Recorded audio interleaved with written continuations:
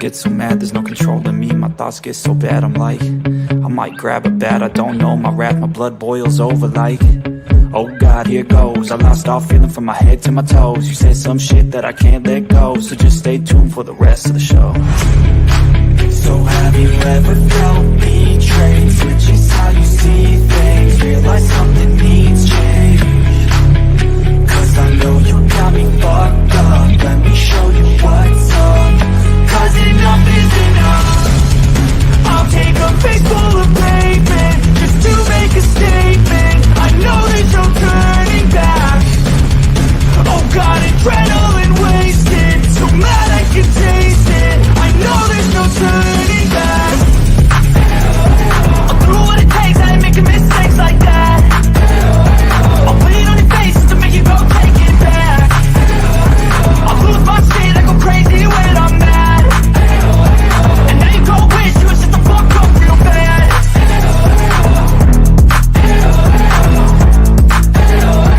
And now that I'm gone, yeah, I know there's no turning back.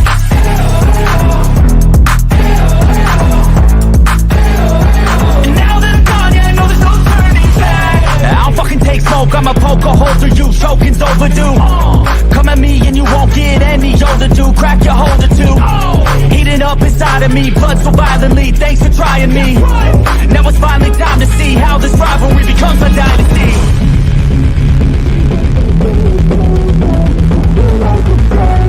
I know there's no turning back. Oh God, adrenaline wasted, so mad I can taste it. I know there's no turning back. I'll do what it takes, I ain't making mistakes like that. I'll bleed on your face to make you go take it back. I'll lose my shit, I go crazy when I'm mad. And now you go wish you would shut the fuck up real bad.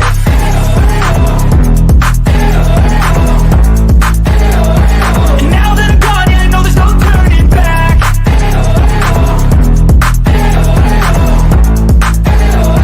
And now that I'm gone, yeah, I know there's no turning back.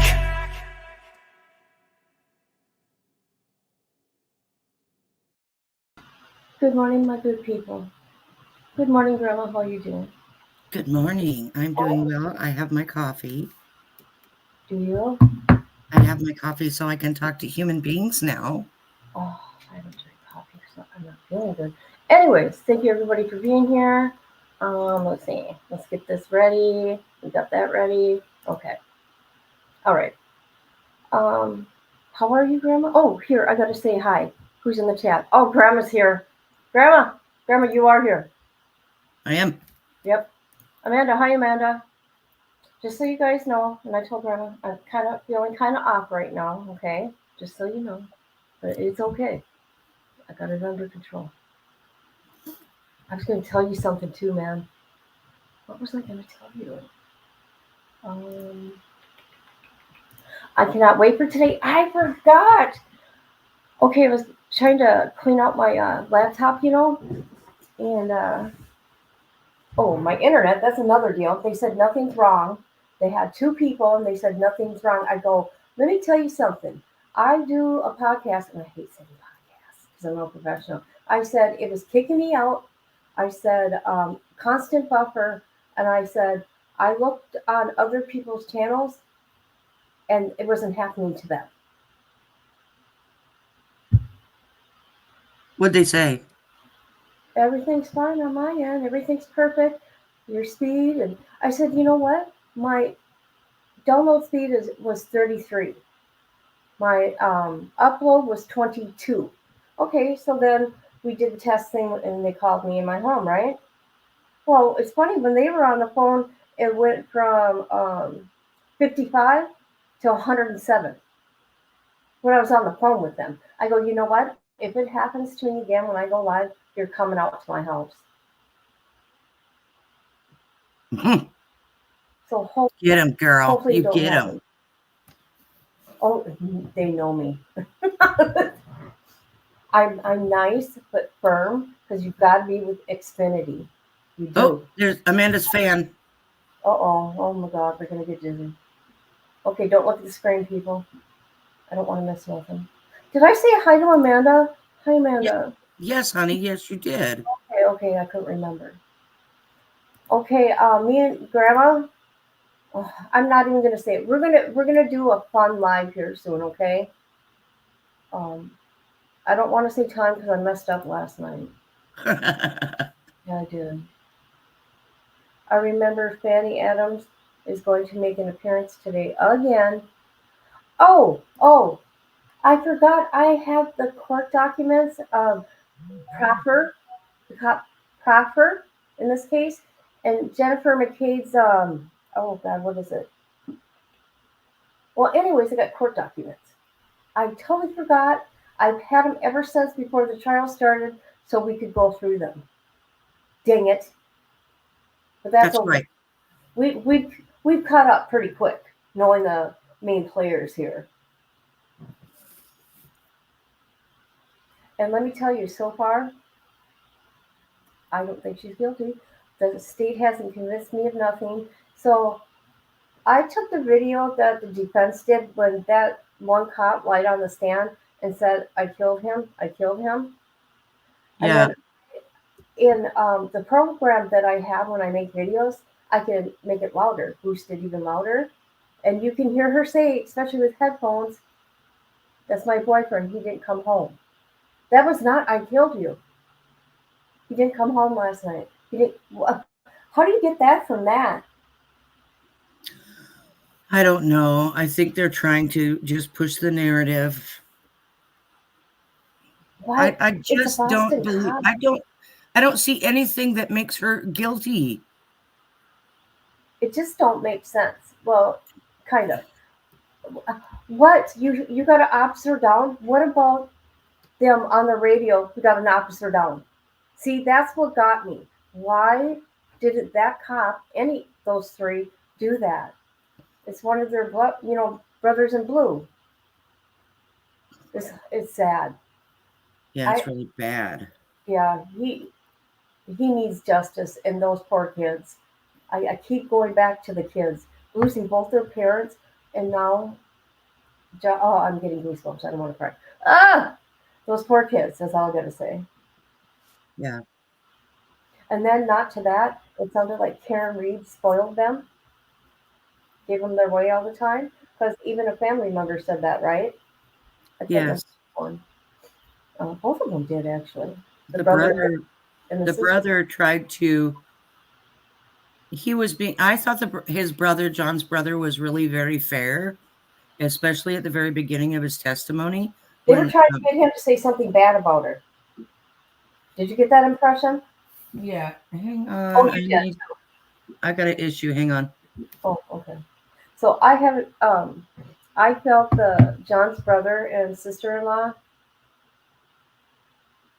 I think it was hard for them to be on the stand, and what I've seen the state, in my opinion, Rally was doing is, hi Sharon, is try to make them say, or not try to make them say, but say that she was a bad person, and they weren't having any part of that.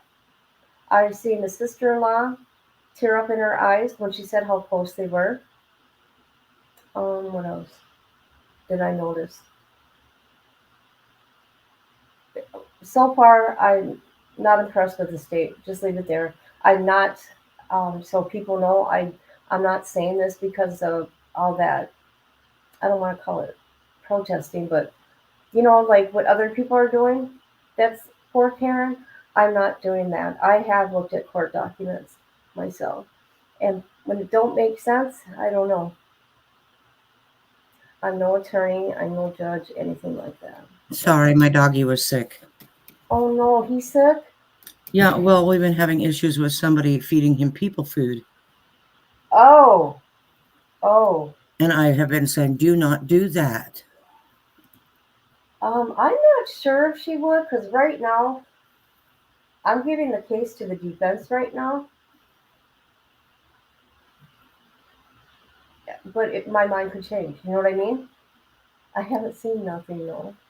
I think that she will. I just think that's my opinion, that she will take the stand at some point. But that can always change. They can always decide not to.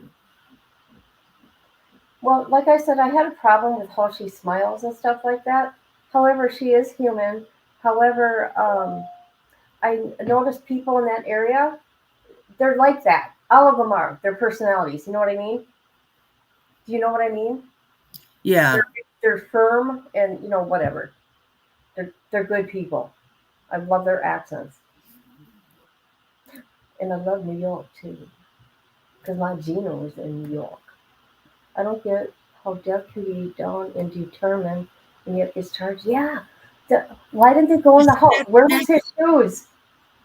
That's it. We need a cause of death before you can determine that she's, even a suspect, right? I mean, but I think that's why they have manslaughter charge there too, in case it was accidental. Right. But still, good question, Amanda. I mean, really. I don't care if Albert is a cop. That other cop, that one that showed up, the very first one, should have got control of the scene right well after he stood around more than did John. Did you notice that in front of the car with the other cop? I didn't understand that because the ambulance wasn't there yet. Okay, why did they canvass the neighborhood? What did you see? You know what I mean? Right.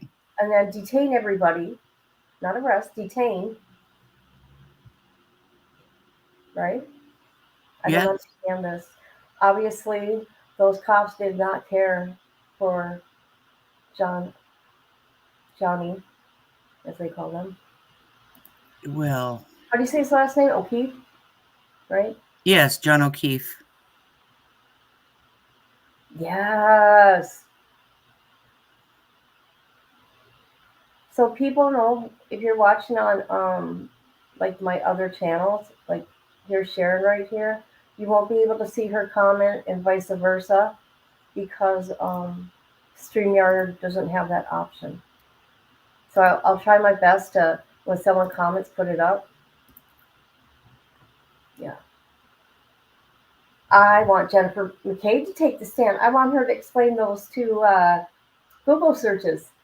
Yeah, I got to see that. I got to see her choke when she tries to explain that. Yep. What was it, 2:30 or 2:45, and then again at 6 something a.m. Yeah, it was like 2:30-ish. Not once, twice. And see, Karen Reed wasn't there. They lied about that too. She was already at John's house. They tried to say that Karen Reed had her say that. She went home and went to bed, and then woke up a couple hours later. They're all getting slept. Okay, I don't know how this man died. The only thing I could think, alcohol was involved, and maybe there was a fight. Well, and they panicked. I don't know. Alcohol was involved. It was like New Year's, and they were all partying. Yeah, like I have like an unpopular little question that I think I sent it to you in a text message. Oh, I'm sorry. I'm behind on texts again. I'm sorry. It's okay. No, I know that. It's okay. Just saying that, okay, you remember that during that, I'm sorry, I just read your text.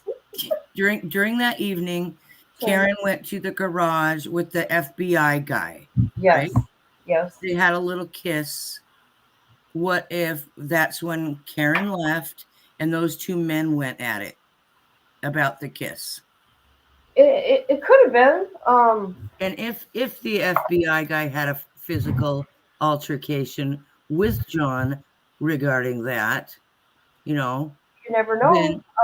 But then the FBI guy could tell everybody in that house who's just an officer and not an FBI person that they better, get their story straight and say X, Y, or Z, so that they probably have dirt on each other. Well, that's what they probably turned on each other, and the FBI guy might have, pushed his muscle and said, "Look, you guys better not mess with me." Okay, gotcha. Because he's higher up in the. Right? I know that's total speculation. I'm just saying it's total speculation. Yes. Just, Yes, you guys. Oh, here. Possible Sharon's scenario. making some good comments here. It's a what if. It has nothing to do with I think that happened, because I'm just saying nobody's mentioned that possibility for those men to have had words after she left, because it would just take one Right. drunk man comment for it to come up. Right. And then they could Okay. go, oh yeah, well, up yours, and there they go. The tow truck is being overlooked. Yep. Or yeah, the tow. Now look at this. This is bullshit. I don't care for that judge. That judge was being rude to the defense. She was just downright rude. They wanted to play that thing again because that cop said he didn't hear it. She goes, Yeah. No. And she would be hesitating, going, and Yeah, I heard her. certain questions. She would move her chair, and I'm like, she's acting like a child. She'd been a brat. I've been watching her body language and listening to it. Quit breathing into the mic, lady. But Sharon's comment there, about the FBI testimony wasn't proved to be submitted. Well, think about that. That kind of fits that little possibility. Yeah. Right. It fits that, because that would get everybody all, there wouldn't be an answer. Right. Good one. Well, you gotta have wonder. opinions if their opinion is okay here. But sometimes with me, I gotta be firm and loud. But once I get it out, okay, we're good. Ain't that right, Grandma? Yes, Amanda, you're absolutely right. Put Amanda's thing up, please. Okay. Fight inside the house. Dog got him. Yes. Thank you. The dog. They got rid of their dog. That dog wasn't it a police dog for 6 years? The family dog. Yep. And all of a sudden, they rehomed it. Yes. Really quickly. Why would they do that? A lot of things they did. Why right then? It looks guilty. It looks like, I'm not saying they did anything. Everything's alleged out of my mouth. Everything. But yeah. I mean, since we're not getting enough answers for us to form a proper opinion about what has happened, we're not getting enough factual evidence yet anyway. You got to wonder if some of these things could have occurred given the circumstances of that evening. Well, yeah, because it's the public. And like those people that live out there, they know more than us because they live there, right? And that's what we're just going off of documents and what we've been watching for, let's see, when did I started watching about? I knew about Karen Read, but I did not get into it until about January, I think. So it's all new to me, but this is what I have seen. Okay, I don't see evidence that proves that she did this, but I see a lot of information come out that makes me wonder about the people in the house. Let's say that. Like that proffer stating that is a cop's house and he didn't do it. They went right to Karen, right to her. Right. But they didn't go in the home to look in there. There could have been, blood evidence in there. They didn't go in there to do that because it was a cop. Well, you know what? That cop lied on the stand for the grand jury indictment. I'm like, wow, this is crazy. The documentation's wrong. He lied. Just crazy. Yeah, it was. Gash on the back of his head looks like a blade. Now, you know what? You seen her SUV, right? If she hit him, why isn't there no injuries to his chest, his body, legs, anything? For real. Well, did you see their little, that little cartoonish little thing they did? Like, oh, here's a scenario for you that could have happened. Right. He could have been bending over to get his glass and he got smacked in the head and chucked up onto the sidewalk, onto the lawn. To me, the gash in the back of his head, it was a big impact, because for Yeah. for his eyes to swell like that, there was a brain injury. So it was something heavier than a blade. That's all I'm saying. And Albert is a bully anyways. Marks on his arms, claw marks. Yep, I heard them say claw Yep. marks. They are not road rash. Nope. Yep, paramedic said that. The EMT guy. I know. The tow truck driver was smashed. What? Was he? The tow truck driver was like drunk or something? Yeah, he drove Frankenstein, remember? Oh. People would have seen him. That's the whole point of them bringing him up. I wonder if he is going to testify. Oh gosh, I just don't know about all this stuff. This is Well, crazy. like we discussed 2 days ago, this could happen to any of us. This is very scary. Just think if she didn't have these really good defense attorneys. Oh, I love Yannetti. Oh, I love Jackson. Oh, I like them both. Yannetti comes up there and you're like, ooh. Yeah, I like Karen him. Reed is not guilty. He just commands respect, and I like that. I like how they and Karen face the jury and look at them. Did you notice that? She makes eye contact. It's her life.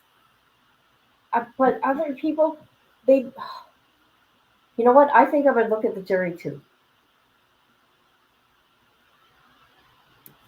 I really wish that they If I would was be. innocent.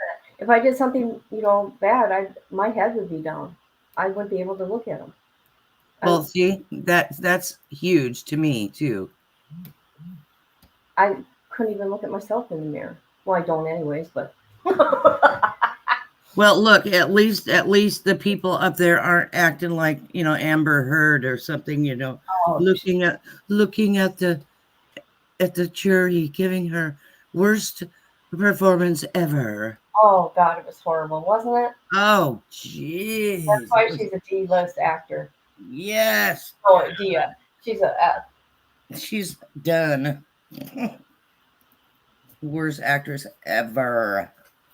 What did you use, or did you see the 5-alarm fire started at a supermarket when? No. And went to residential properties. Amanda, we got so much crime out here; it's unbelievable. You can't keep up on everything. I think it's worldwide now. I really do. Here we go. Here we go, guys. Yay! Hey, what's going on here? Going back. Oh God, that makes me mad. A body shape that clued us that was where we were headed. Oh. In addition to the ambulance that you're in, how many other vehicles are on scene? When I get there, I believe it is engine 3 and car 5. And beyond sort of the vehicles from your department, what if any other vehicles you see when you get there? If I remember correctly, it was just a personal vehicle. I don't remember if there's any police cars on scene at that time. And from your orientation when you pull up, where is the body positioned? To your left, your right, or something? To my left. And so after the ambulance is Not positioned, you. what do you do? So then it's going to be bringing all the equipment over to the patient's side to be able to extricate them from that situation, whether it's a house or a street or a road. We assess where they are and then the best tools to get them out into the ambulance to be able to work effectively on the patient. When you proceed over to, now again, at some points subsequent later on, are you able to identify who the person on the ground is? Yes, we will try and get a general idea of the age of the patient, the positioning of the patient, how they were found, and then when we get them into the ambulance, we can start identifying ways to register that patient in the emergency room. So identifiers, whether it's a license or witnesses, or we try and figure out who they are so they can get registered at the hospital. And at some point, were you able to identify who this person was? That's correct. His wallet was in his pocket and we were able to grab his license. And who were you able to identify? That was John O'Keefe. And so, with reference to Mr. O'Keefe, when you first observed him on the ground, how far away from the street or the roadway is he at that point? I would say approximately 10 feet away from the road. And how is he positioned as far as how is his body positioned on the ground? I have to review, but I believe he was supine on his back. Just in general terms, first, when you're responding to a call of this nature, what are some of the protocols or that you were speaking about? What is it that you're seeking to do or assess when you first arrive? So we're trying to determine if it's a cardiac arrest, that whether it's a viable transport or workable arrest. We have certain protocols within the Massachusetts protocols for whether we work the patient or we relieve the patient on scene if it's a police matter, if there's injuries non-sustainable with life. So we're trying to make that assessment before we make any decisions. Let me stop you there just for 1 second. You do use the term as far as cardiac arrest. Based on your training experience, what do you understand that term? So cardiac arrest, to the best of my knowledge, is just the cessation of electrical and mechanical activity in the cardiac muscle. So the cardiac muscle pumps blood throughout the body, and when that stops, all life stops after that. Now, in particular reference to the conditions, the weather conditions that you find yourself in, what, if anything else, is sort of on the scale or spectrum in regard to diagnosis? So cardiac arrest, depending on where they're found, we try and figure out what led them to be at that point. So we're looking at weather conditions as well. That can also affect viability of resuscitation. So due to the extreme weather, extreme cold, we'll attempt resuscitation on that patient due to the fact that it'll prolong viability of the arrest or ability to recover from cardiac arrest afterwards. So weather is definitely a key factor in where they are found. And you're familiar with the term based on your training experience called hypothermia? Correct. And so what, if any, sort of relationship does cardiac arrest have? Well, let me ask you this first. What is your understanding of the term hypothermia? The exposure to extreme cold that lowers your core and extremity temperatures down to below 95 degrees usually. And what, if any, interplay is there between hypothermia and cardiac arrest? So like I said before, it'll prolong how long, it'll preserve the body after arrest. So if somebody's found in like a cold water situation, there's been multiple reports of patients recovering after being drowned in cold water for up to an hour. So viability is definitely improved by the cold weather. As far as viability is concerned, you talk about doing your assessment. What are sort of the steps that go into your assessment? So we're looking at obvious signs of death. So we're looking at exposure of brain matter. We're looking at traumatic injuries, decapitation, things that would basically be non-life sustainable. We're looking at signs of lividity and rigor to basically show us how long the patient has been down for. And the age of a particular patient, what, if any, relationship does that have to your assessment? So it'll show the extent of frailty the patient has. If somebody's an elderly patient, severe cancer patient, their ability to sustain a cardiac event like that is less.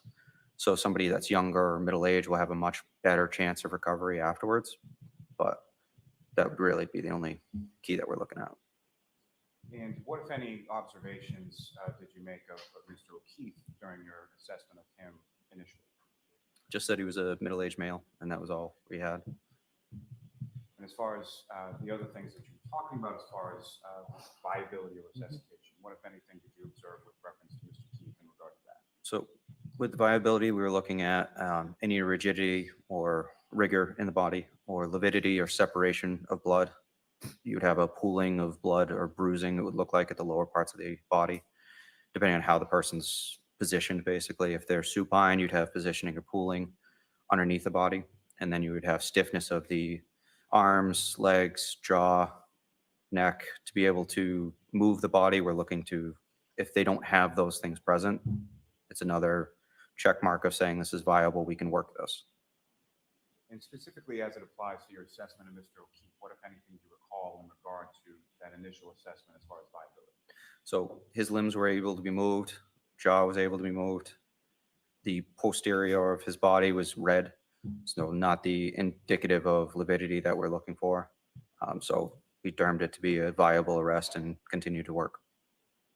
And you mentioned as far as sort of gathering your equipment, bringing it over to Mr. O'Keefe, what, if any, equipment did you gather? So equipment initially is going to be our scoop stretcher to be able to pick the patient up, break apart, put it underneath him. We have our first in bag, an airway bag, cardiac monitor. We'll bring all that over to the patient's side to be able to do as much as we can in that situation. But due to the weather, we wanted to get him out of the weather because that was one of the things that was hurting him at that point, is getting him into the warmer ambulance and beginning the warming process. So get into an area where we can assess the patient thoroughly with good lighting, and to be able to expose the patient, begin the warming process. And when you go over to where Mr. O'Keefe is, about 10 feet off the roadway, who, if anyone, from your department goes along with you? So I have Matt Kelly with me and Tim Nuttall. I also have Frank Walsh, Katie McLaughlin, and Greg Woodbury, and Captain Robbery. And as far as this sort of initial assessment on the ground with Mr. O'Keefe, what, if anything, were sort of each of those respective people doing with regard to Mr. O'Keefe? I'd have to review specific interventions as far as who did what, when. But that's why we document things immediately afterwards, so it's all fresh.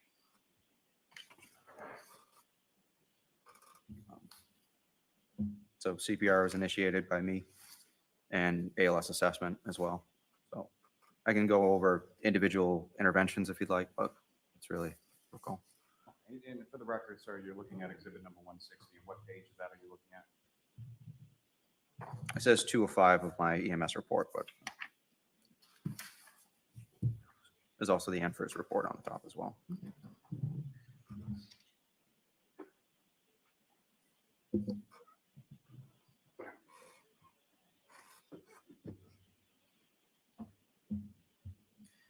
So initially, when you go over to Mr. O'Keefe, how many other people are sort of in that area at that time? So in the area, we have the first responders, and then we have the two female parties on scene.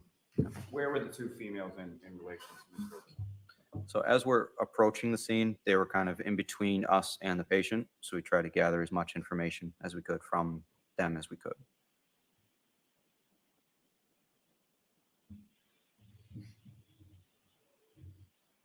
So once you make that determination as far as viability of resuscitative efforts, sort of specifically, what are you and the other firefighters doing in regard to those efforts with Mr. O'Keefe? So we're beginning CPR. We're trying to establish good quality CPR, get the patient onto our stretcher, begin an IO, start medication, start ventilating the patient. All this, all of the conditions that the body has, we're trying to remedy through intervention. So we're trying to breathe for the patient. We're starting to press on his chest, to do CPR, to cause his cardiac muscle to compress, spread blood through the heart, cardiac muscle, cerebral brain. And we're trying to reverse what's happening in the body. Now, as far as when Mr. O'Keefe, you observed him on the ground, what, if any, snow did you observe on or around him in that area? So snow was probably up to the mid-axillary point. So we're looking at probably halfway up his rib point. Top of his body was clear. And do you know about how much snow was covering his body up to the mid-axillary? I'd say probably about 4 inches, 4 to 6 inches. Now, as far as your observations of Mr. O'Keefe when he's on the ground, what, if any, observations did you make as far as how he was dressed? For the exposure, I'd say he was pretty underdressed. Long sleeve t-shirt, jeans, nothing really substantial to be out in that type of weather. And at this point, or any subsequent point, what, if any, observations did you make of Mr. O'Keefe's footwear? By the time so our first priority is obviously going to be treating the patient. His clothes do matter, but it's on the list of priorities, not huge. So by the time we figured out he was missing one of his shoes, we were already at the hospital at that point. And do you recall which of his shoes he was missing? I don't. And as far as that missing shoe, was that something that you or any of the other removed on scene pursuant to any sort of treatment? Nothing would have been done through the feet. It would have been just exposure of the patient to see possibly the extent of frostbite, if it had started affecting his extremities, fingers, nose, that type of thing, hypothermic reaction there. Would that be something that would have been removed by one of you or one of the other firefighters while he was on the ground? If it would have been removed, both of them would have been removed to assess that. It wouldn't do much good to just remove one and leave it there on scene.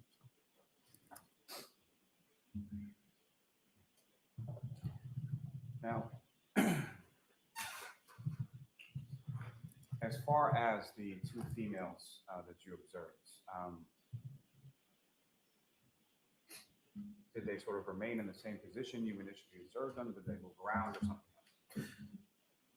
They kind of cleared a little bit away from the scene. I would say they moved off to the right of the apparatus so we could work on the patient at that time. And what, if any, conversation or what, if anything, did you ask either of those two? So how the patient was found and what brought them to that situation is critical. So we're trying to figure out as much information past medical history that we can of the patient.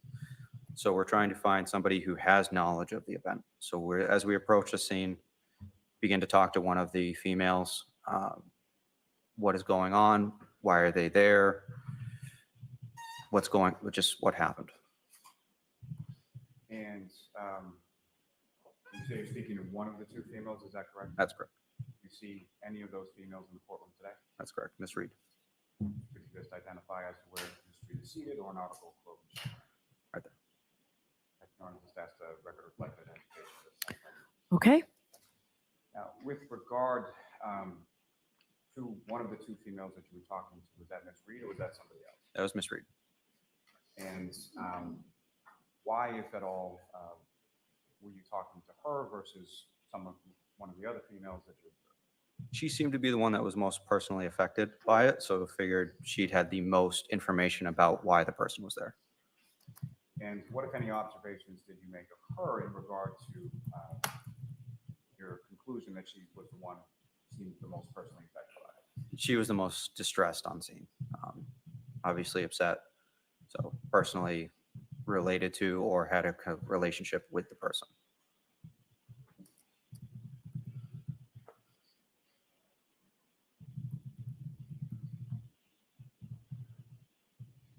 Before we get to any conversations, what, if anything, did you observe Ms. Reed or any of the females doing with reference to Mr. O'Keefe's body when you first started to come up to this? So I would characterize it as an attempted resuscitation. She was attempting to do CPR, but due to the erratic behavior, she was running back and forth between the other female on scene and the body, back and forth, trying to press on his chest, wake him up, talk to him, just to no avail. And as far as your conversation with Ms. Reed, what, if any, questions did you ask in regard to the demographics or anything else? So do you have any information of who this is? How are they here? Tried to get any type of information we could from her at that time, but with no luck. When you say with no luck, what, if anything, what, if any, response did you receive from Ms. Reed in regard to your question? So the only response that I was personally given was just, I hit him. Oh my God, I hit him. And when she's saying, I hit him, oh my God, I hit him, how loudly is she saying that?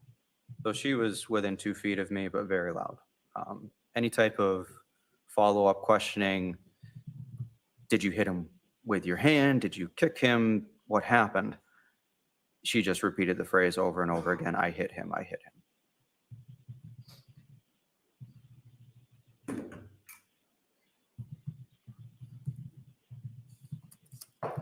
And just to be clear, where does this conversation occur? This was as we're bringing equipment over to the patient. The interventions are going to be started basically by whoever gets over to the scene first. I'm trying to gather information as a lead paramedic to try and coordinate interventions and therapy to kind of holistically be the team leader in that situation and treat and transport the patient. So it was on approach to the patient, probably halfway between the ambulance and the patient.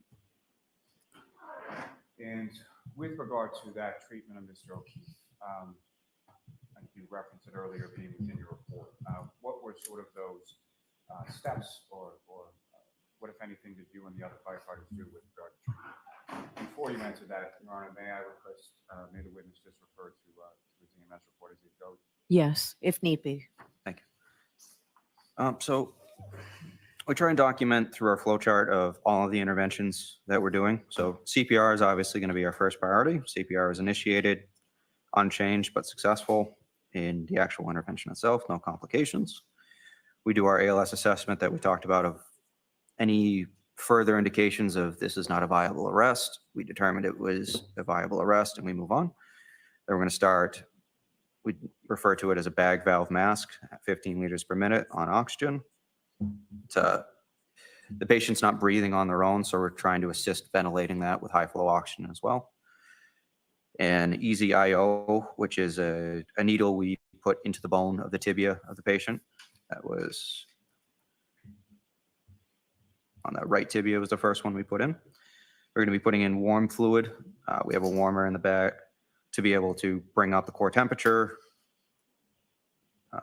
Then we start with epinephrine, 1 milligram through that IO. If I could just stop you there for 1 second. When you say as far as IO and put it into the leg, how is that sort of inserted into the leg? So we have two different methods we can do. We have a drill, a power drill that drills through the outer layer of the bone into the capillary area of the bone, the soft spongy material. So we drill through that, or we can do it by hand if that fails. And when it comes to the epinephrine, what is sort of the purpose of that medication? And what are you trying to do with that medication? So that medication will improve, it's a vasoconstrictor. It'll cause the vasculature to constrict. So it'll improve the quality or effectiveness on the cardiac muscle, cardiac vasculature, and the cerebral area. So as far as the administration of epinephrine is concerned, is that something that's done once or more than once?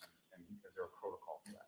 So it's going to be serial every 3 to 5 minutes during the cardiac arrest to try and bring them over to the hospital so it continues that entire time unless there's a rhythm change or that can change our algorithm of how we approach the patient. If there's a rhythm regain or return of spontaneous circulation. And so how many times or what times was the epinephrine administered via the IO to Mr. Olson? So I have epinephrine at 620, 625, 630, 635, 640, 645. And when was that first administered? Would that have been at some point when he was outside of the ambulance on the ground or in the ambulance or something else? It would be dependent on transport time.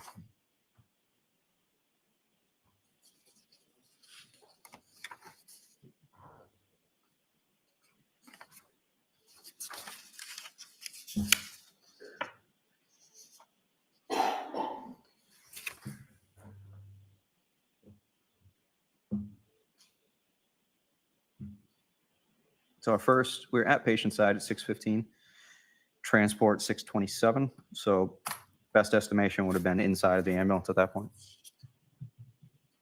I'm sorry I interrupted you before, but after sort of the introduction of the epinephrine, what if anything, did you and the other firefighters? After the first round? Yeah.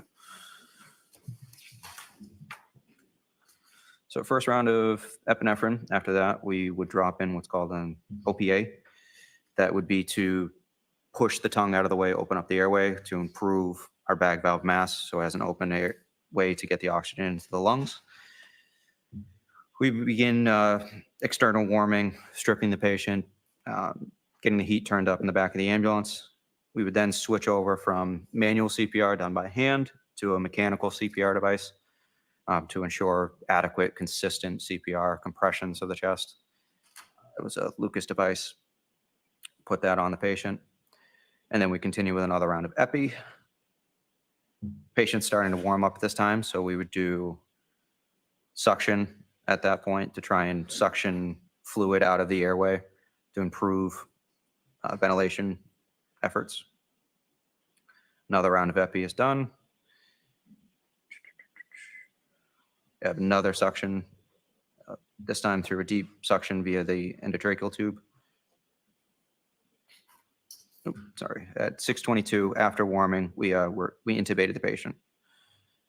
We have a 7.5 tube paced at 27 centimeters, and then verified through various means, through chest rise, auscultation, waveform, and tidal CO2. So we had complications listed as patient vomiting, aspirating. Suction was then done with a rigid tip suction device. After successful intubation, we then suctioned via French tube through the airway established. Jump back up to 6:31. Another IO line was established on the opposite tibia on the left side. And then another 3 rounds of epi, and then arrival at the hospital. What was the arrival time at the hospital?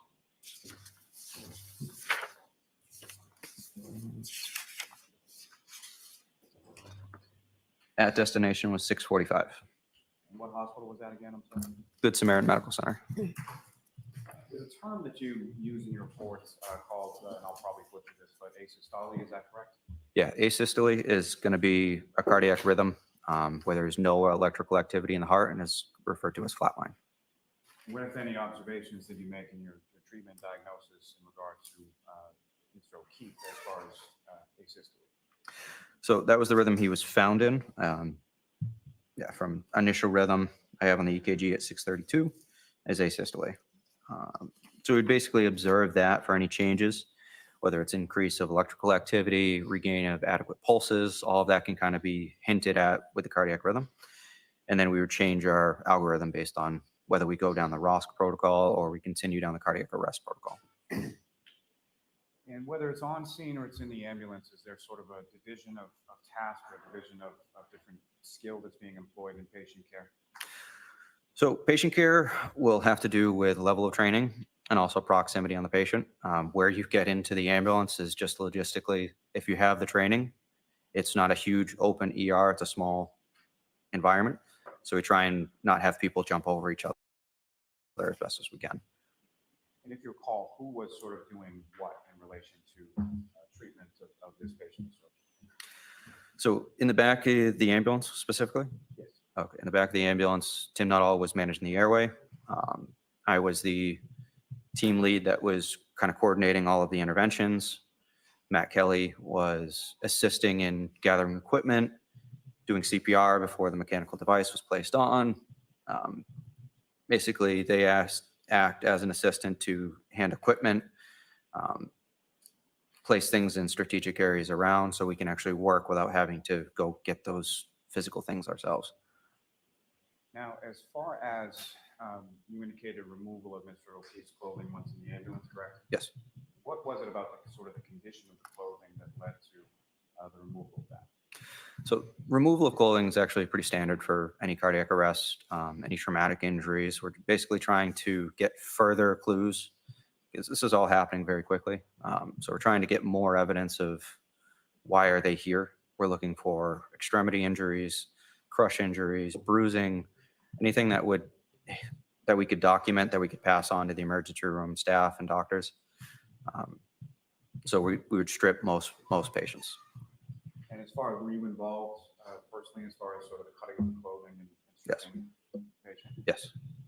And upon removal of the clothing, what, if anything, did you observe as to sort of the condition of the clothing or texture of the clothing at that point? Condition seemed pretty well intact, but just wet and cold. And what, if any, relationship would the wet and cold clothing have to any of the diagnoses that you were running through in regard to this O'Keefe? It would really just be the exposure to the weather would be our biggest trigger off of that, or if you had protruding injuries through the clothing, compound fractures, things like that. The clothing was intact, but we knew it was wet, it was cold. So as we strip things off of him, we can see underneath basically if there are any not every fracture breaks through the skin, not everything causes obvious things, obvious signs. So as we strip the patient, we can begin to further assess. Take you back just for a second to outside of the ambulance. Yep. What, if anything, specifically were you able to observe with reference to any injuries Mr. O'Keefe had sustained? Injuries are pretty tough to see outside of the ambulance just due to the weather, due to the lighting. We have seen lighting on the ambulance as well, but Let me ask you Yeah. this, as far as, what if any difference did you know between the lighting in the back of the ambulance versus when you were with Mr. O'Keefe on the ground? so he was still out in the weather at that point, so bleeding wasn't really obvious at that point. As soon as we get him into the back of the ambulance, then we start noticing hemorrhage from different areas of his body. And when you say hemorrhage from different areas, which areas specifically? So mostly from his mouth, his eyes, nose.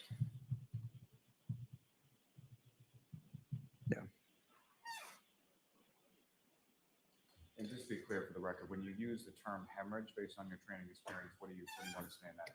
Bleeding, external bleeding.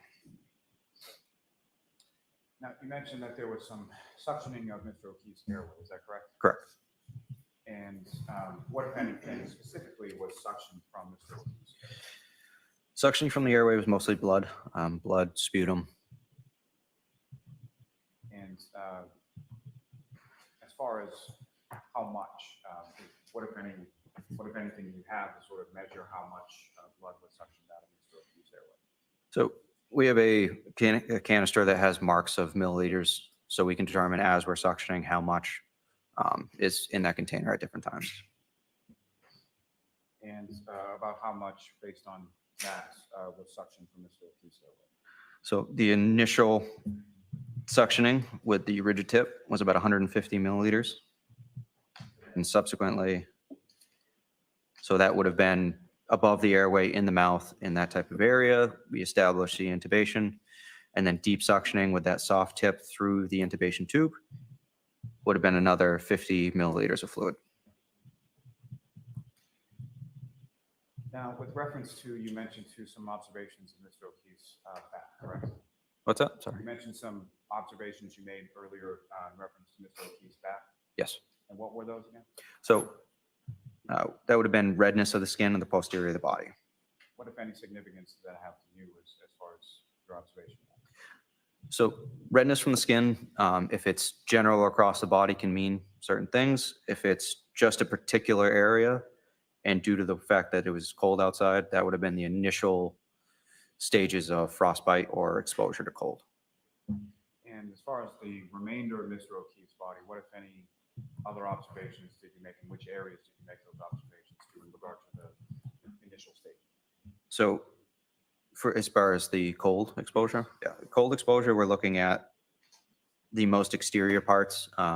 Extreme cold exposure can lead to frost nip and frostbite in different areas. The first affected areas are going to be your fingers, your ears, your nose, your toes, that type of. So that was a cold, waxy, pale, stark white substance, basically, or condition of his skin. And on each of those areas that you just described? Yes.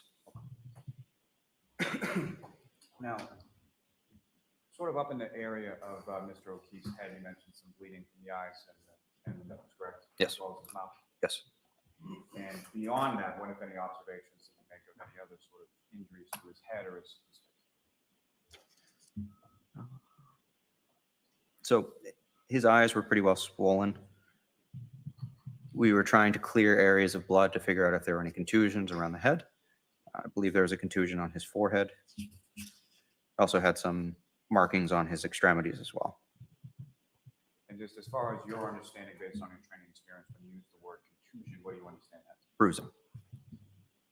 And before we get to the extremities, what, if any, observations did you make as far as Mr. O'Keefe's abdomen?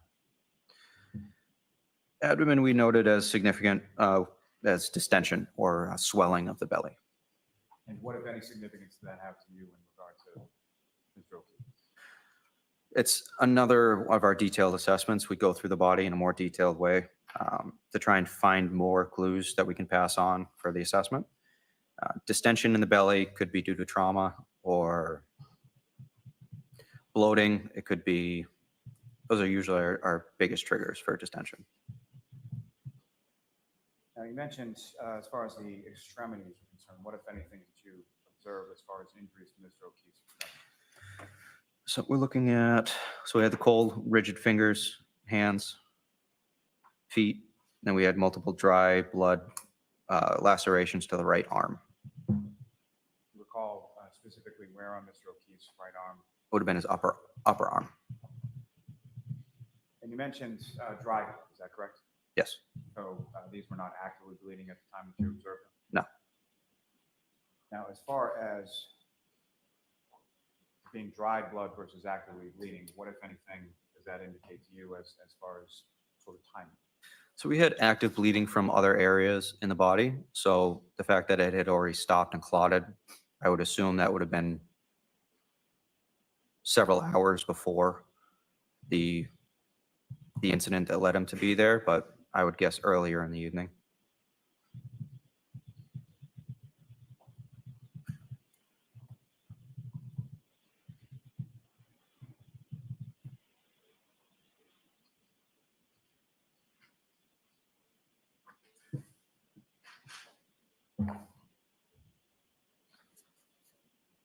Now, as far as the history is concerned, your attempts on scene, and then what, if any, attempts were made subsequent when you were in the ambulance to obtain any sort of history of how Mr. O'Keefe came to be there, or what, if anything, caused the injuries you observed? Once we get the patient into the ambulance, there was no family, no bystanders in the back of the ambulance, so then it's going to be solely based on physical assessment.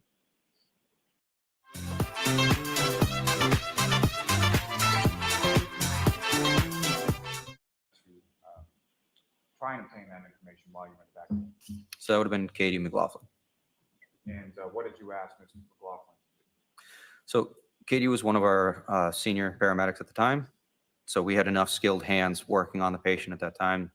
So to direct her, I wasn't able to get as much information and still had a skill to do, or still had a task to do, to run the cardiac arrest. So I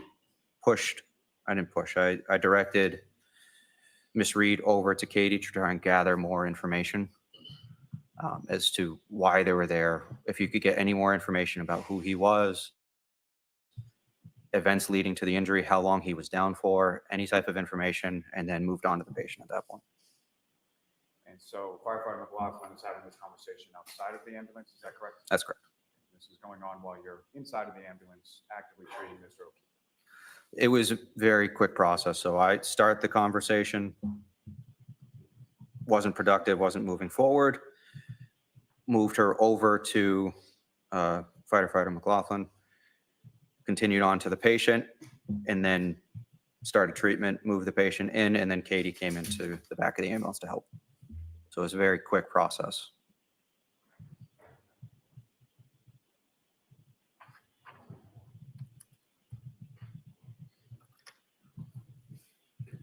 Now, as far as Mr. O'Keefe's eyes were concerned, what, if any, observations further did you make as far as Mr. O'Keefe's eyes?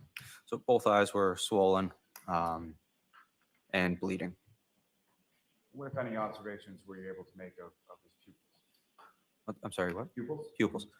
So I've documented as 4 millimeters and non-reactive.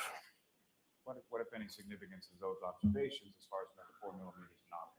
So we're looking for equality between the two. So signs of bleeding can be demonstrated by unequal pupils, or if they were restricted, could lead us to believe it was as a result of an opioid interaction. But we're looking at whether they react to light as well. If there's brain activity, if there's still something causing the body to react, you'll have some type of pupillary response. So we shine light, there was no response, so it was fixed and at 4 millimeters. Now, at some point, you leave the scene en route to Good Samaritan, is that correct? That's correct. And who is continuing treatment of Mr. O'Keefe in the back of the ambulance during transport? So back of the ambulance and transport would have been firefighter Kelly, firefighter Nuttall, and myself. And who, if anyone, was driving the ambulance between Fairview and Good Samaritan? So that'll be determined by basically just positioning on the engine. So the step driver for that position would then drive as the detailed person over to the ambulance, and that was firefighter McLaughlin. Now, during the transport from Fairview to Good Samaritan, what, if anything, are you and the other firefighters in the back of the ambulance doing as far as continuing treatment of Mr. O'Keefe? So we started transport at 6:27. So between 6:27 and 6:45, treatments included epinephrine, additional suctioning, managing the airway, placing another intraosseous line, and then 3 additional rounds of epinephrine while the mechanical CPR is continuing CPR. And during the course of the transport, what, if any, changes in Mr. O'Keefe's status as far as the cardiac arrest or the breathing occurred during the transport? No changes. Now, that time that it took to get from Fairview to Good Samaritan, is that sort of a typical transport time? Not normally. Due to the weather, it was pretty slow driving. Even though the ambulance was a smaller vehicle than the engine, slow transport compared to normal. And during the course of the transport, what, if any, communication are you having with Good Samaritan in regard to Mr. O'Keefe and his eventual arrival there? Every medical that goes on, we try to give the hospital staff a heads up basically of what's coming in. We'll have different alerts that we would give them, whether it's a cardiac arrest, a stroke, a STEMI, to have the certain appropriate teams come in and be ready, whether it's a trauma alert. There's different specialties within the hospital that'll treat those different particular cases. So we call them 5 to 10 minutes prior to give that team time to get down into the emergency room to get ready to work. When you arrived at Good Samaritan, who, if anyone, were you met by, and sort of what happened with regard to Mr. O'Keefe? So we're continuing interventions from the ambulance through the bay into their cold room.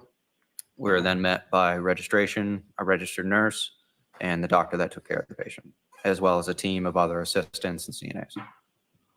And where do you physically go with Mr. O'Keefe, or how does that work? Yep, so that's referred to as a transfer of care. So there's different people, like I said, it's a team base where different people are in charge of different things. You'll have the nurse in charge that's in charge of documenting our interventions that have been done so far, time of down, the patient was down, and then she starts documenting all the different interventions that were done by the hospital staff as well. You also give a report to the doctor who's then taking over as lead for the cardiac arrest. They're going to start issuing orders for the patient and treatment. And then you have registration that will get the information to register the patient that they can tie all of their interventions to. And during that sort of process of exchange of information and things of that nature, what, if anything, did you learn in regards to the sort of core body temperature of Mr. O'Keefe? So to add that assessment, I believe he had core body temperature of 80 degrees. What, if any, significance does that have in regard to sort of the typical core body temperature?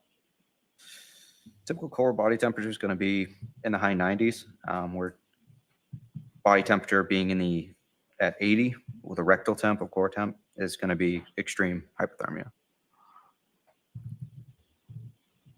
Now,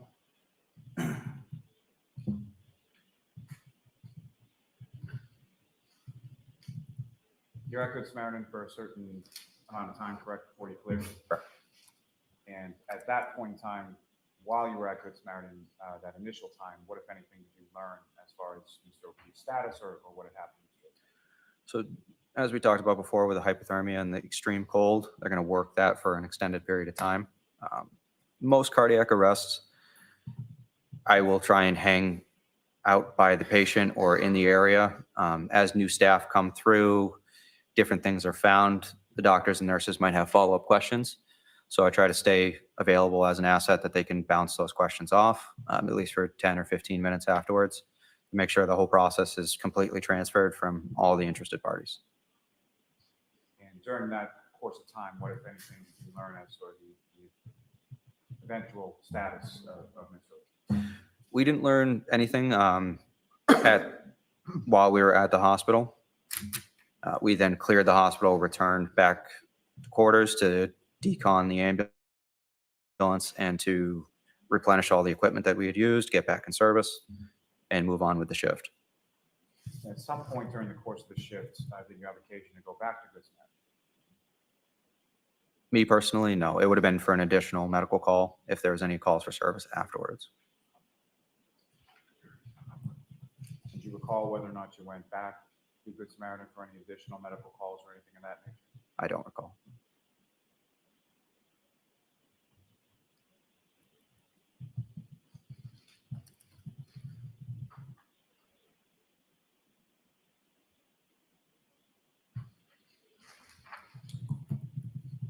So if I could direct your attention to the screen just over there. Ms. Gilman, if I could please have exhibit number 9.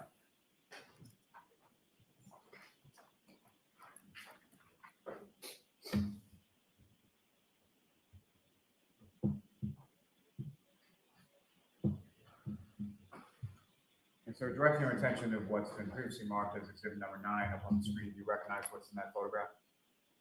The house. Is that the house that you responded to? Is that correct? And Ms. Gilman, if I could have exhibit number, Okay, Kit.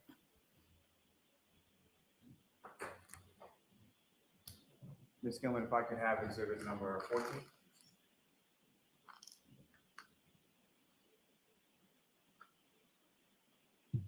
And again, sir, what's up on the screen? Do you recognize what that is? I see blood, snow, general area, not sure. And lastly, Ms. Gilman, if I could have exhibit number 18.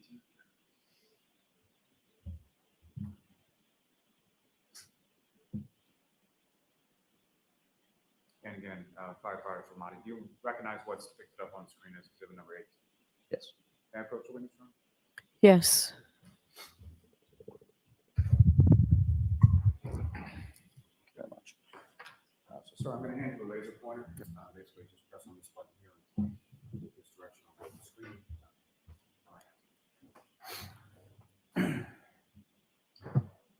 So, firefighter Flamati, within this photograph up on the screen as exhibit 18, do you see the area in which you observed Mr. O'Keefe supine on the ground when you first arrived? Yes.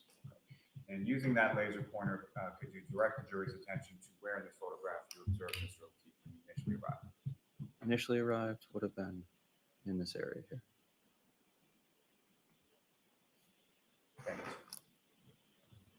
May I have just one moment, Your Honor? Yes. Dave, you can turn. Thank you. Nothing further for this witness at this time, Your Honor. All right. Cross-examination. Thank you, Your Honor.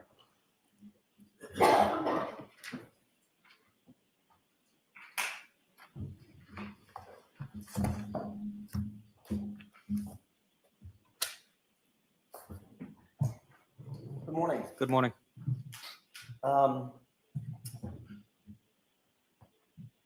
I'd like to start sort of at the beginning. When you first arrived Yes. at the location, you indicated that you could, in fact, see the body from your perspective, correct? I could see a body, yes. And I think you indicated the shape of the body. Yeah. Couldn't tell if it was female or male. No. But No. obviously looked like a human figure. Yes. Okay. That drew your attention to the left side of the ambulance as you were approaching, correct? Yes. And you're sitting on the right side, which means you're sort of the furthest away from that figure from the perspective of the ambulance. And the ambulance, yes. And you had no problem making out that figure in the snow. So figure in the snow, we had a good distance between the ambulance and the engine, so yes. Okay. And you indicated that the figure in the snow was on top of the snow, if you will, with some snow accumulating up the body of the individual. Yes. But he was not covered in snow. No. There wasn't like a mound of snow over this figure. There were mounds of snow in the area, but not over the patient. Due to the wind, there were snow drifts in the area. And his clothes were dark as compared to the white snow. Yes.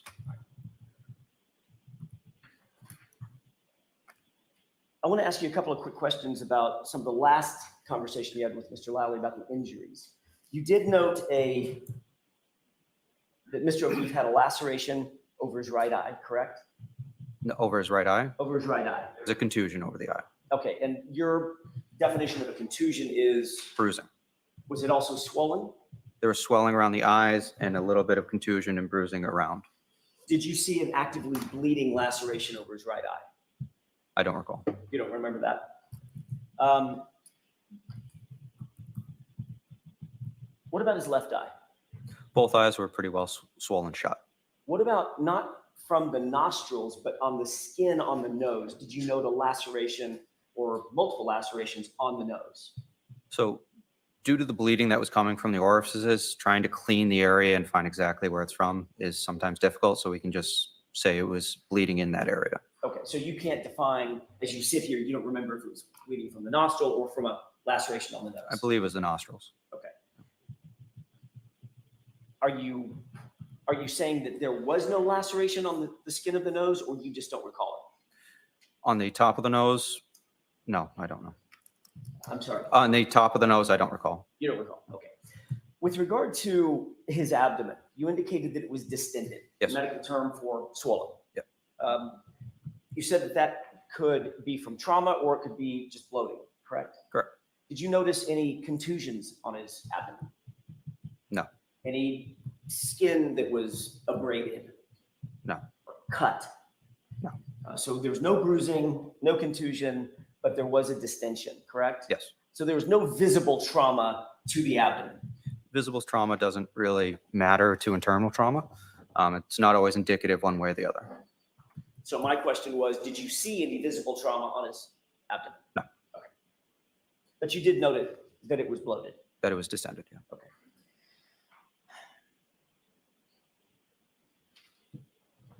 I want to talk to you for a second about, if I could shift gears, about the conversation that you indicated to Mr. Lally that you had with Ms. Reed. You were also asked about that conversation at the grand jury when you testified, correct? Correct. You testified that as the lead paramedic, you were specifically trying to get as much information from my client, Ms. Reed, as you possibly could concerning the victim and how the victim ended up being there, correct? Correct. You indicated in no particular order that you asked questions like, how do you know him, correct? Correct. How did he get here? Correct. What happened? Correct. Is there any additional information you can give me about what happened to this person? Correct. Okay, so that was a conversation that you were personally engaged in with my client in order to gather as much data, if you will, about what you were dealing with, correct? Correct. But your focus was, when you first arrived, your focus is, I need to attend to the patient, correct? Correct. Like, conversations notwithstanding, I need to deal with what's in front of me, which is an unconscious man in the snow. Correct. Dressed inappropriately Correct. and possibly freezing to death. Correct.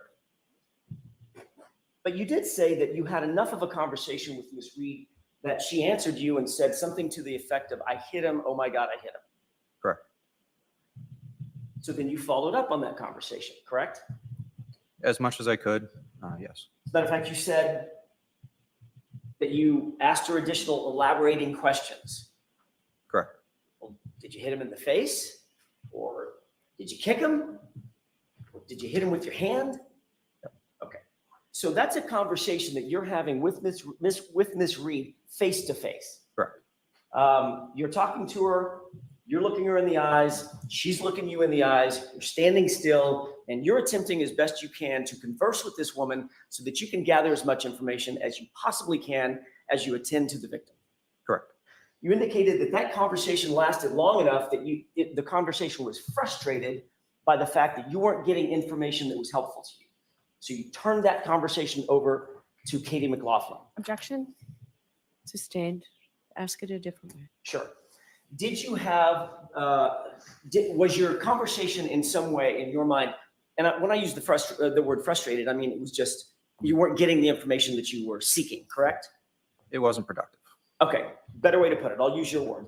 That conversation was unproductive enough that you then moved the conversation over to Ms. McLaughlin, correct? Correct. Firefighter McLaughlin. And once Firefighter McLaughlin engaged Ms. Reed, you then began to attend to the patient again.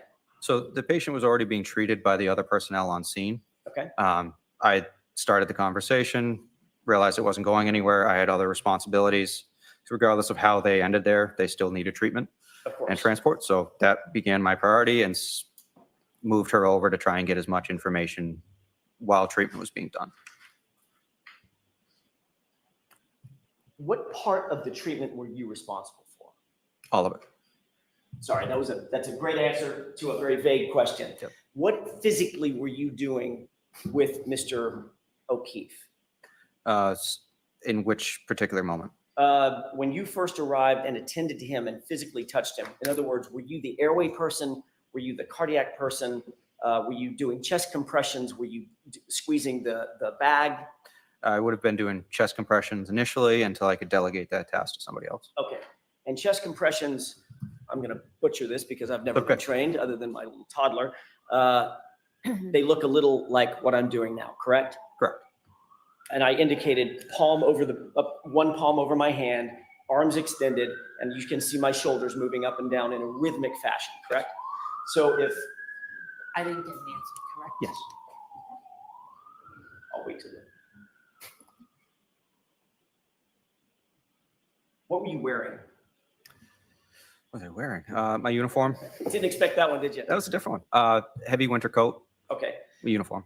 Do paramedics wear sometimes yellow, bright yellow for safety? Yes. Were you wearing a bright yellow heavy winter coat? I don't recall. I have a few different coats. Got it. Got it. Do you remember what Miss McLaughlin was wearing? I don't. Okay.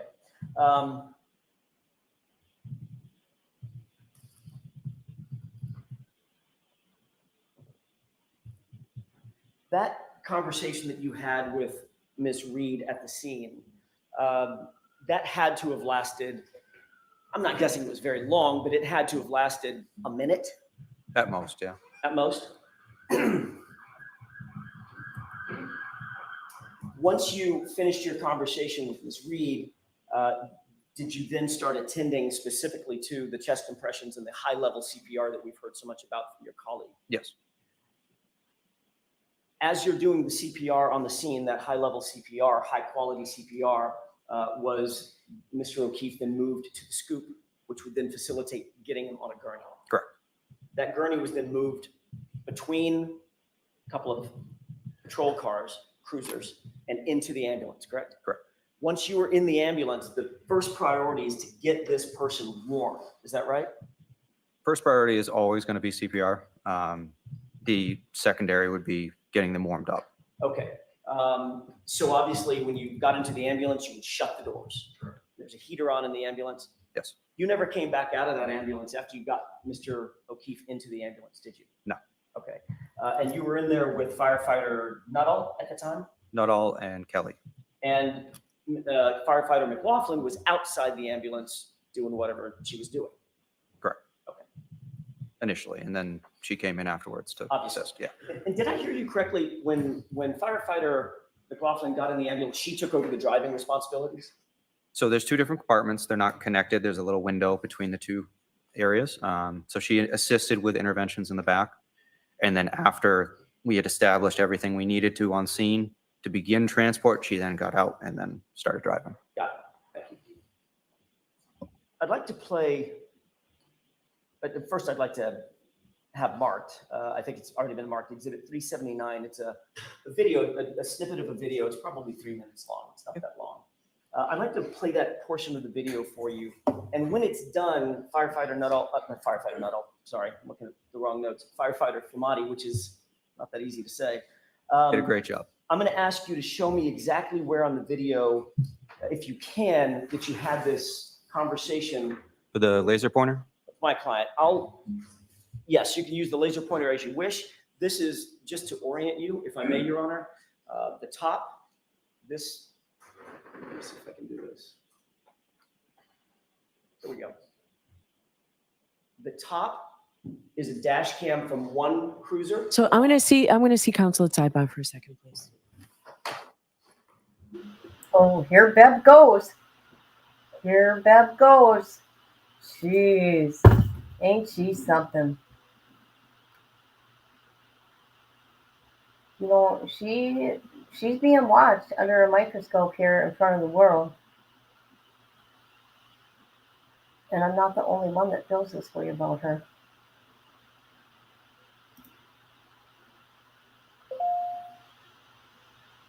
I mean, what's the big deal with that question, right? What I find is funny also, Grandma, do you remember that Albert's cameras did not work? And then they said they returned the cameras. They were still in the box, but they returned them. Yeah, okay. At the house at 34 Fairview. For some reason, they don't want to say 34 Fairview. I find it very, very weird. I wonder what his brother's thinking right now, and the mom and dad. Yeah. It's got to be hard for them, really hard. For this, until we pause it, I'm going to ask you to focus your attention on the top dash cam video. Go ahead and play that.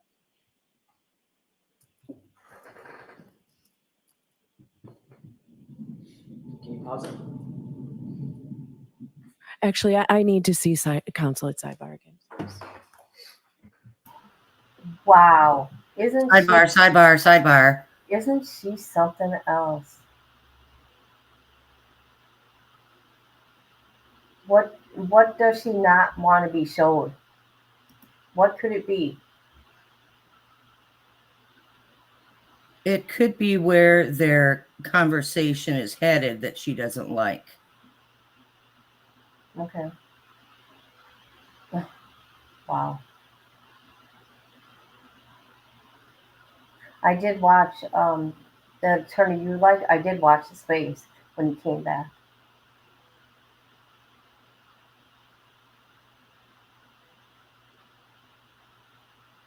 I wonder how much her bond was.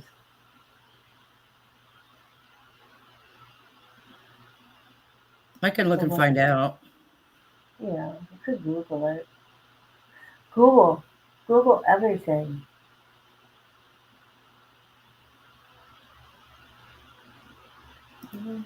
It's rainy today.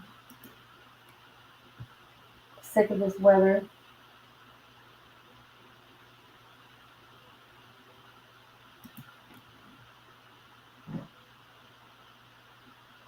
Have you heard of Third and Pike in Washington? Grandma? Yeah, I used to actually work there. I put a video on my Facebook actually showing Third and Pike, and what is going on down there is really horrible. I watched a documentary last night. I'm like, oh my gosh, this is horrible. And people, even people on the streets that don't live there, they said you get desensitized to it. I'm like, what? It's horrible. I would want to help every person. You know what I mean? I'd be like, oh my God. Karen had $100,000 bail. 100,000? Yeah. Oh, okay.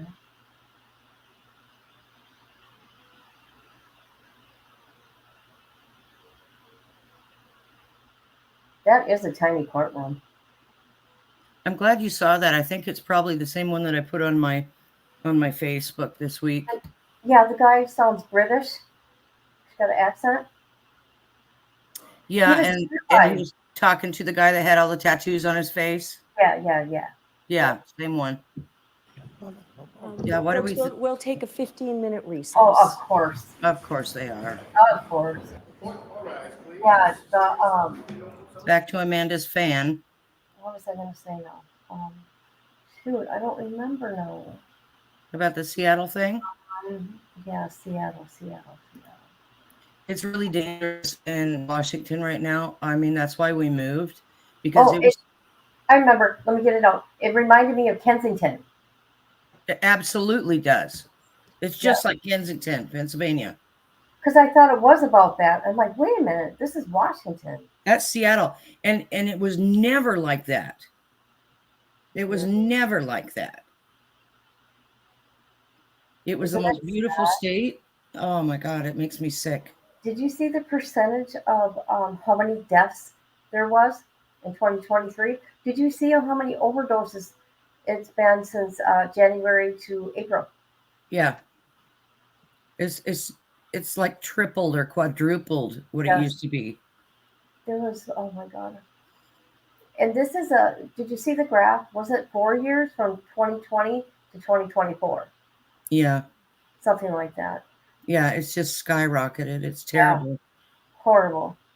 And cops don't do nothing. Those people are with needles right there on the sidewalk. Where we used to live, we lived off of a road that followed the river, and we used to walk around this big loop. You know, half of the loop was the river road, and then we had a little street with houses. And so we'd walk around that loop, my neighbor and I, and we started seeing needles, condoms, all kinds of disgusting stuff out there. And it was never like that. She lived there, you know, her whole life. And she was a bit older than me, quite a bit older than me. And she had never seen that there before. And it started getting really bad. What are we doing? That was a quick 15 minutes. Oh, they're just talking. yeah. Let's get over here. Well, you know, there's been a lot of reasons why everything is degraded everywhere in America right now. There's a lot of reasons. The drugs coming in are the main one.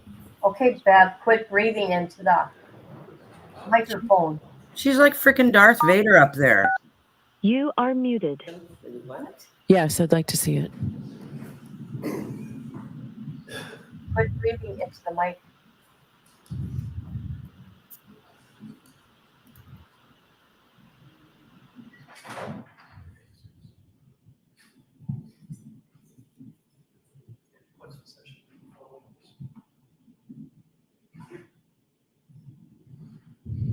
Okay, this officer is going faster than the other one.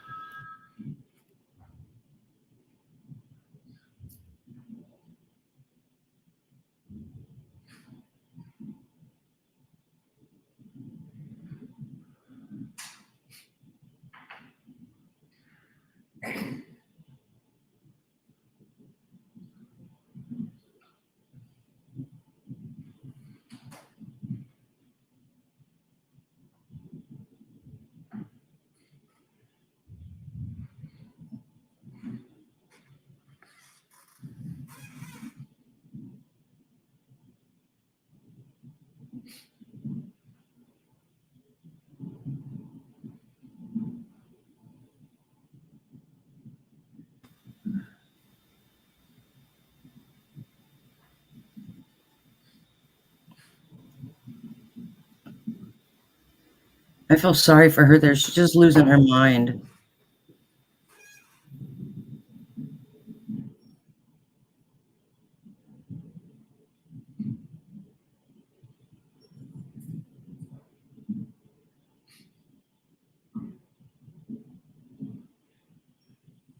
I want to know why these cops are standing around and they are not assisting him. Okay, never mind. I see now. Never mind. My bad. Yeah, they're just getting him on the gurney.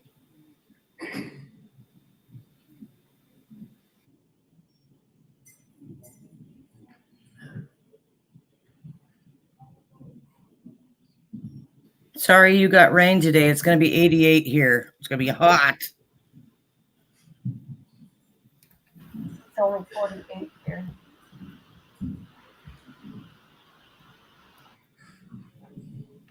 It's already 75.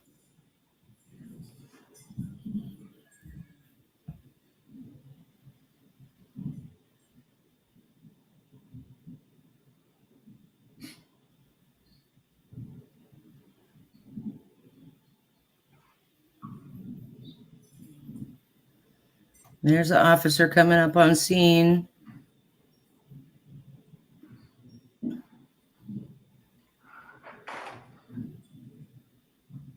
Hey, Amanda. That's the extent of or approximately the extent of the length of the video, the clip that I was going to play. Okay. All right. So we'll take a 10-minute recess. Thank you, Your Honor. Ain't she And something? there's Amanda's fan again. This is just for you, Amanda. It's her favorite. So 10-minute break. Well, you missed 2 sidebars, Amanda. Of course, against the defense, of course.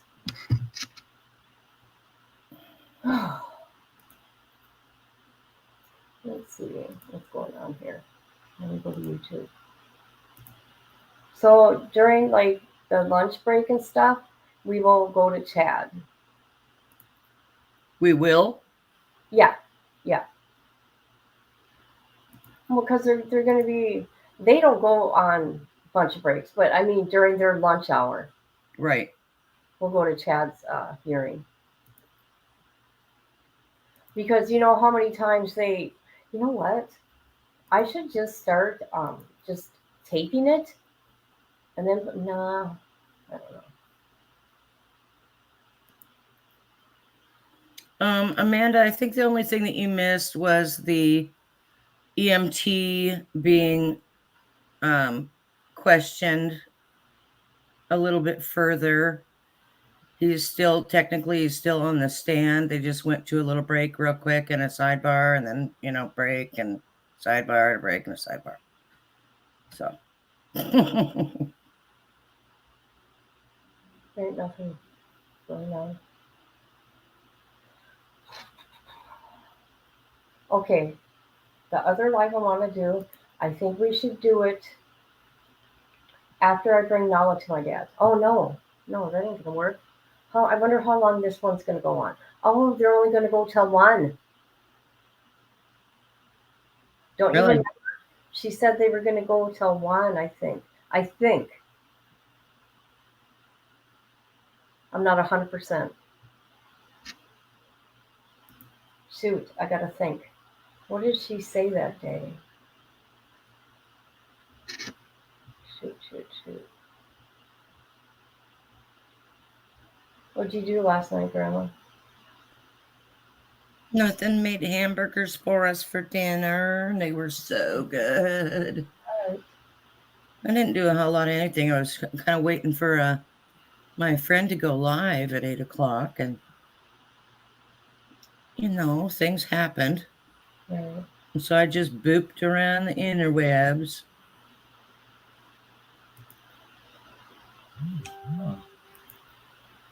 Molly's, have you noticed that Molly? Hey, Sharon.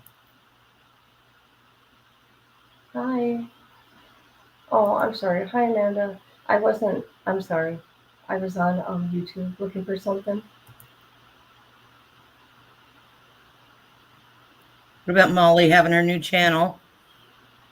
Yes. She's starting a bunch of BS on YouTube now. So now everybody's doing clips of her. Like, don't give her that attention. That's just going to bring traffic to her page.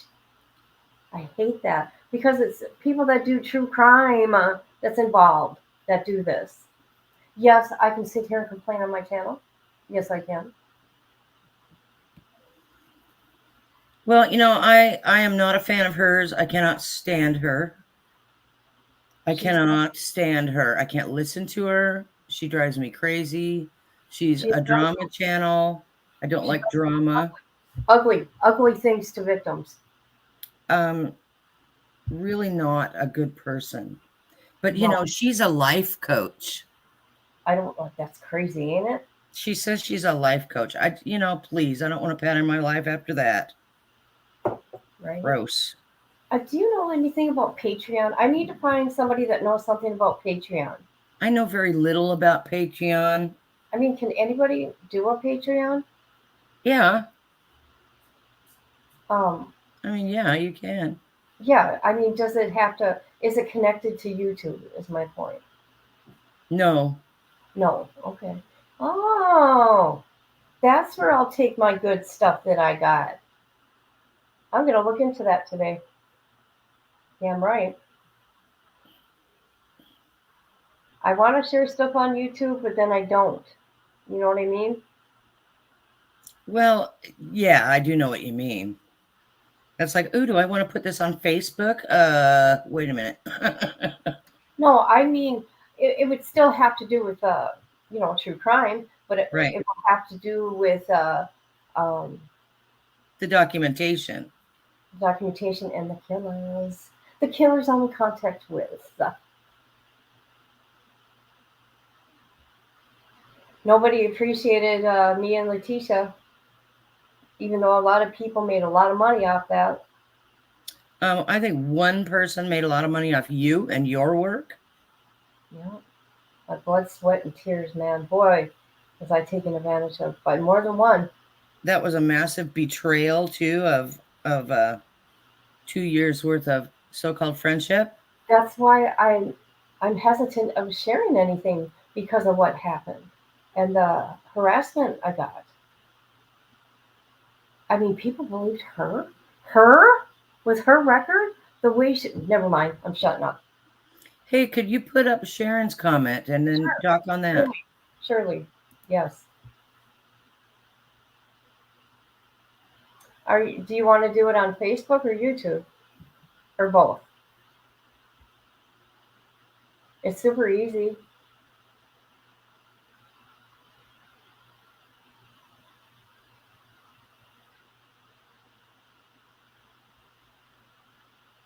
I think everybody should have a channel.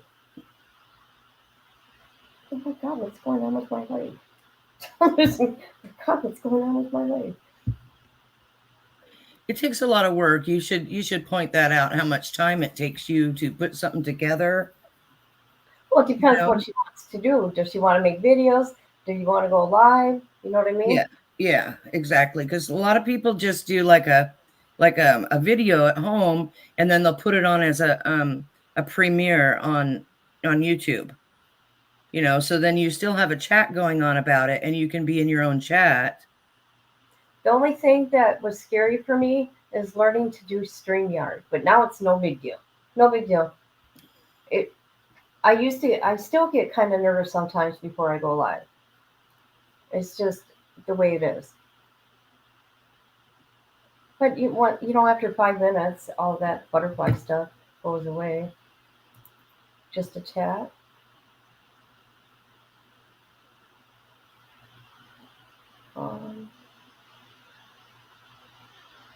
Do you got a YouTube? You can have a YouTube channel and not post. I don't know if you know that. I don't know. I'm just asking questions. Yeah, just because like Grandma, she don't have a channel. Well, she does. Like- She puts her doggy up, and Amanda, she does, but she don't do videos or anything.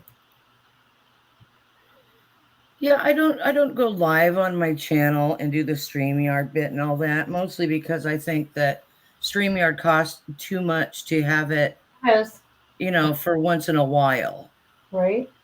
Yeah, if I was doing it a lot, then I would use a StreamYard and pay for it and all that. But I don't think anybody wants to listen to me on my channel. So You never know.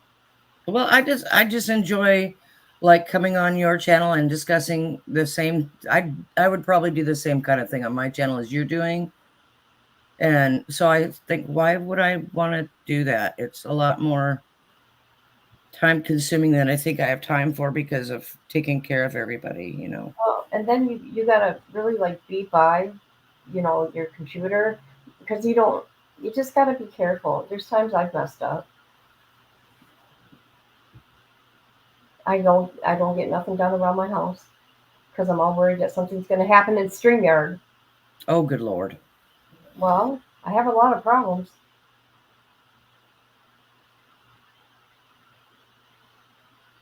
Today's going good though. Are you feeling a little better? Yeah, a little until my son contacted me and my stomach got all sick. But you have your Mountain Dew? Yeah, I'm drinking it right now and it helped with my headache. Good. Even They though should- the doctor don't want me drinking it. Big deal, it's one a day. That's it. And then I drink water too, so. Man, I've been drinking a lot of water. A lot of water. not been drinking pop for a couple weeks. Oh gosh, I gotta have my Mountain Dew. Well, I usually am on water, and then I got on a Pepsi kick, Mm. and then I thought, well, I'll just stop doing that for a while and go back on my water because I didn't think I was benefiting from the caffeine in any way, and I really shouldn't have a lot of caffeine. I'm supposed to not have any, but I got to live with my people, so I have to have a cup of coffee in the morning. Right? Right? I cannot get started without a cup of coffee. I hear you. That's the first thing I do. I don't even remember like putting the water in or anything. It's just routine. Get up, go right to the coffee pot. I never used to drink coffee either. Well, I think Sharon should go for it. I think so I too. think she should do a test run, make a video, put it up, and have, do it as a premiere so that she can have a live chat and talk with people and see what they think.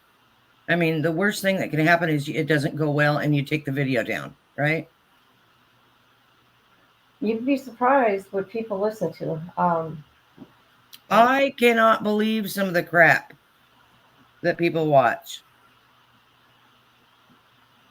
My kids don't want to talk to mom till she has morning coffee.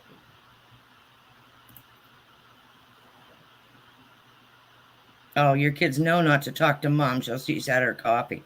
Well, we'd rather feel human when we interact with other humans. How old are your kids, Amanda?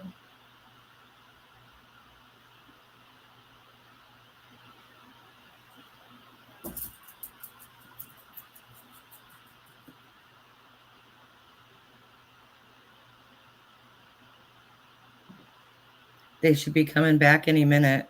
Any minute. Any minute.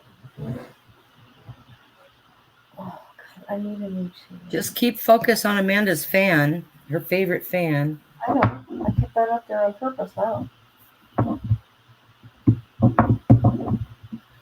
God, you have 5? Oh, wow, you got 5. Holy. Oh, they're all so young. Dude. Right? I have a granddaughter that's going to be 18. I had a granddaughter that was 13. Grandma. I caught on real quick to that. Oh my God. Oh, Still destroyed over that. I don't know what to do about that. I couldn't imagine. Have a discussion with my son is all I got to work out.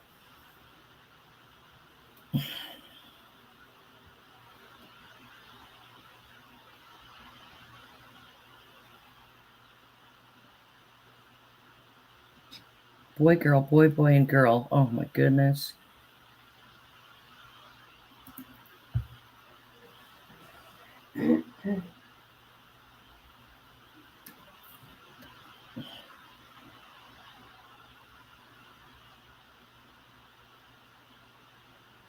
Her youngest girl's the same age as my granddaughter.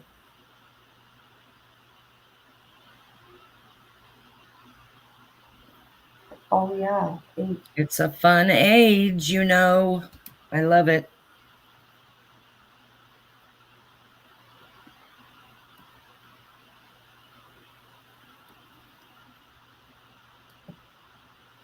Okay, people, let's do this. God, I know. It was Right? late. God dang it. Get with it, people.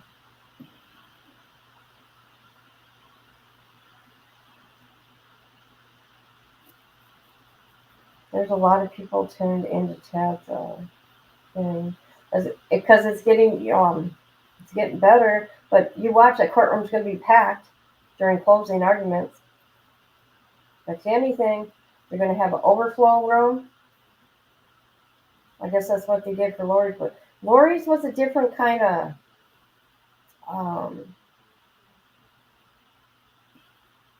Lori was interesting. Oh, hey, so did you want to go live tonight? And would we like to work out what Yeah. time you need me? Yeah. We will go live. Let's see. Let's find out what time they're ending, and then we'll take it from there. Because if they're ending at 1, which will be 2 here, then we should go live at 5, 6 your time. 5 my time? Yeah.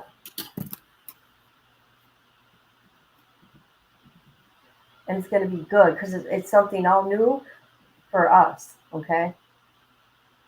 And interesting. Okay. I don't want to say all that because I want it to be a surprise until I do notification, actually.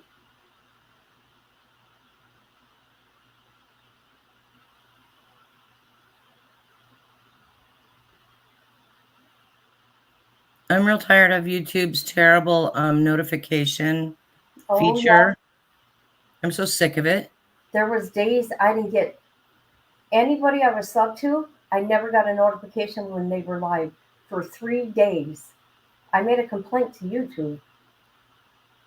I'm like, what is going on? Yeah, I don't know. It's terrible. It's been terrible for like a year. You know, I don't get, like, a lot of times I don't get your notifications until after you've been on, and then it'll pop up. Really? I'm like, yeah, you're Oh. the one I spend the most time with. I'd like that to pop up first, please, beforehand. Or send that dang link. Well, I usually just go to your channel and see if you've done something that I've missed because Oh. I don't get, warning at all. I hear ya. I get the notification from Kit at silly in the morning. What Yeah. does that mean? Some silly hour of the morning, yes. Oh, okay.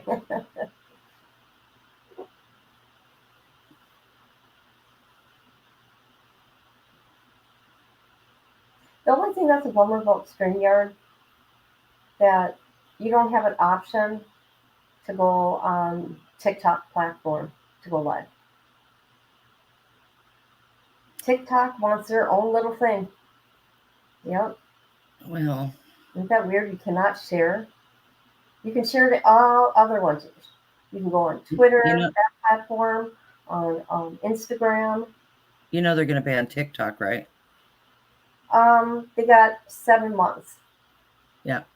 To meet their demands. So you got 7 months. A lot of people think it's going to go though. What are the Chinese people going to do? The owners. Well, they're supposed to route things into, like, basically a server in the US so that it can make it more secure before it's put out here. And I don't mind that. Right. I still won't use TikTok, but yeah, it's totally different. Yeah, it is. There's some crazy stuff on there. But there is on YouTube too. Right. I just can't keep up with the comments on there. Not at all. The comments? Mm-hmm. Well, there's so many. There's so many people on there. I'm like, oh my God, I don't want to be rude or anything, but I don't have like a relationship with anybody on there like I do here. Yeah. It's different that way. Yeah. I think that may change if they ban, TikTok, then there might be more people coming back to YouTube and Facebook. Yeah, and start doing YouTube shorts then. Well, you know what? They're gonna lose a lot of income, revenue or whatever. Why doesn't council come to sidebar or the jurors are coming in? Oh God, another sidebar. You're kidding me. She is a joke.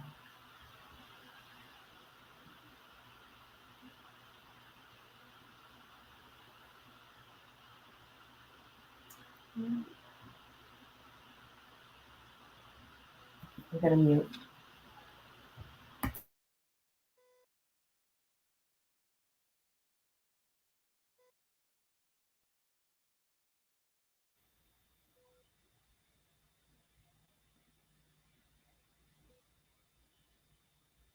I'm going to step outside, but I'm taking you with me.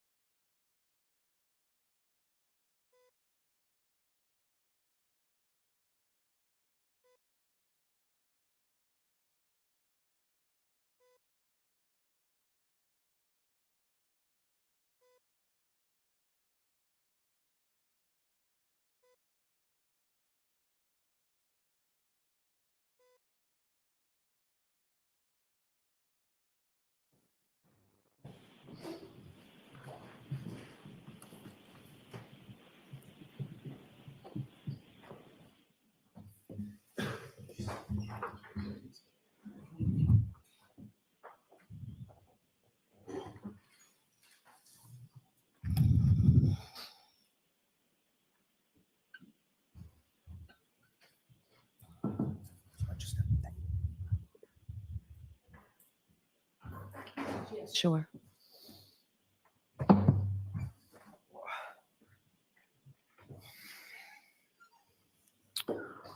Okay.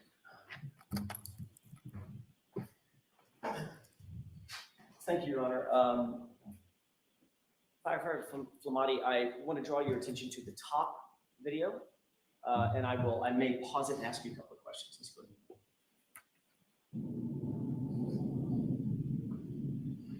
Pause. Did you see a person run into the screen? Yes. Run into the frame, rather, from screen left? Yes. Who's that? I don't recall. Okay. Let's go ahead and play it. And pause. I want to draw your attention to the left side of the top video. Did you see somebody wearing a bright yellow jacket? If you could rewind it, I'd look at that Why area. don't I play it forward? Okay. And see if you see that.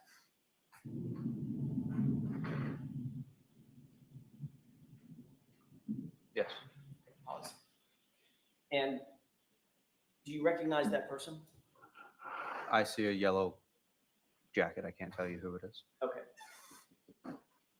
Based on your memory, have you seen this before, by the way? No. Okay. Based on your memory, is that the approximate position that Mr. O'Keefe was in when you or your colleagues made contact with him? Approximately, I'd say a little bit more to the left. That would be my guess. Okay. Go ahead and play it.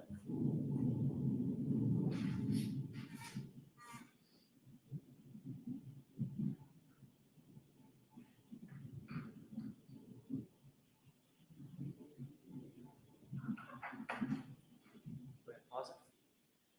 You see the person enter from screen left into the frame. It looks like a different person. Yes. That person right there. Looks like a long-haired female? Yeah. Does that appear to be my client? From this angle, I couldn't tell you. Okay. Go ahead and play it. Pause. You see a person wearing yellow right there on the left side of the screen. If you're telling me that's a person, sure. Yes. No, he's not telling you. So ask the question. If you don't see it, you don't see it. If you do, you do. I can't tell what that shape is. Okay. Can you take a look, keep your eyes focused on that and tell me if you see that figure doing anything? Go ahead. Pause it. Okay. Do you recognize that figure now? I can't recognize the figure, but it looks like an up and down rhythmic motion Okay. that would indicate CPR. Would that be you? I couldn't tell you. Is the time accurate? Or 6:13? I'm just asking you what you recognize on the video. I couldn't tell you if that was myself or not. Was there somebody else doing CPR? Multiple people rotate through CPR, so yes. Who was responsible for doing the chest compressions? Whoever is closest to that area, we're all trained for that skill. Okay, I'm asking in this particular case. Yes. I know everybody's trained. Mhm. Didn't you testify earlier that you were the one doing the chest compressions? I said I was one of them. Yes, Okay. Does that appear to be you doing the chest compressions? it could be. I'm not sure. Okay, let's go to play. Okay, stop it. Do you see the person basically in the middle of the screen there? Yes, Does that appear to be my client? Or can you tell? I can tell. Go ahead and play it.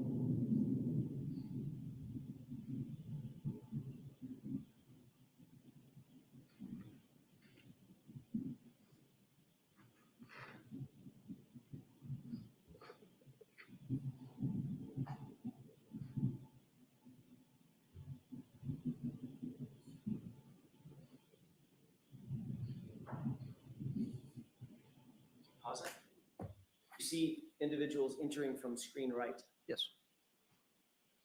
Who does that appear to be in the yellow jacket? That build would have been probably, it could have been firefighter Kelly or it could have been McLaughlin. Okay, and who's the person trailing the gurney? Right. I can't tell. Okay, let's go ahead and play. They said that since I worked full time, I wouldn't be able to go to school. But with WGU, I was able to do my classes on my own time and take all my tests online when it suited me best. Learn more at wgu.edu.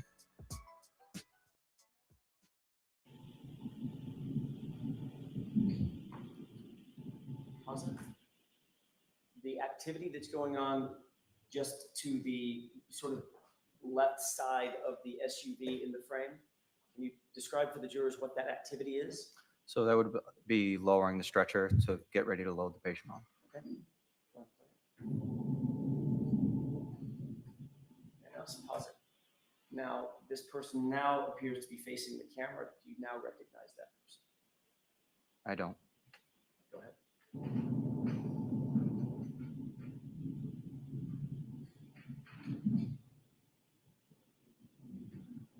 Pause. Can you focus your attention on that individual in the yellow jacket? Yes.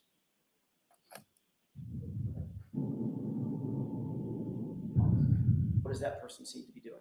CPR. Which part of the CPR? Chest compressions. Sorry, I didn't mean to talk over you. It's okay. Chest Um, compressions. I want to make sure that Nancy can get down what we're both saying. So which part of the CPR? Chest compressions. Thank you. Is that you? I don't know. Okay. At this point, you have no idea whether or not, you don't remember whether you were the one doing chest compressions when he was moved from the ground to the gurney? I don't recall. But you did earlier testify you were doing chest compressions. I did at some point during this call, yes. Okay. In the entire length of this video, Mhm. do you see anybody else trade off from that person doing chest compressions from the time the person was on the ground to the gurney? Or is that the same person? It could be the same person. I'm not sure. Would you say that's probably you? Objection, Your Honor. Sustained. Okay, go ahead. Jurors disregard that.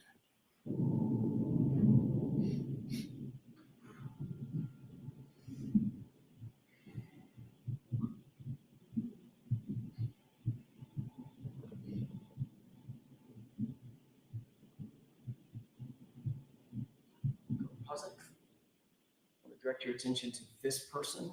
It appears to be a firefighter in the middle. Do you see that person? Yes. Who is that? Objection, may we? The objection sustained. I'll see counsel at sidebar. Jeez. Sidebar. Oh my God, sidebar. You see how snotty she gets? It's every time the defense is up. When Lally, whatever he is, Lally. Never, ever. You know what? I hope the jury pays attention to that. I would be.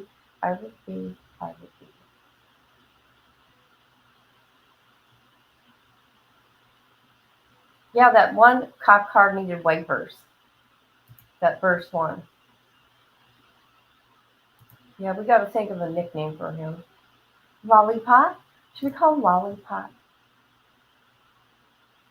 How about a blow pop? No, Lollipop.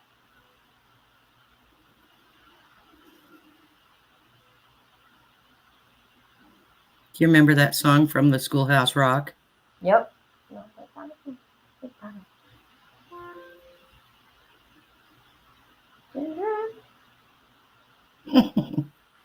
Was that you? Yeah, it was a notification. Oh, May I interrupt? Yes.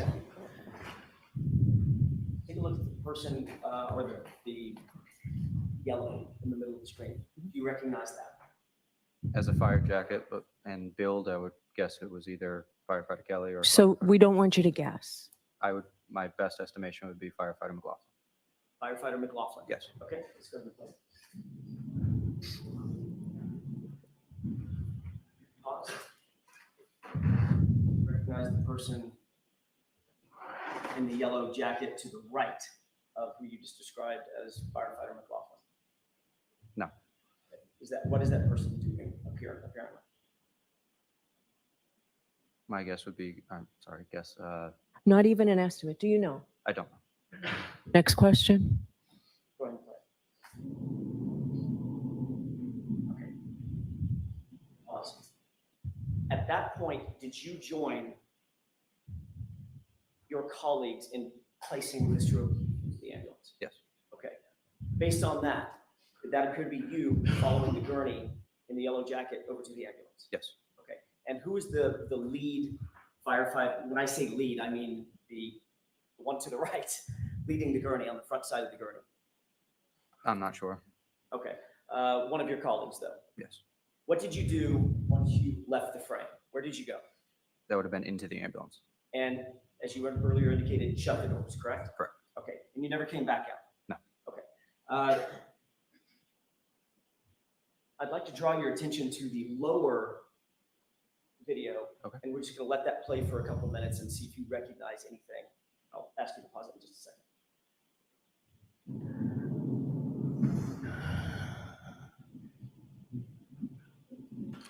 did you hear her breathing? She is like Darth Vader.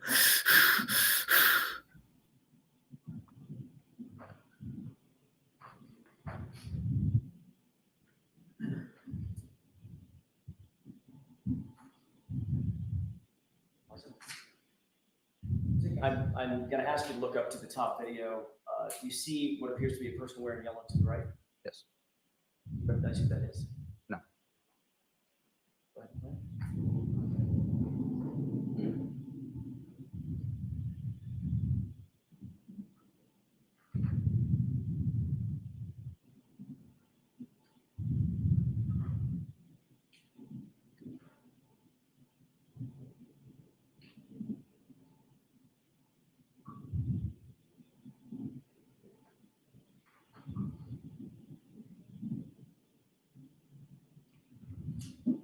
Awesome. Looking at the lower video, do you see what appears to be a vehicle in the middle of the screen? Yes. What is that? That is an ambulance. Does that appear to be the ambulance that you arrived in? Yes. And that's the ambulance that you took Mr. O'Keefe to? Yes. The doors are closed? Yes. Are you in the ambulance at this point? I'm not sure. Well, if this was, let me just ask it a different way. If this was running continuously, Yeah. no pauses, you've already taken Mr. O'Keefe to the ambulance, would you have gotten in the ambulance? I don't recall. Well, I mean, you're not standing outside the ambulance. So if you know the answer. I don't know. Ain't Next question. You have no idea whether you're in the ambulance or not at this point. At this point, no. Okay. Would you have gone anyplace else when you left the frame? Could have been to gather equipment, but for certain, I don't know. Where would Mr. O'Keefe have been? Been in the ambulance? Again, don't know for certain. Could have been or was in the ambulance? At this time, I don't know. Okay. Let's go ahead and play.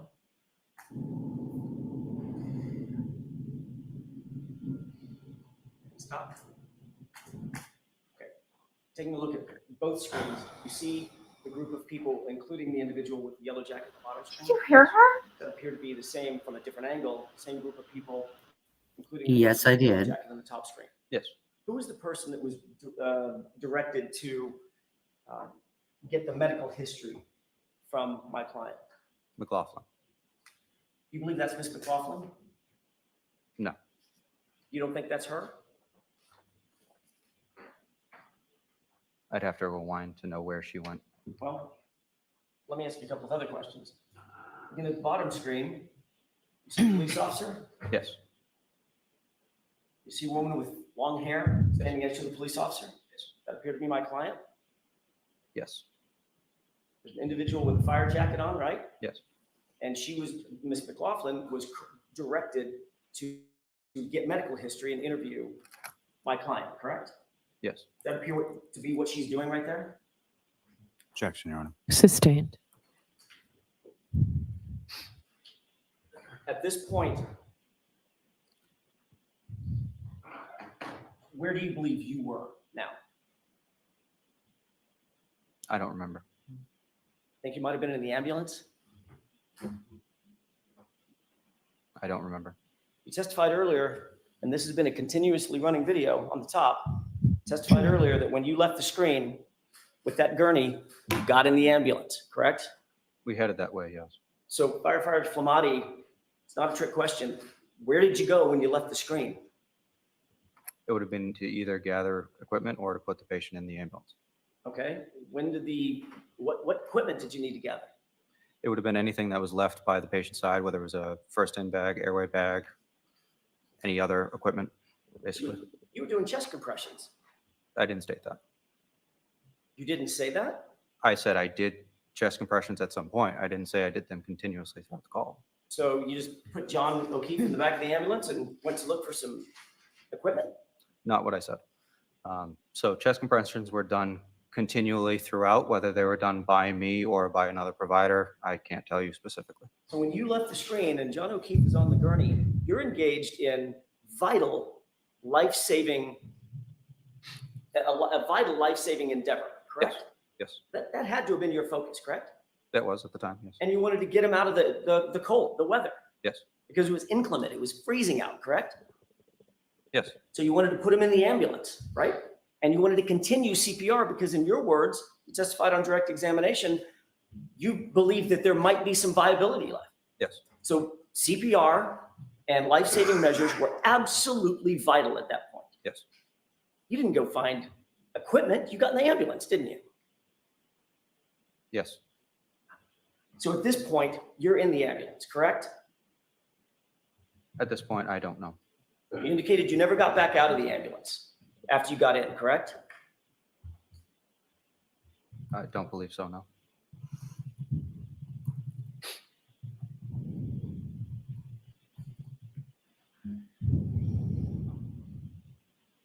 Did you see any place in that video where you had any sort of detailed conversation with my client? No, Did you see any place in that video where you engaged my client and said, how'd you get here? What happened? And she said, I hit him. And you said, how'd you hit him? All the stuff that you testified earlier to. I didn't see that in the video, no. You indicated in a police report during an interview that you had with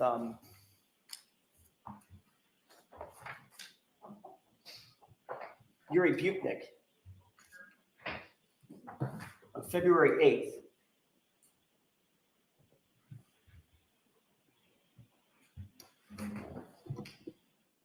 That my client said, I hit him, correct? Correct. You remember having that conversation with Sergeant Butnik? I don't recall the conversation, but I'm trusting that your records are accurate. Is it true that during that conversation, you indicated to Sergeant Butnik that, quote, Katie spoke with Karen Reed. Katie is Katie who? McLaughlin. Katie spoke with Karen Reed, collecting medical history for the victim, and was also told by Karen that the last time she saw the victim was 1 a.m. that morning. That is when Anthony, who's Anthony? Would have been myself. That is when Anthony heard Karen say, I hit him, I hit him. Is that what you told Sergeant Buchnick? I don't recall. Does it appear that this is the time, firefighter Finamati, that Katie McLaughlin is getting a medical history from my client, or attempting to?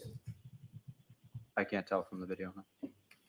You do know, however, that during this time, you're in an ambulance probably 30 or 40 feet away with the doors closed. I don't know. Well, you certainly don't see yourself in that frame, do you? Doesn't appear to be. No.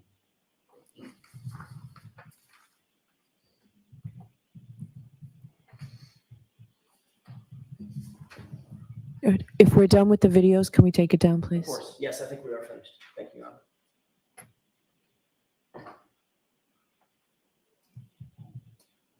You were the lead firefighter on that team that night, correct? Lead paramedic. Lead Okay. paramedic, thank you.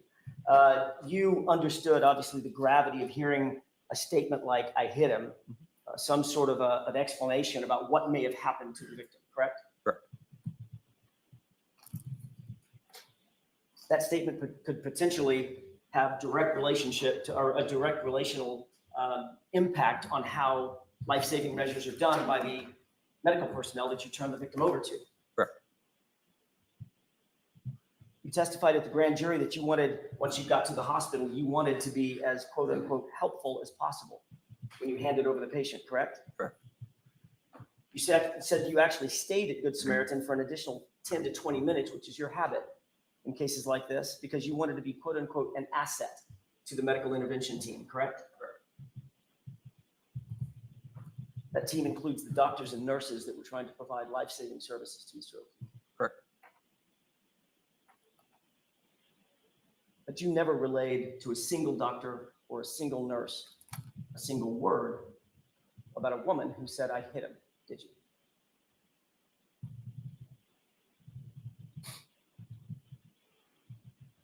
So documentation for us ends at transfer of patient care. As far as my memory, I do remember relaying that information to the doctors and nurses. You do? Yes.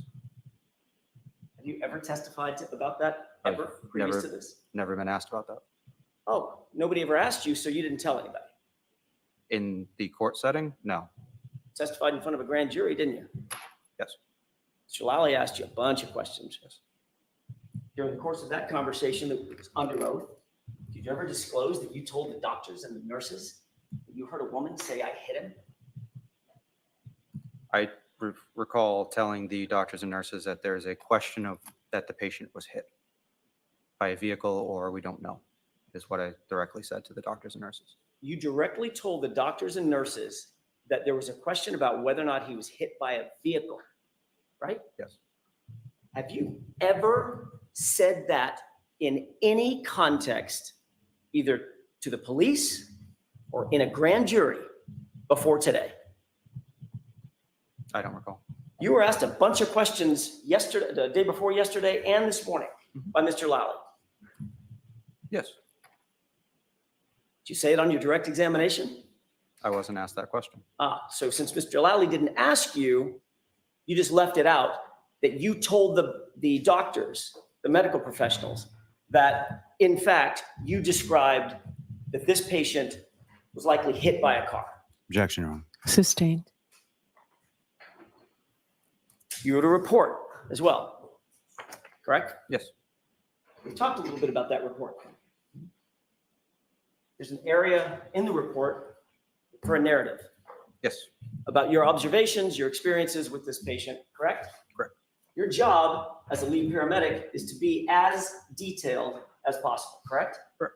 You want to provide and impart the most detail you possibly can about an incident to assist in medical intervention, correct? Correct. Take a look at page 3 of 5 of your report. Yes, You see that narrative area? I do. Can you point to that portion of your report where you indicate that my client said the words, I hit him?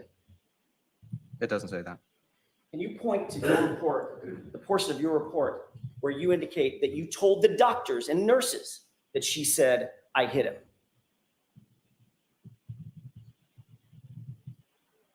Doesn't say that. Can you point to that portion of your report where you indicate that your concern for the patient was that he had been hit by a car? Doesn't say that.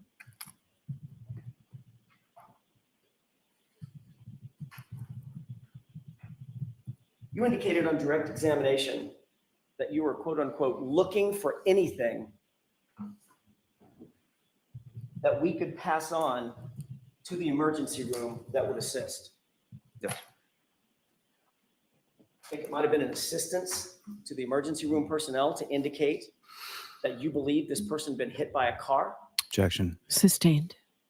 Do you believe that that would have been an important piece of information to pass on to the emergency room assistants? Objection. I'll let him have that. Right. It would have been important, yes. And it's nowhere in your reports, correct?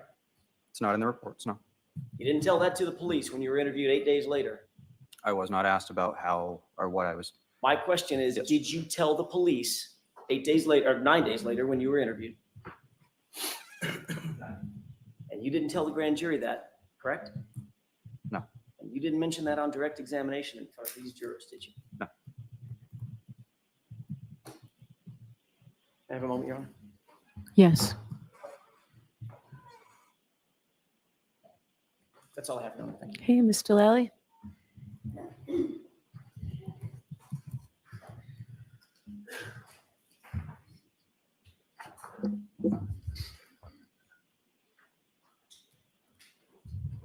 So Firefighter Fulmani, you have been asked some questions about the observation you made of Mr. O'Keefe's abdomen being distended. Correct? And absent any external observation of injuries, that could be from an internal injury cause. Is that correct? Correct.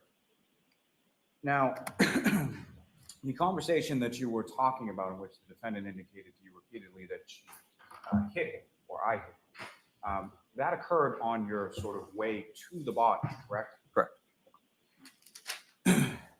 Now,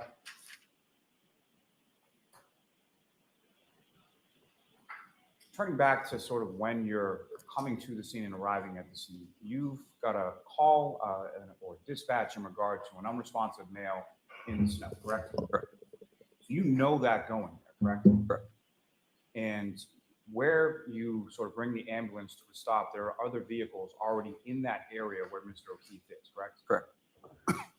And it's from that vantage point that you're able to then see Mr. O'Keefe's body off the side of the road about 10 feet or so into the lawn. Correct. Now, when it comes to chest compressions, your department, any department, as far as sort of the medical field that you're in, is there any sort of policy or protocol for how long one person should be doing those at a time? So recommendation is always 2 minutes, but it's usually based on the fatigue of the provider. But really the most important thing is just quality of CPR and making sure that they have the best CPR throughout, regardless of fatigue. So it's not recommended that one person do continuous chest compressions for 15 or 20 minutes, correct? It's actually recommended not. And so that would be sort of, when you have that many sort of assets with you on scene, would it be typical for somebody to continue on with chest compressions for that long period of time? Those videos that you were showing up on the screen, have you ever seen either of those videos? No. So you have no idea as far as the times, whether they're accurate, correct? No clue. And whether the videos are synchronous, you have no idea about that either, correct? No. Now, the conversation in which you heard the defendant say, I hit him, and the conversation that firefighter McLaughlin had in which the defendant told her, I hit him, those are two separate conversations, correct? Correct. Happened at two different times, two different locations, and you weren't even present for Ms. McLaughlin's statement, correct? Correct.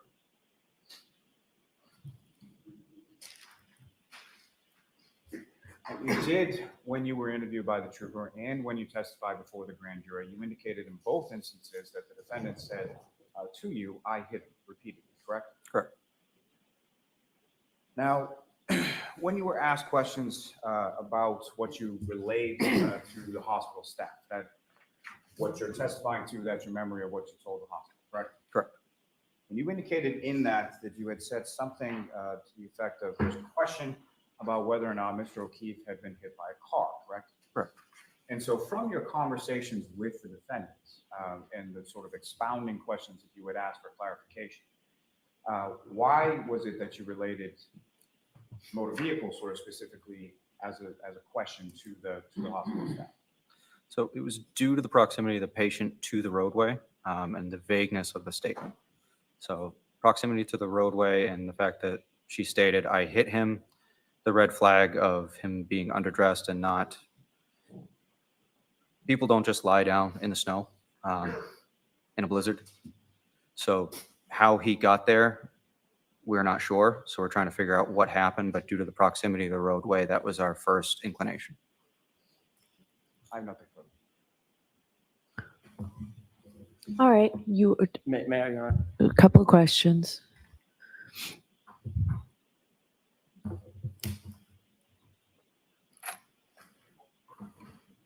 You indicated that it's not recommended that someone do chest compressions for 15 or 20 minutes. Correct.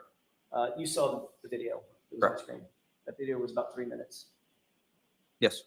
Did it appear that the same person that was doing chest compressions at the beginning of the video continued doing chest compressions all the way through? I don't know. You just watched the video. I can't tell you for certain which personnel. We all have yellow coats, so I can't tell you if somebody swapped. I don't know. Did it appear to you in watching that video that the person that started on the chest compressions on the left side of the screen continued all the way through up to the scoop, up to the gurney, and off screen doing chest compressions? Objection. Sustained.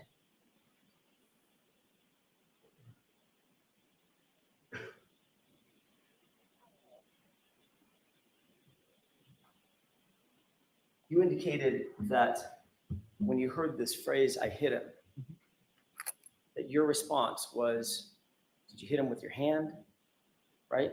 Yes. Did you kick him? Yes.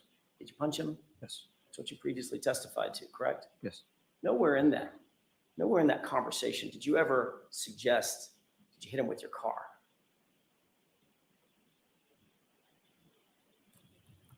I don't recall if I asked her specifically about that. So now you don't recall about that either. Objection, Your Honor. Sustained. And for the first time in any forum, you're telling this jury that you then thought, based on that conversation that was attendant to the video that we just watched, you believed that Mr. O'Keefe had been hit by a car and that she said she did it. I did not say that. So what, am I allowed to respond? Yes. So I left it open-ended to the staff of the hospital that these are both possibilities of what happened to the patient. And of course, if you had said that to the staff of the hospital, the staff of the hospital would certainly put it in some of the medical reports, correct? They don't have to. It's really up to them. And you're aware that none of those have that statement. I'm not aware. All set? All right, you are all set, firefighter Flamati, or paramedic Flamati. Thank you. Who is your next witness, Mr. Lally? Yes, Your Honor. The Commonwealth will call Mr. Matthew Kelly. Okay. Okay, let me tell you something about this judge. She's Your Honor, may I approach just to retrieve the exhibit? Sure. I think is right there. she's objecting for the state. You notice that? Yeah, she objects every time that the defense has anything they want to talk about. She's up there going huffing and puffing and sounded exasperated and Watch it. This is what I watch too in the corner. Okay, when they're on the witness stand, I watch her. So, Mr. Lee, the evidence given to the court and jury in the case I'm hearing should be the truth, the whole truth, and nothing but the truth, so help you God. I do. Morning. Morning. So you consider stand however you're comfortable. Just bring, perfect. Thank you. All right, Mr. Lally, whenever you're ready. Thank you, Your Honor. Good morning, sir. Good morning. Could you please state your name and spell your last name for the record? Sure. Matthew Kelly, Kelly. And what is it that you do for work, sir? I'm a firefighter paramedic for Canton Fire.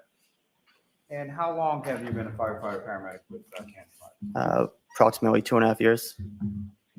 And prior to working for the Canton Fire Department, what, if any, other employment did you have within that sort of field? I worked for a private ambulance, Brewster Ambulance Service, for approximately 5 months. And sort of geographically, where was that located? Boston area. Now, prior to you working as an EMT or a paramedic, you worked as an EMT before working as a paramedic? Correct. Okay. And so prior to working as either an EMT or a paramedic, did you have any sort of training or did you receive any sort of certification in regard to being an EMT paramedic? Yeah, so I had to do a 6-month EMT course, and then I had to do a practical and written exam for the course and then for the state to get my EMT. And then for a paramedic school, it was about a 10 to 12 month didactic portion. And then I did I believe it was 200 hours clinical in the hospitals. And then I did 300 hours ride time. And then I had to do a practical written exam for the course and also for the state. And now with Canton Fire, I'm getting precepted as a paramedic. And when you use that term as far as precepted, what exactly does that term mean within your field? It just means that you get trained by an experienced paramedic for an extended period of time until they say that you can do the job on your own. And with regard to being a EMT and a paramedic, you receive a certification in regard to working within that field? Can you say that again? With regard to being an EMT, The children's book market has been flooded with garbage since the launch of ChatGPT. But here's the funny part. in regard to working in that field, Yes. you have certification in regard to both. Yes. And is that certification up to date at this point? Yes, it is. Sir, if I could turn your attention to January 28th, the evening of that into January 29th, 2022. Were you working with the Canton Fire Department that day? Yes, I was. Do you recall what kind of shift you were working on that day?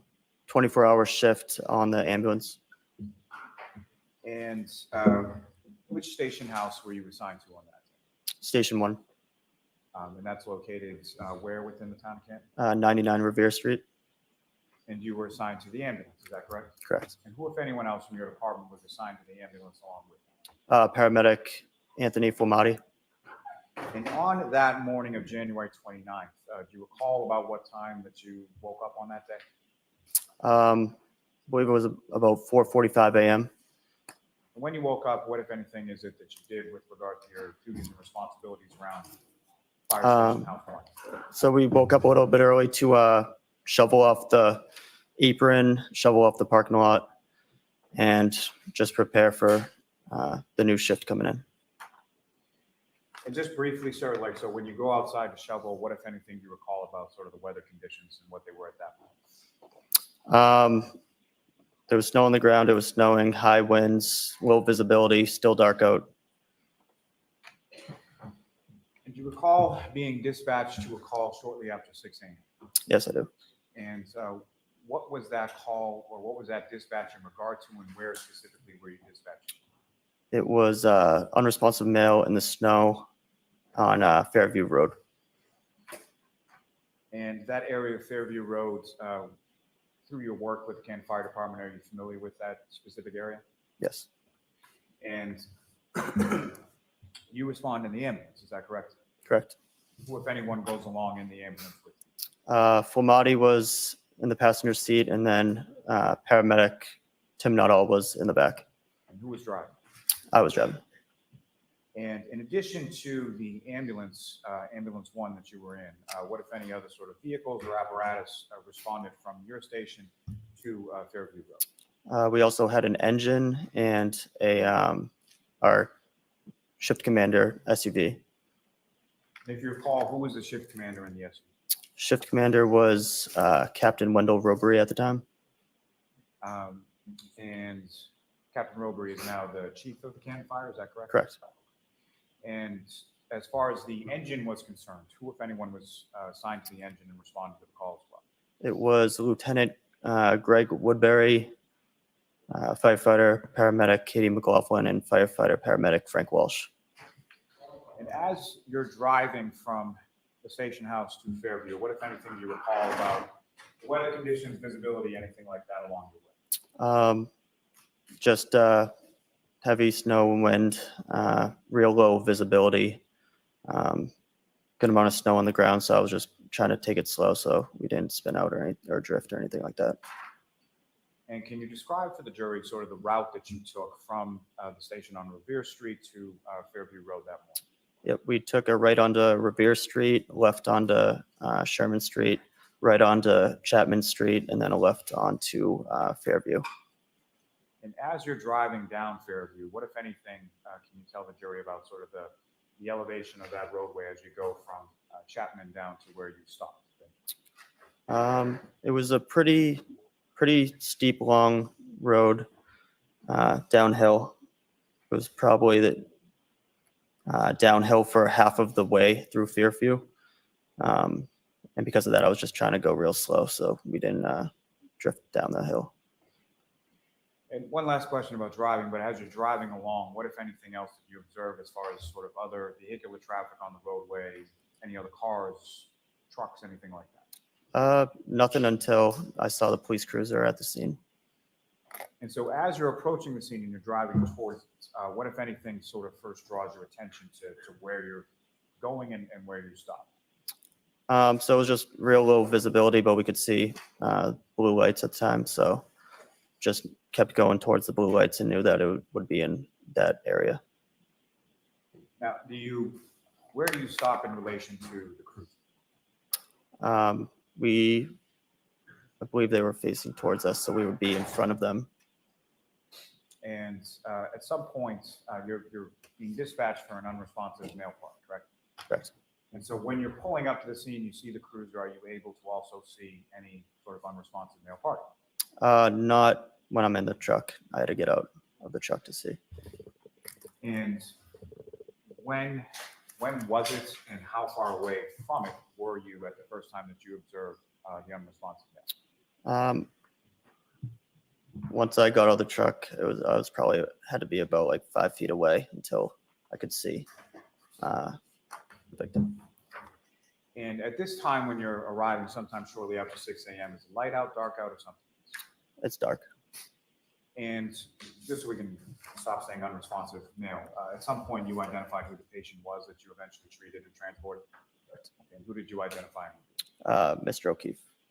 The John O'Keefe, is that correct? Correct.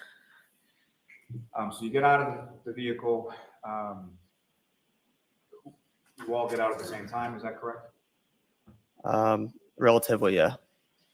And where is it that you, Firefighter Flamati and Firefighter Nuttall, go?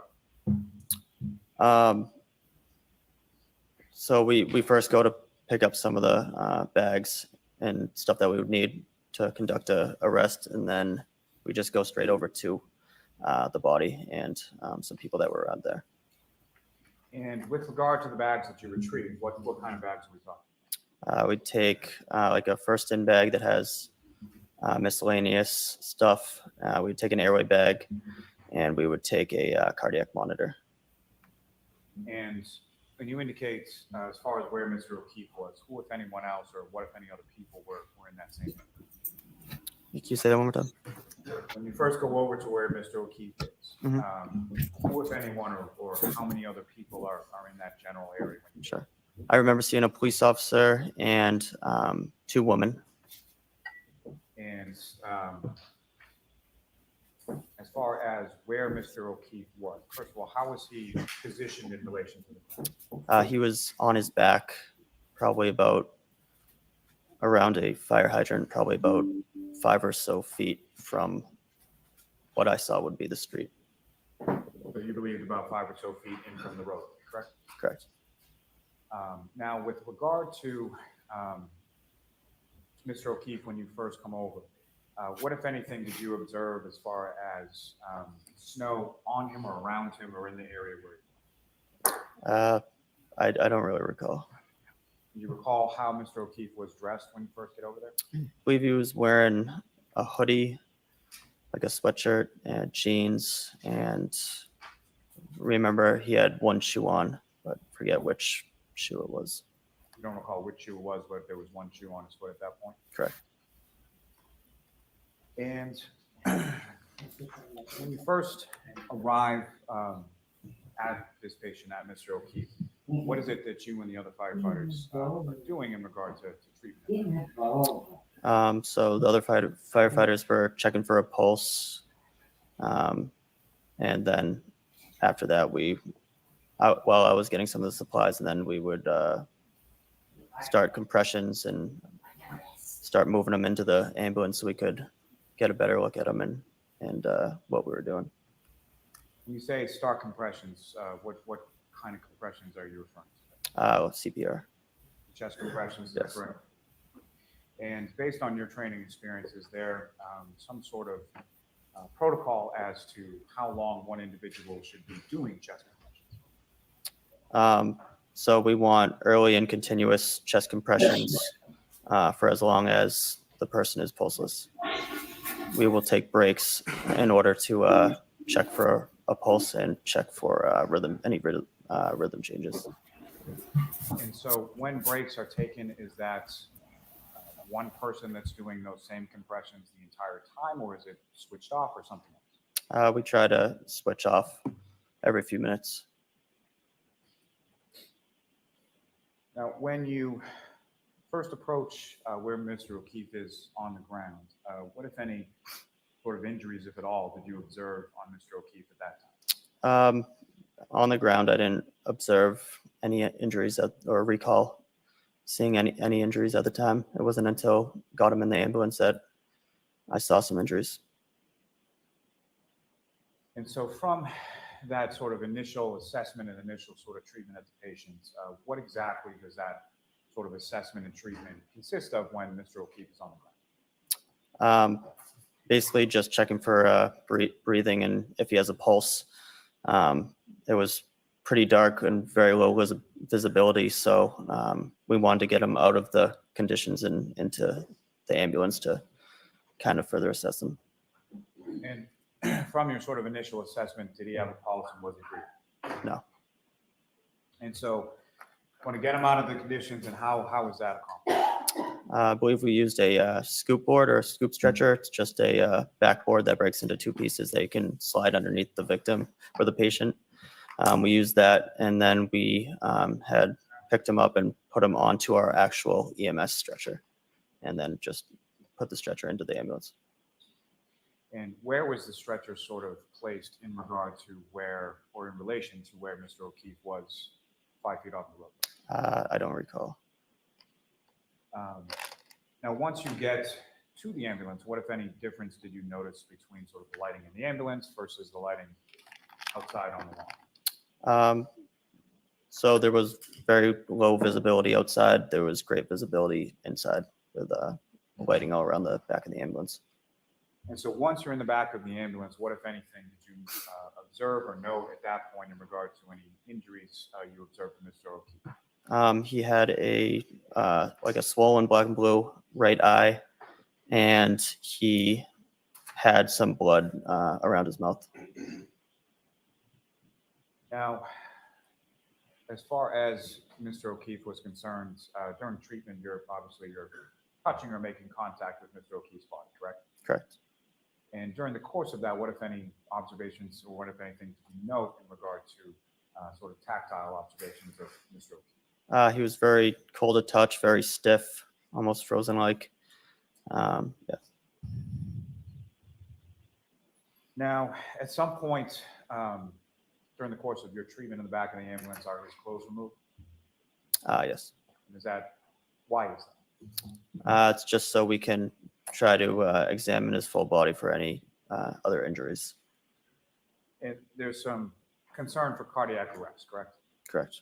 Can you explain, are you familiar with that term? Yes. Can you explain to the jury what your understanding based on your training experience is as what is cardiac arrest? Sure. It would be when a person has a lethal cardiac rhythm where they no longer have a pulse. Now, once the clothes, as far as being removed, how are they physically, sort of, how are they removed? I believe they were probably cut off with trauma shears.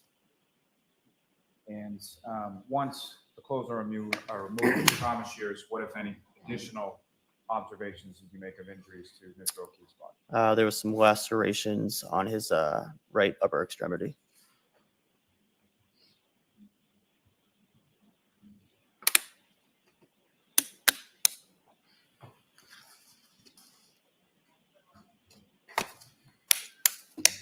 Now, the chest compressions that you were talking about, was that continuous sort of throughout the patient care with respect to Mr. O'Keefe? Yes.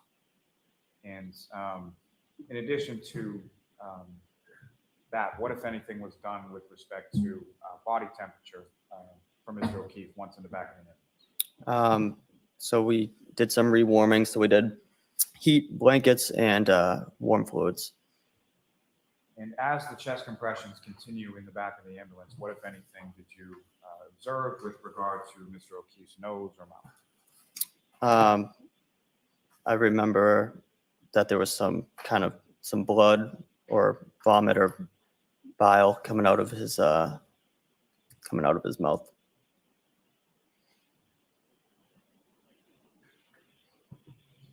Now, turning your attention to back outside of the ambulance, taking you back there for a moment.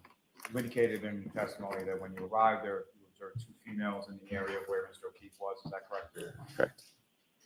Can you describe anything as far as what they looked like or anything about those 2 females that you saw?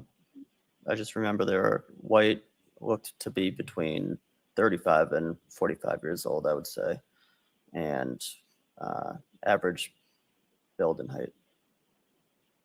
What, if any, sort of distinguishing characteristics did you observe between one or the other? I remember one had some red stuff around her mouth. I was thinking it could be blood. And that individual that you observed with red stuff that you thought could be blood around her mouth, what, if any, observations did you make of her as far as her demeanor or anything like that?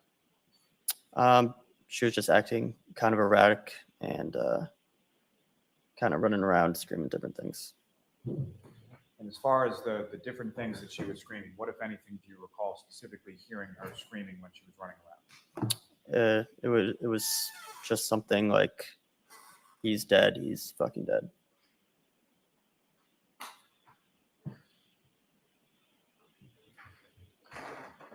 Is that something that she said once or more than once or something? At least twice. As far as that sort of phraseology, was that consistent throughout? I would say so, yes.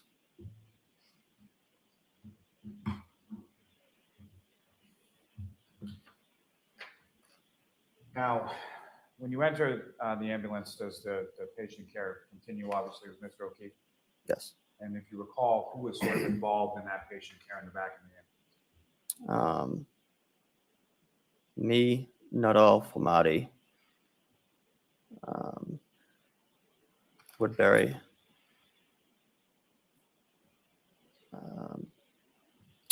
Walsh, and McLaughlin came in a little bit later. I'm not sure if she did any patient care or not. So the majority of the people from your department that responded to the scene at one point or another were involved in patient care with regard to Mr. O'Keefe. Correct. Now, you drove the ambulance to Fairview, is that correct? Correct. And so for the transport from Fairview, what hospital did you go to? Good Samaritan. So for the transport from Fairview to Good Samaritan, who drove the ambulance then? McLaughlin. And so firefighter McLaughlin's driving, where are you located within the ambulance?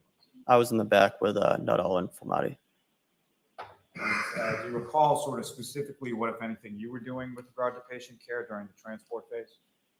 So I was just helping them. Transport phase, I was doing compressions before, but we had switched them over to a automatic compression device. So I was just involved in helping ventilate and suction. And was there who, if anyone else in the back of the ambulance was also sort of working on the airway portion, do you recall?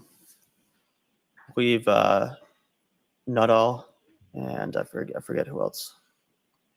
Now, during the course of transport from scene when you arrived to Good Samaritan, what, if any, change did you note in reference to Mr. O'Keefe as far as heart activity, respiratory, anything of the like? No changes.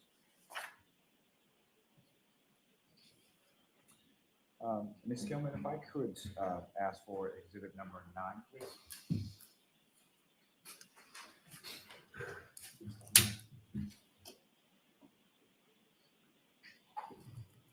Firefighter Kelly, I'm just directing your attention to the screen and what's been marked as exhibit number 9. Do you recognize that? Yes. And what do you recognize that? The location of the scene. For the house that you responded to on January 29th, is that correct? Correct. And Ms. Gilman, if I could also have exhibit number 18.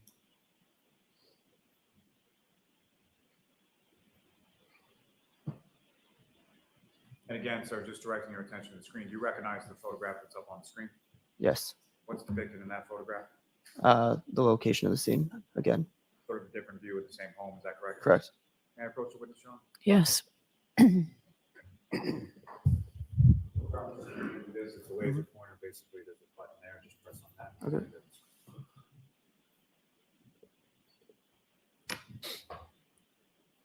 Firefighter Kelly, with using that laser pointer that you have now before you, if you could, please direct the jury's attention on the screen to whereabouts you located Mr. O'Keefe in that supine position when you first arrived. It was about this area right here. Thank you, sir. I have nothing further for this witness. All right, cross-examination. Yes, may we approach for a minute? Okay. Jurors, remember, you can stand up and stretch anytime you go to side.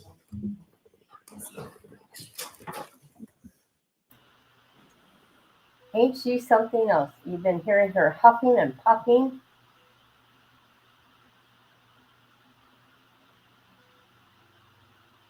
Okay, that dude said victim, and then he right away then said patient. And I think he did on purpose or for the accident. But you work in the health field, you never say victim. You say patient. Just saying.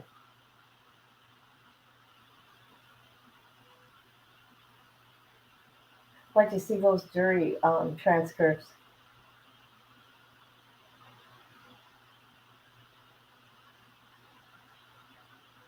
I watched the family, and I think they think she's guilty.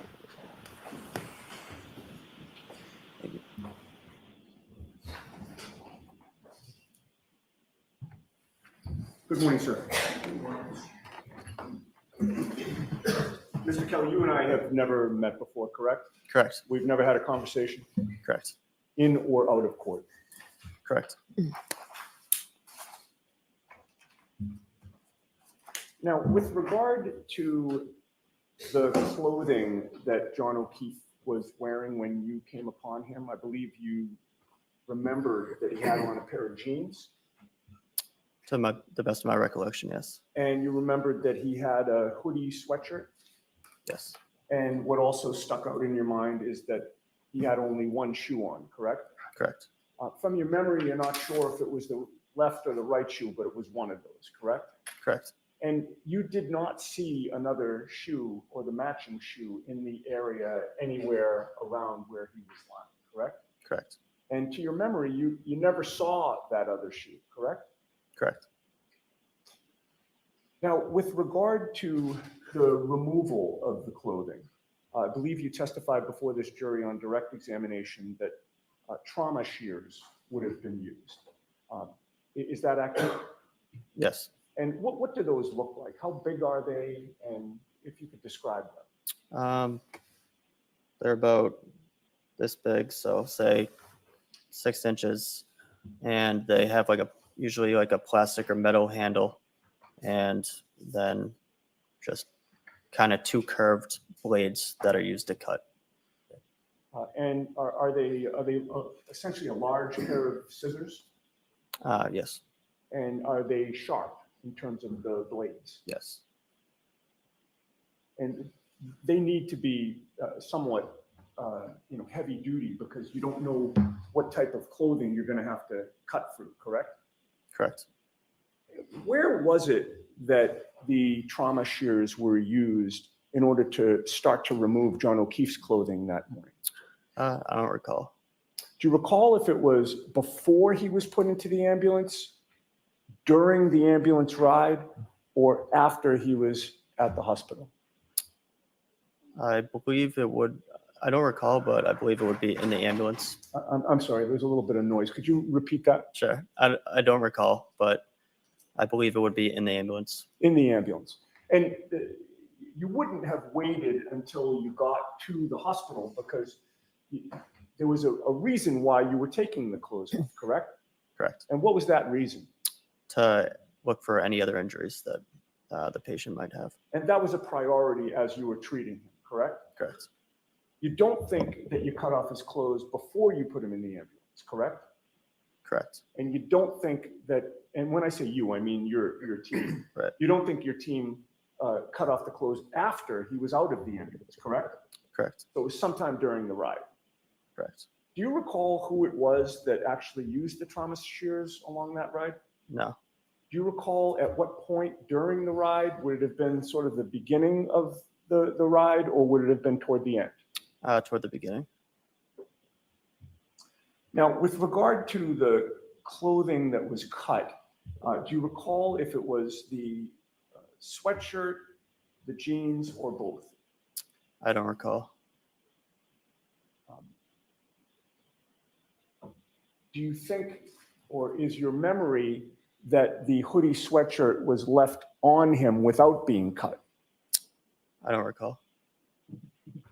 Where did that clothing go after it was cut by the trauma shears during that ride? Some of it would stay right on the stretcher, but I don't recall on all of it. Okay. And some of it could have been on the floor of the ambulance as well? Potentially. And then once the ambulance arrives at the hospital, what is the protocol regarding the clothing that had been cut?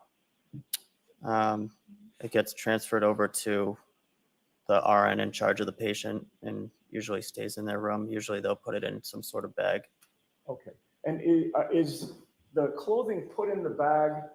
Does somebody meet you out at the ambulance in order to collect the clothing, or do you bring the clothing into the hospital in order to transfer it to an RN? We bring it in.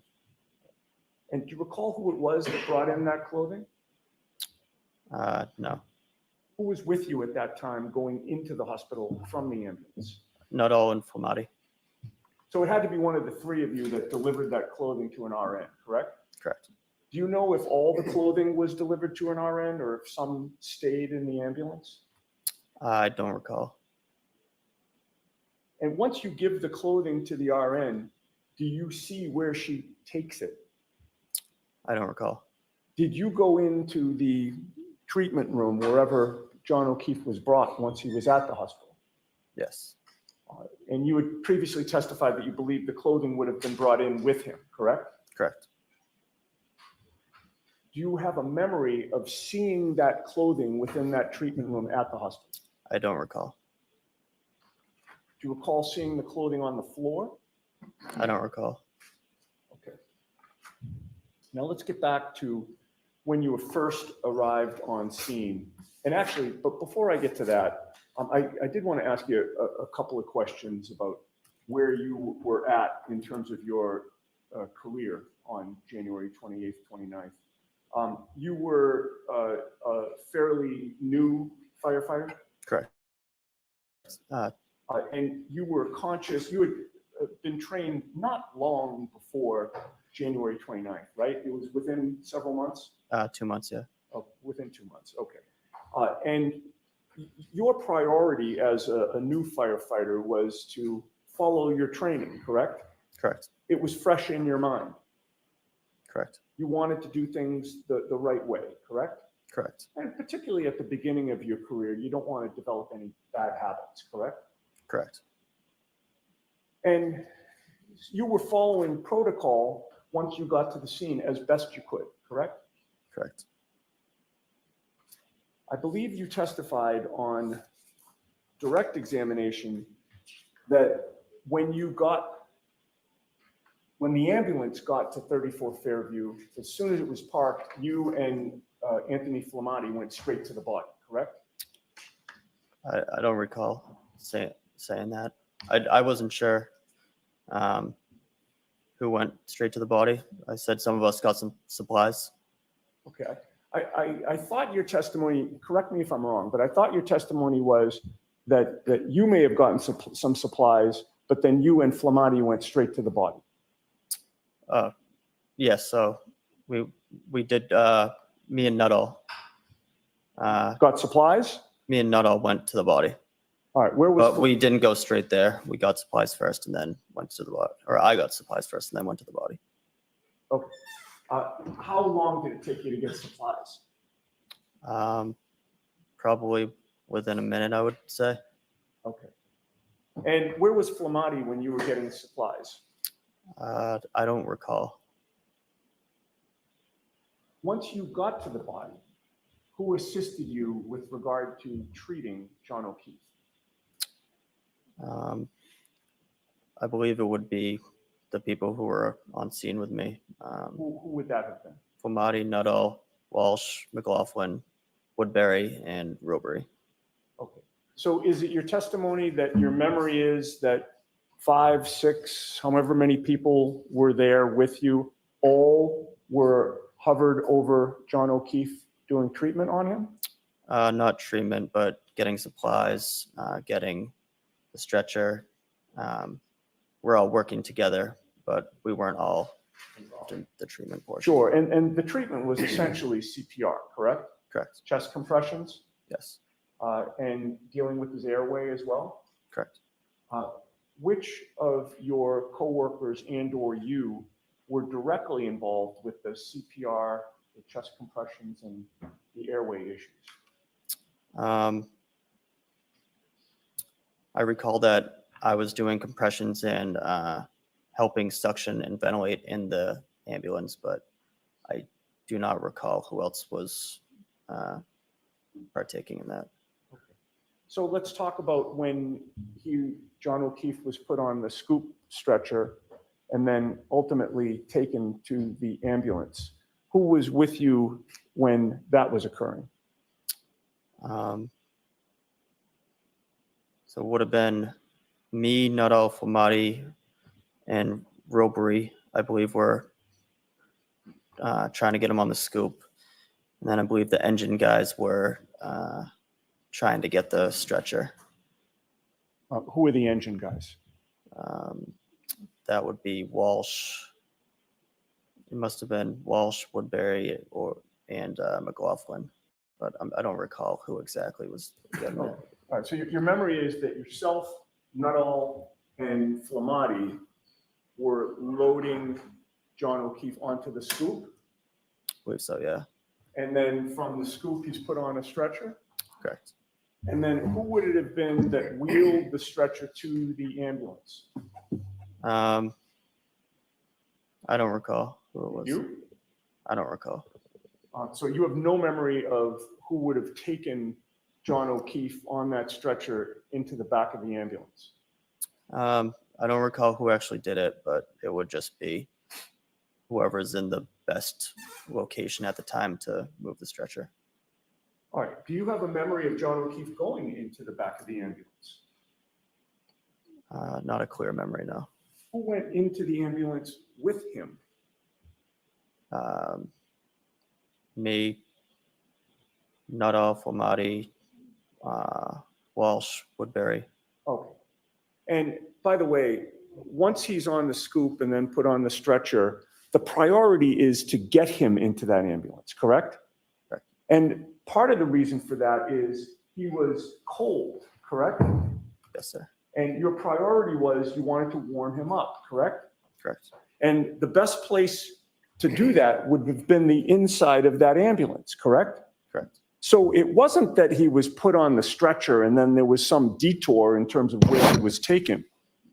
You made or whoever took him, made a beeline for the back of that ambulance in order to get him warm, correct? Correct.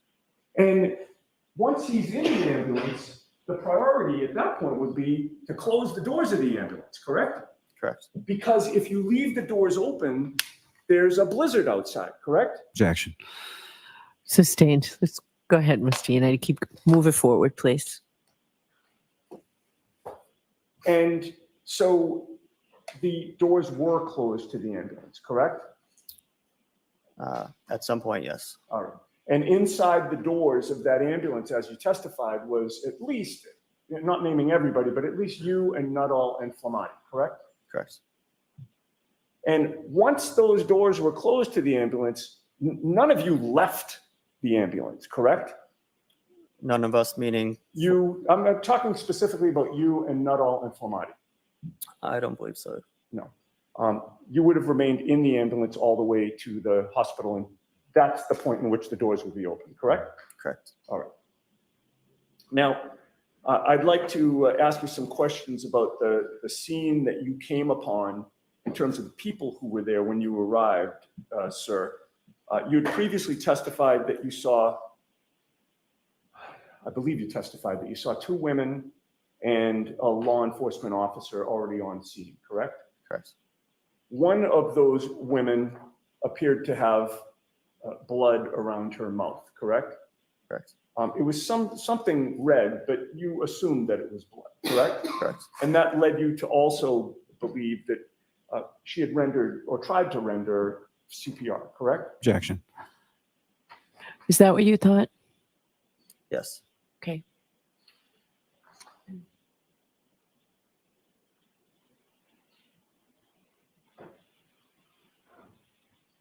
And while you were on scene, it was the woman who had the blood around her mouth who appeared to be most upset, correct?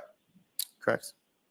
She was really upset, correct? Yes. Would you go so far as to say she was distraught, Yes. hysterical, Yes. frantic? Yes. And you heard her say, he's dead, he's fucking dead, something like that, correct? Correct. And she didn't say it in the tone of voice that I just said it, correct? Correct. She was screaming when she said that, correct? Correct. It was very easy for you to discern that her words were, he's dead, he's fucking dead, correct? Correct. And she repeated it more than once, correct? Correct. And it's fair to say that at no point in time did you ever hear her say, I hit him, I hit him, I hit him, correct? Correct. And you would agree with me, sir, that you have been extremely consistent in terms of your memory of what she said, correct? Correct. You've been asked these questions not for the first time by Mr. Lally or me in court today. There have been other occasions where people have asked you, what did the woman with the blood on her mouth say when she was on scene, correct? Correct. You were asked that by Trooper Proctor on February 9th of 2022, correct? I don't recall. It's probably unfair of me to say the date, but you do recall speaking to a state trooper not long after these incidents, correct? Correct. And to that state trooper, you told him that what she said was, he's dead, he's fucking dead, correct? I don't recall. You don't recall saying anything differently than that, do you? I remember saying a lot differently, but I might have also said that. I just don't recall. Well, you don't, let me rephrase that. You don't recall changing her words at all. You recall, you've always said he's dead, he's fucking dead, correct? Correct. That was not only to the state police on February 9th, but then in April of 2022, you were in a grand jury setting, correct? Correct. There was no defense attorney there on that day, correct? I don't believe so. You don't remember seeing me there? No, I didn't see Okay. Mr. Lally was asking the questions, correct? Correct. And there, you also said that what the woman with the blood on her mouth said was, he's dead, he's fucking dead, correct? Correct. And you've testified to that today. Yes, sir. You've never changed that story, correct? Correct. And that is because the truth does not change, correct? Correct. All right. At this point, I'd like to play a 15-second portion of a video, which I would offer as the next exhibit, Your Honor. Okay, so we'll watch it and then you Thank can you offer very it much. with no narration, right? Never. And before you start, I'm not as interested in the video, sir. I'm interested in the audio. So if you could, listen as best you can. Sure.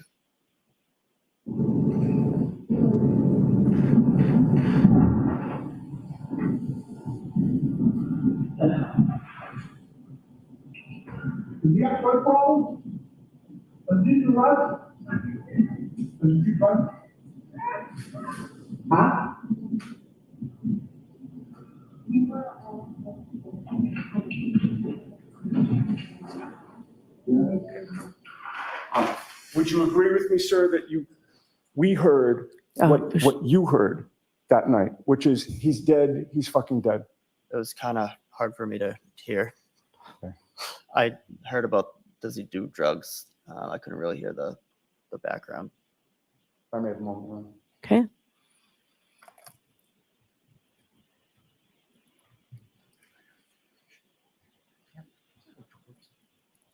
May we approach? Okay.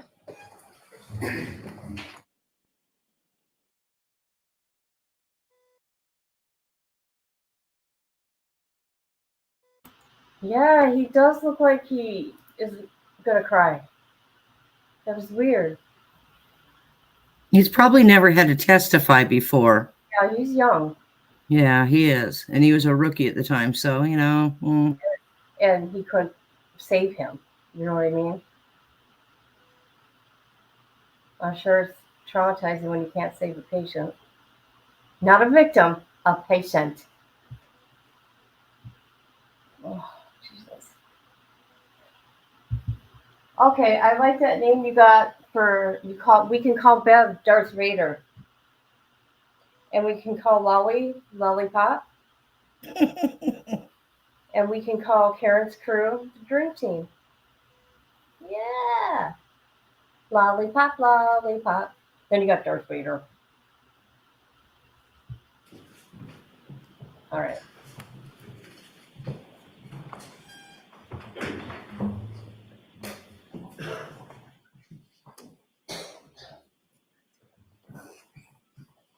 Mr. Kelly, I got permission to play it one more time. I'll try my best. So again, and by the way, before it's queued up, I would direct your attention more toward the beginning of that 15 seconds. As there are things that happen, I think, that you heard at the end, but you tell us if you can hear or what you can hear. Okay.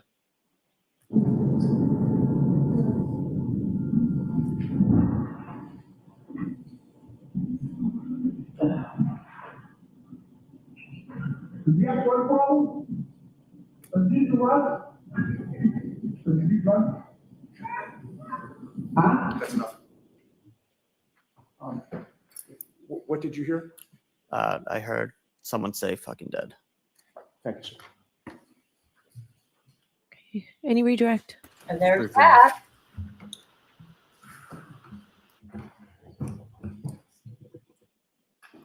Mr. Kelly, from that video that was just up on the screen, you indicated that when you got to the scene, you saw the cruiser and parked sort of behind the cruiser, correct? Around the cruiser, yeah. So from that video, you didn't see the ambulance that you were driving anywhere in there, correct? Correct. You have no idea whether or not you were even on scene at that time that any of those statements that were made in that video were made, correct? Correct. Now, as far as patient care was concerned, were sort of all of you, being yourself, firefighter Flamati, firefighter Nuttall, firefighter McLaughlin, firefighter Walsh, firefighter Woodbury, were you all together all the time, or were you doing separate things in separate places during the course of your time on scene? Separate things in separate places, yeah. So fair to say that everything that you heard may not be everything that someone else that was there from your department that day heard, correct? Correct. And conversely, something that someone else heard may not be necessarily something that you were in a position to hear that day, correct? Correct. You also asked some questions about sort of using the shears and cutting off Mr. O'Keefe's clothing during the ride. Is it your testimony that that was in the back of the ambulance, correct? Correct. Was that during the transport, or was that prior? Would you be utilizing shears on a patient cutting off clothing while the ambulance is in transit? No. So if it was in the back of the ambulance, that would have been prior to the ambulance leaving the scene and going to Good Samaritan, correct? Correct. Nothing. Your Honor, the only thing I would offer is the video that I played. I All have it. right, so we will do that. Thank So, you. Mr. Clerk, it's already been pre-marked, right? Do you not have it, Nancy? Okay. Oh, I'm sorry. I was mistaken. It has not been pre-marked. The exhibit 380. Thank you. Thank you. She's bugging me. That's an interesting question. Yes, because ambulance drivers now do carry cameras. Yes, they do. Yes, they do. Good one. All right, so we're all set? Yes, thank you, Your Honor. Okay, thank you. You're all set. sir. Thank you.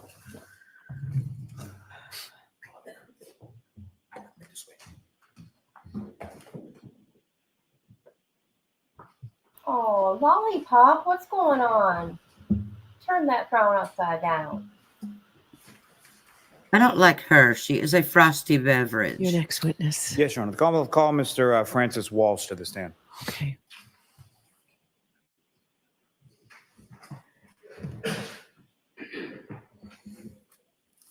Tori, what do you have for today? Numbers.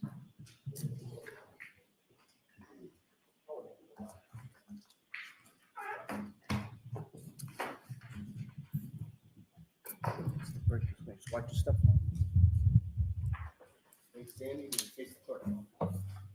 You solemnly swear the evidence you give the court and jury in the case down here and should the truth, the whole truth, and nothing but the truth, so help you God. I do.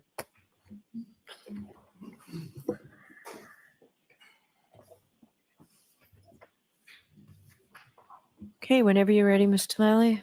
Thanks, Your Honor. Good afternoon, sir. Good afternoon. Could you please state your name and spell your last name? Francis Walsh, WALSH. And what do you do for work, sir? I'm a lieutenant paramedic with the Canton Fire Department. And how long have you been a firefighter paramedic with the Canton Fire Department? Just shy of 10 years. And you indicated that you have the rank of lieutenant, is that correct? That's correct.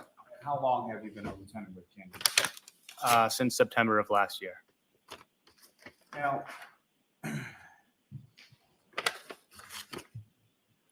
with regard to, you have certifications both as an EMT and a paramedic, correct? That's correct. And with regard to those certifications, when was it first that you sort of received those? I received my paramedic certification in June of 2014. That's when I was officially certified. And is that something that you've been subject to sort of continuing educational components and recertification since then?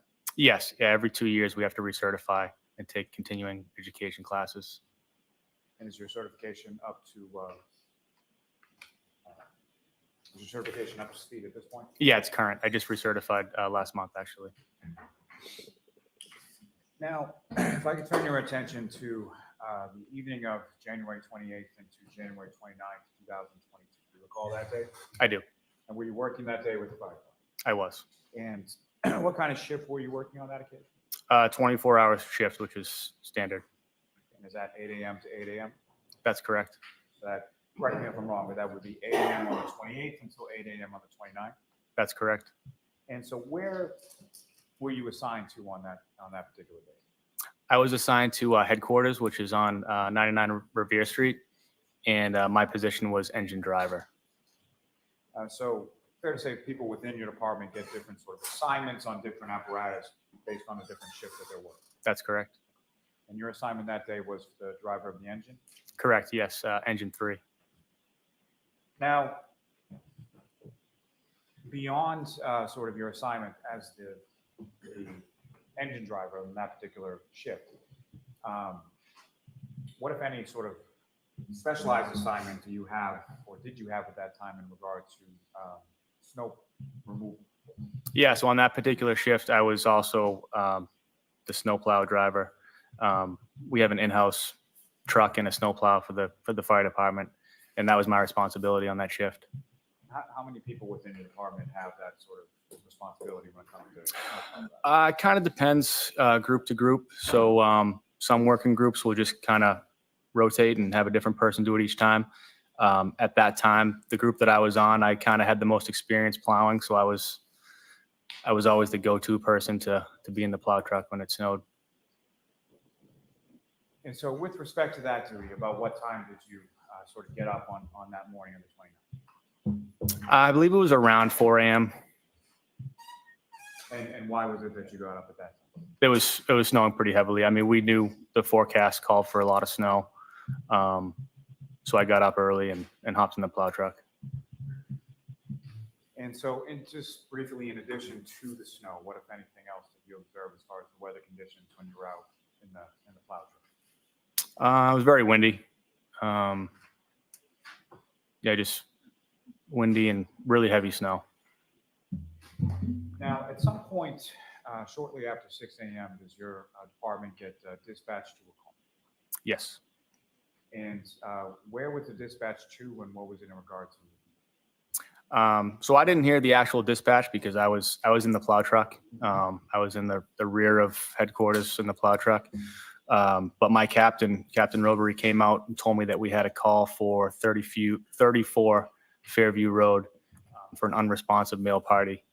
And he told me, to hop in the engine and head to that call. And when you hop in the engine, who, if anyone else from your department, was assigned to the same engine as you on that day? So I had Lieutenant Woodbury to my right in the passenger seat and Firefighter McLaughlin in the rear. And beyond the engine that you were driving, what, if any, sort of other apparatus from your department was dispatched to the call that day as well? So that would have been Ambulance 1. And then also Car 5 went as well. That's kind of like an optional thing, but with a call of that severity, the captain will go as well. And who was in Car 5 on that day? Captain Robery. And you drove the engine, is that correct? That's correct.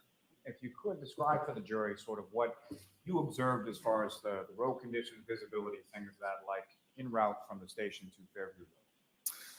Yeah, so it was really, really poor driving conditions and visibility. I can't recall ever driving to a call of that nature and that severity that slowly. The visibility was so poor that we were just driving extremely slow.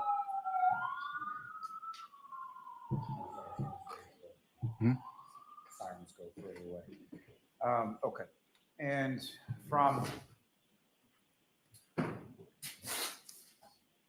if you could describe to the jury sort of the route of travel that you took from Station 1 to Fairview Road. Sure. So out of Station 1, take a right onto Revere Street, and then a left onto Sherman Street, a right onto Chapman Street, and then a left onto Fairview. Now, if you recall, what was sort of the order? You're all sort of dispatching, you're all sort of responding around the same time, being Car 5, the ambulance, and the engine, correct? Correct. And if you recall, what was sort of the order of the vehicles in response? So Engine 3, we were the last vehicle for the fire department to arrive on scene. So when we arrived on scene, Ambulance 1 and Car 5 were already on scene. And if I could ask, just sort of as you're turning onto Fairview Road and you travel down, what, if anything, do you note about sort of the elevation of the roadway as you're driving down to it? It's a downhill grade. Yeah, it gets a little bit steep at one point. And the residence that you eventually stopped at or responded to, where was that in location in reference to when you first turn on to Fairview, about how far down is the residence that you eventually go? Pretty far down. I believe it's one of the last houses on Fairview. And the residence that we're talking about is, from your perspective, when you're driving down there, is that on your left or right or something else? Left. And as you're approaching the scene, what is it sort of that you see before you as, how do you know where to stop and where you're going? Yeah, so, I mean, like I said, visibility was really poor, but there was Ambulance 1, Car 5, at least a couple of police cruisers on scene before us, so it's kind of hard to miss that. So that's how we knew where to stop. Now, in regard to, you're responding to an unresponsive male, correct? Correct. And just to be clear, at some point you were able to identify, or you were told what the identity was of that unresponsive male patient, correct? That's correct. And what was his name? John O'Keefe. And so with respect to Mr. O'Keefe, as you're approaching the scene, when was the first time that you were able to sort of see where Mr. O'Keefe was on scene when you arrived? It wasn't until a little bit after we actually arrived on scene that I could see the patient, because as we pulled up, the ambulance was blocking our line of sight to where the patient was. So I couldn't see him right away. And what was sort of the I know you talked about visibility, but as far as, had the sun come up yet? No, it was pitch black. And so when you arrive on scene, what is it that you and sort of the other people on your engine are doing in relation to patient treatment? So at that point, I got out of the engine and I started walking towards where the ambulance crew was. But at that point, firefighter McLaughlin was coming around to the rear of the ambulance to get the stretcher out. So I went directly to that to give her a hand with that. And we proceeded to bring that around the front of the ambulance where firefighter Nuttall, Flamati, and Kelly, and I believe Captain Robery were working on the patient. Now, in reference to where patient Mr. O'Keefe was, where was he? Could you see sort of how he was in reference to the ground? I could see the other firefighters and captain that I just mentioned had just put him on the backboard at the first time that I saw him. I'd say that was like roughly 10 feet in from the road. And to that point, how were you able to say that it was approximately 10 feet in from the road? Just an estimate. Let me ask you, as far as the stretcher was concerned that you and firefighter McLaughlin retrieved, where did you place that in relation to where Mr. O'Keefe was when you first brought it over? So we placed that. We decided to leave it on the street and get it as close to the grass or snow as possible. It was unspoken, but we knew that we didn't want to put the stretcher onto the snow because it would be too unstable. So we put it right up against the curb. So right at the edge of the street where the street meets the yard. And so you put the stretcher basically right up against the curb, and Mr. O'Keefe was approximately 10 feet from that. That's correct. And with respect to positioning the stretcher, was that parallel with the curb or perpendicular to it, or how was it positioned? Parallel. And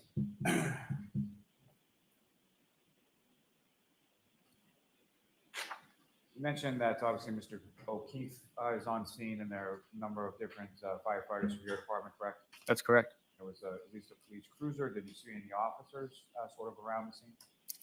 Yes, I remember Officer Saraf and Sergeant Good. And with respect to civilians, what, if any, civilians did you observe around the scene?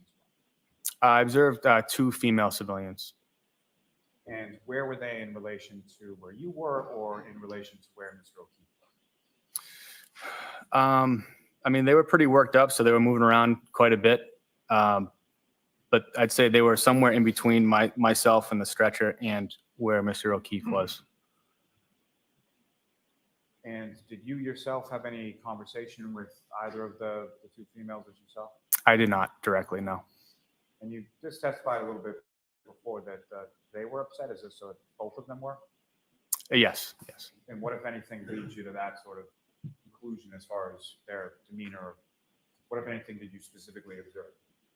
I mean, I observed one of them like screaming and crying, and they were both just frantically like moving around a lot.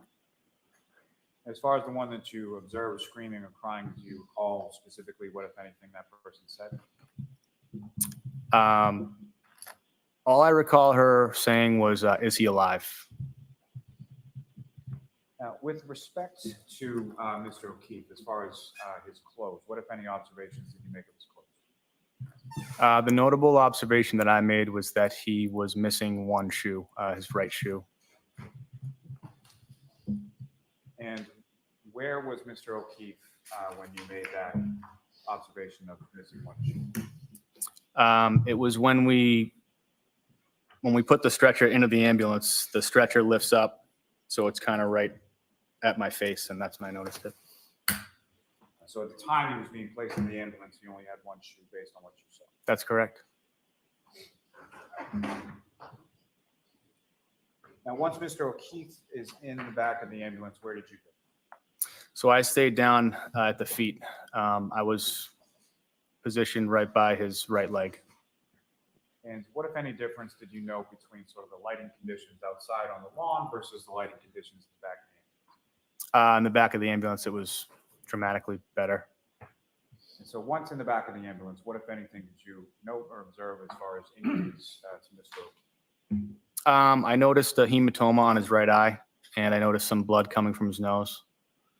And just to be clear for the record, so when you say hematoma, based on your training experience, can you explain what your understanding of that term is to the jury? Swelling and bruising.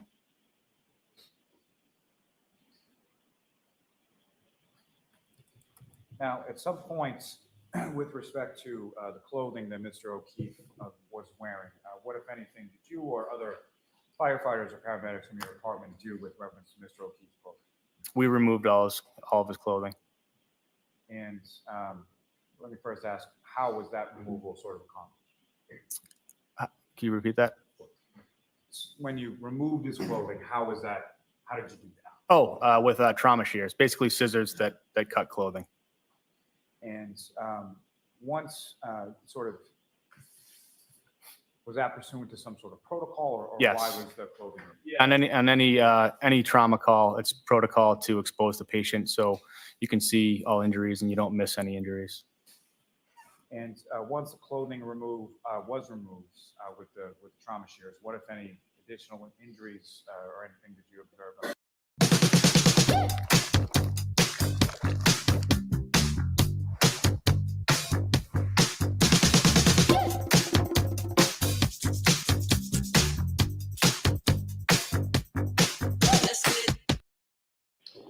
Role in that, did you sort of assume, or were you sort of assigned by the lead paramedic? Yeah, so I was responsible for the IO drill and access. It's an intraosseous access. Can you explain to the jury sort of what that is and how that's accomplished? Yeah, so you do that instead of IV access. So when somebody's in cardiac arrest, it's really hard to get an IV. So what you do is you actually drill into a bone, and you can administer medication and fluids like into the bone marrow space. And so pursuant to, so Mr. O'Keefe was undergoing cardiac arrest, correct? Correct. Could you explain your understanding of that term based on your training experience to the jury? What is cardiac arrest? There's no cardiac function. His heart isn't pumping blood anymore. And so what, if any, sort of protocols are there as far as medication administration is there in reference to a cardiac arrest? Yeah, so the frontline medication for that is epinephrine. That's what we gave through the IO access. What is the purpose of the epinephrine? Epinephrine, I mean, basically in layman's terms, it gets the heart pumping again, if that's a viable option. And in addition to the epinephrine, what, if any, other medication was administered through the IO?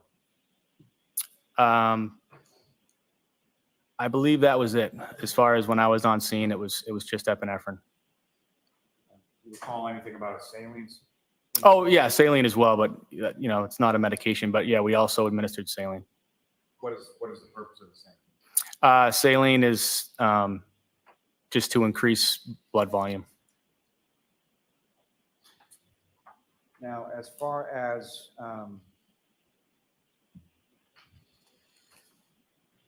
the transport, Mr. O'Keefe is then taken from the scene to a hospital, correct? Correct. Did you go along with the ambulance on the transport to the hospital? I did not. So you remained on scene at least for some period of time, correct? Very briefly, but yes. And you referenced some officers from the Canton Police Department that were on scene when you were on scene, correct? Correct. And without reference to anything said, which of them, if any, did you have any conversation with prior to leaving the scene? Sergeant Good. And Just as far as what you told Sergeant Good, what, if anything, did you relay to him before you left the scene? I relayed to him that there were signs of trauma in the patient. And did you give it any sort of further explanation as to the signs of trauma that you observed? Yes, I believe I told him what I told you about the hematoma on the eye and the blood in the nose and the scratches and lacerations on the arm. So you told Sergeant Good what you've just testified to this jury that you observed? I believe so.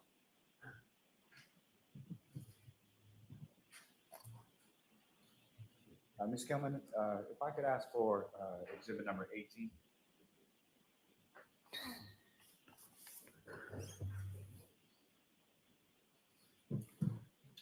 And Firefighter Walsh, what's up on the screen is exhibit 18. Do you recognize that? Yes, 34 Fairview Road. Is that fair, minus whatever the weather conditions are, fair and accurate portrayal of what you observed that day at 34 Fairview? Yes.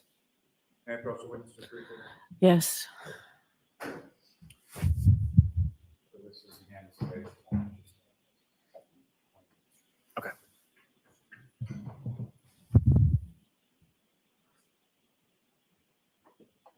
And so Firefighter Walsh, if I could ask, using that laser pointer, if you could direct the jury's attention to where within this photograph, if you see it, that you observed Mr. O'Keefe's body when you first arrived. Let's see. Right in that general area. Thanks. May I have one moment, Your Honor? Yes.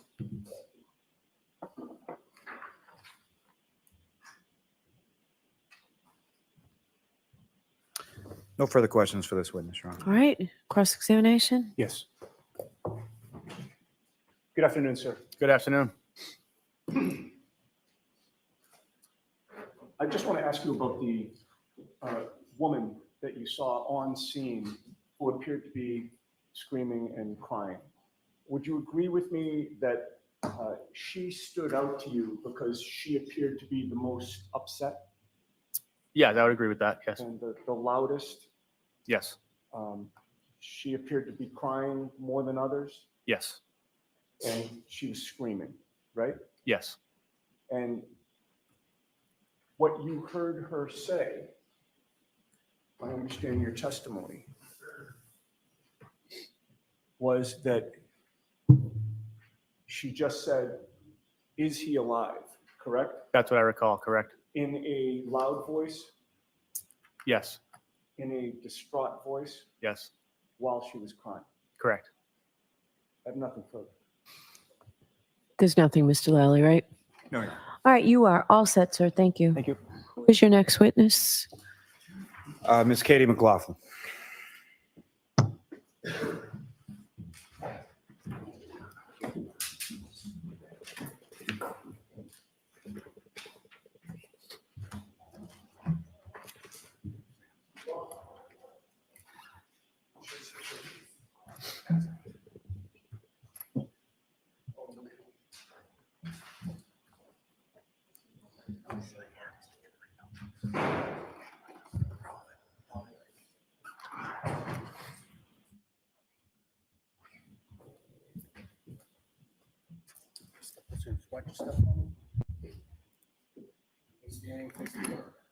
Can you raise your right hand? Do you solemnly swear the evidence you give to the court and jury in the case now and hearing for the truth, the whole truth, and nothing but the truth, so help you God? Thank you. You can have a seat. I just need you to speak into that microphone nice and loud.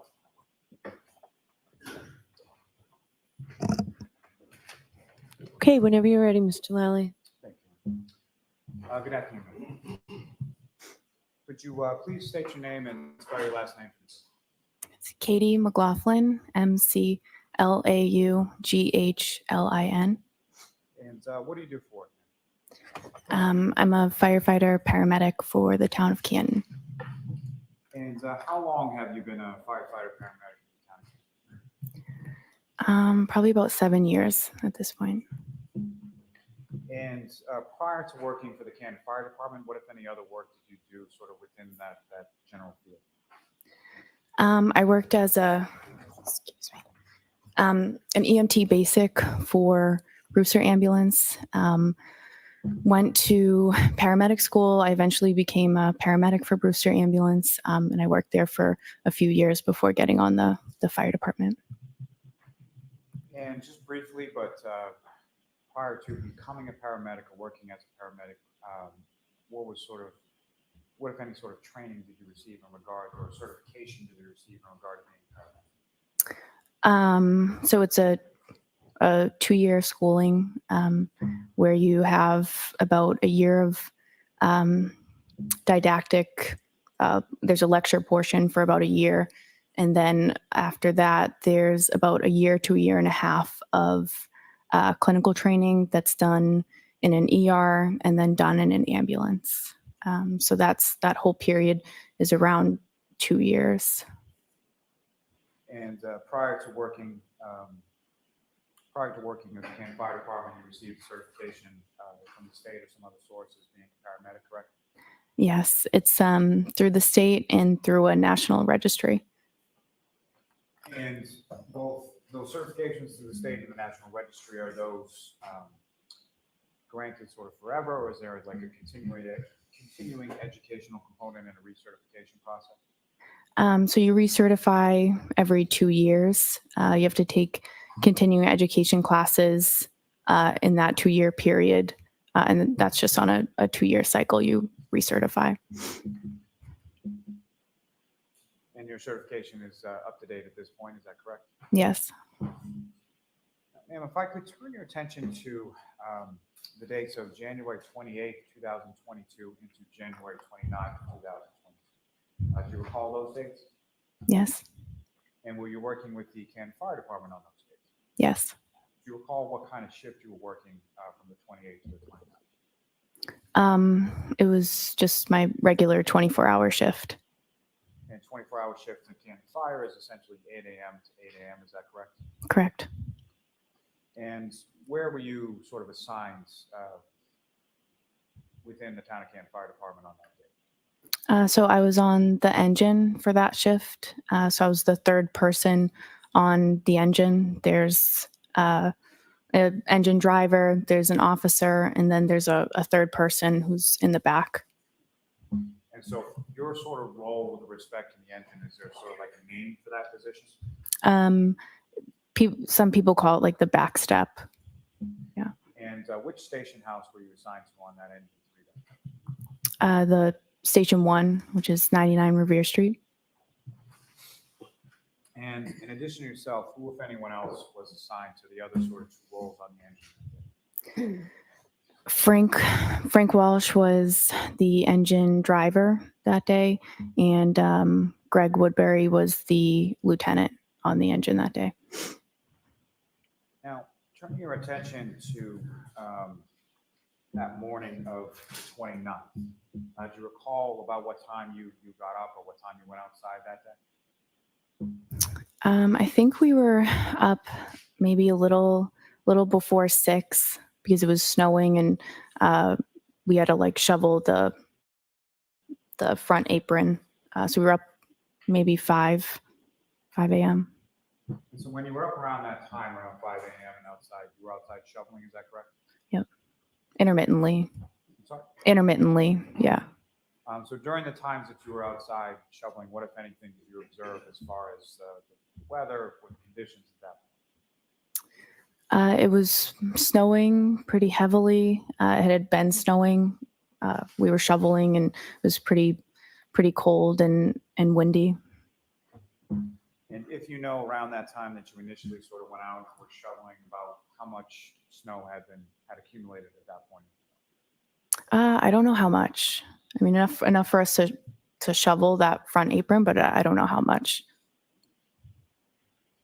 Sometime shortly after 6 a.m., were you and other members of your department dispatched to a call? Yes. And where were you dispatched to, and what was that dispatching regard? So the call came in as a man down in the snow or a man unresponsive in the snow, and the call was 434 Fairview Road. And about how long was it from the time that you sort of received that dispatch and go sort of on the engine to that residence on Fairview Road? How long? Yes. We're on the truck and going probably within a few minutes at most. And so in addition to yourself and firefighter Walsh and Lieutenant Woodbury, what, if any, other sort of apparatus from your station was dispatched and was called for? The ambulance was dispatched as well, and I believe the command car 5, also was dispatched to the call. And as far as car 5, if you recall, who was in car 5? At the time, Captain Robery. And with respect to the ambulance, if you know who, if anyone, was assigned to the ambulance and went with the ambulance that day? Firefighter Kelly and Firefighter Flamati were on that ambulance. And I believe Tim Nuttall was also there. He came in early, and so he jumped on the ambulance as well. And with respect to when you get to Fairview Road, do you recall what sort of order the vehicles were in as far as car 5, the ambulance, and the fire engine? I think car 5 was maybe first, and then the ambulance was in front of us, and then we pulled up behind the ambulance. And so when you sort of arrive on scene, pull up behind the ambulance, other than vehicles from your department, what, if any, other sort of vehicles did you observe or see on scene that day? I noticed there were multiple police vehicles and at least one civilian vehicle. Now, obviously, you're responding to a report of an unresponsive male party, correct? Yes. And when you're sort of first arriving on scene, or just in reference to when you arrived on scene, when was the first time that you were able to see that unresponsive party? So when I got out of the engine, I went right back to the ambulance to get the stretcher because I knew that from wherever they were, they seemed to be kind of off of the road. So I got the stretcher with firefighter Walsh, I believe, and then we brought the stretcher as close as we could to the patient, and that was like parallel to the curb, and that would be the first time that I observed them working on a patient. And so if I could just ask you, just with regard to sort of those duties as the backstep person, so what is sort of the duties and responsibilities of the backstep person on the engine to this kind of medical? So the role of the person in the back of the engine is it kind of is dependent upon what that lead paramedic needs you to do. You're there to assist the ambulance in any way that they need. So that could be assisting with extrication of a patient. It could be obtaining information about a patient or bystanders. It could be assisting with patient care if they need you in the back of the ambulance. It really depends on what they need you to do for that particular call.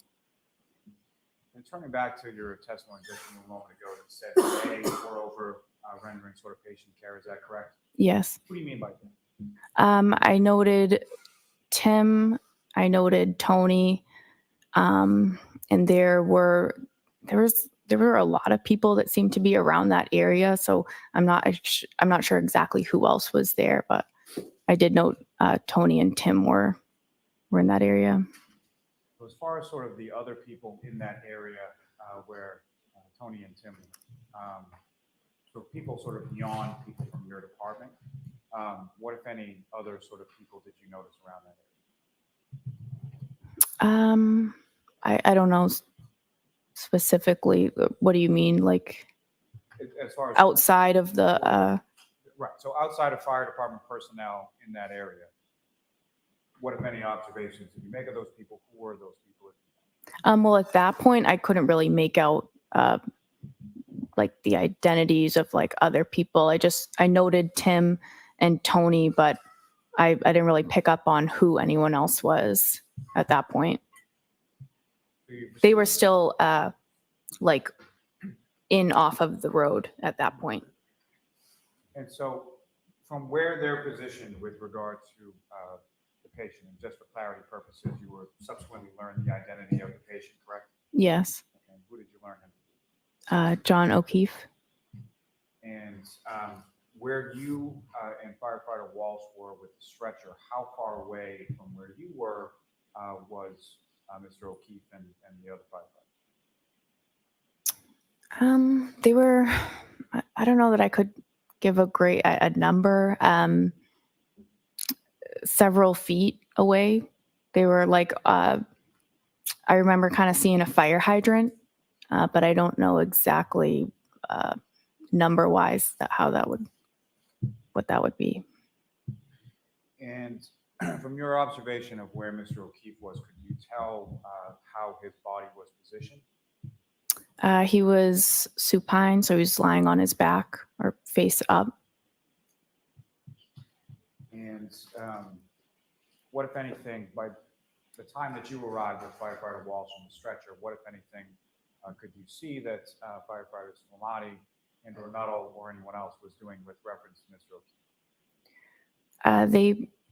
By that point, it seemed like they had already got him pretty much secured on a backboard, and they were ready to move him to the stretcher. And once Mr. O'Keefe is then moved with the backboard from where he was to the stretcher where you are, what happened? So I remember Tony was kind of at the head of the stretcher. I was standing on the side. There was a woman next to me, and Tony said to me, "Can you try to figure out what happened?" And he kind of motioned to this woman that was next to me. And so firefighter Flamati, who's the lead paramedic, directs you to ask some questions of this female, correct? Yes. And fair to say this woman that was next to you, you didn't know her, you never met her before? No. From your conversations with her that day, do you see that woman in the courtroom today? Yes. Could you just direct as to where she's seated or an article of clothing she's wearing? That's record of reflect identification independent by witness. Okay.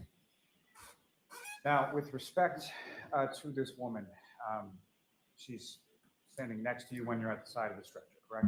Yes. And what, if any, observations did you sort of initially make as far as her demeanor, or how was she sort of acting when you first started to engage her? She seemed very upset. Very upset. And when you say she seemed very upset, what about her did you observe that made you say that? Just her facial expressions. She was just visibly distraught. And so as far as your questions, what type of questions are you asking, or what type of information are you looking for from this person? So just basic demographic info, who the patient is, his name, his date of birth. And then as far as any more questioning, you're trying to gather information that would basically help explain how this person ended up in the scenario that they're in. So did he have any medical problems? Does he take any medications daily? Does he have any allergies to medications? I was asking those questions. And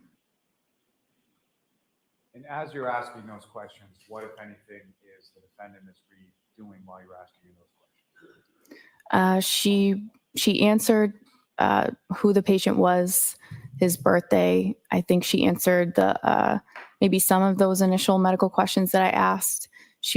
But as I said, she's very distraught. She was kind of moving around the scene a little bit. So I was just kind of following her, and then we came to a stop at one point, and I continued to ask one more question. What was that one more question? So at that point, I asked her if there had been any significant trauma that happened before this. What, if anything, did she say? So she said, I hit him. She repeated it. There was a woman standing across from her who I believe at that point said, you're hysterical. You need to calm down. You're hysterical. She repeated, I hit him. And there was a police officer who was in that vicinity kind of with us who replied, you what? She repeated it one more time. And that officer then signaled to somebody, get Goody down here, which I'm assuming would be the sergeant.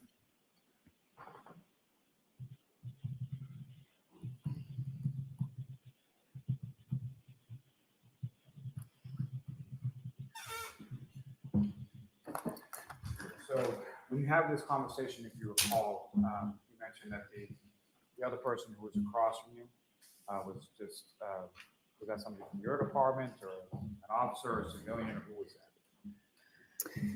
that? So I was standing, Karen Reed was to my right. There was another woman to the left of me, kind of across from her. And then there was a police officer kind of, not directly across from me, but within within the same kind of area that was more closer to Karen, I would say. Do you know who that officer was? I don't. Do you know who the female or civilian person that was across from you? Do you know what that person's name is? No. And with respect to when Ms. Reed said this repeatedly, I hit it. Can you describe for the jury sort of the tonality of that? Like, how did she seem? She was very, very upset. She seemed hysterical, I would even say. Just very upset. But once you received that information, did you follow up with any other questions to Ms. Reed at that point? At that point, I did not. I have to drive the ambulance, so it's a time-sensitive situation. So I knew I had to drive the ambulance. It was said in the presence of the police officer, so I felt like that was the appropriate, that information was appropriately transferred. And I just felt, based on her demeanor, I don't think it would have been productive for me to continue to ask her questions at that point. And so after asking and receiving that answer of I hit him, where did you go? So I went to the ambulance. And in reference to the ambulance, did you go to the back of the ambulance, the front of the ambulance? Where did you go? So I went to the back of the ambulance where the patient care was happening. And as far as the information that you had received from the defendant, did you relay that information to any of the other firefighters from your department in the back of the ambulance? I did. And do you recall who was there in the back of the ambulance when you relayed that? Tony was there, Tim, I think maybe firefighter Kelly, firefighter Walsh maybe might have been in there at that point. Now, as far as when you get to the back of the ambulance, what, if anything, did you do with reference to assist or help as far as patient care with regard to Mr. O'Keefe? I didn't assist or partake in any patient care. Now, prior to putting Mr. O'Keefe into the back of the ambulance and prior to your conversation with the defendant, what, if any, observations had you made during the brief time that you were on the side of the stretcher of Mr. O'Keefe and any injuries you observed? I noted he had injuries to his face.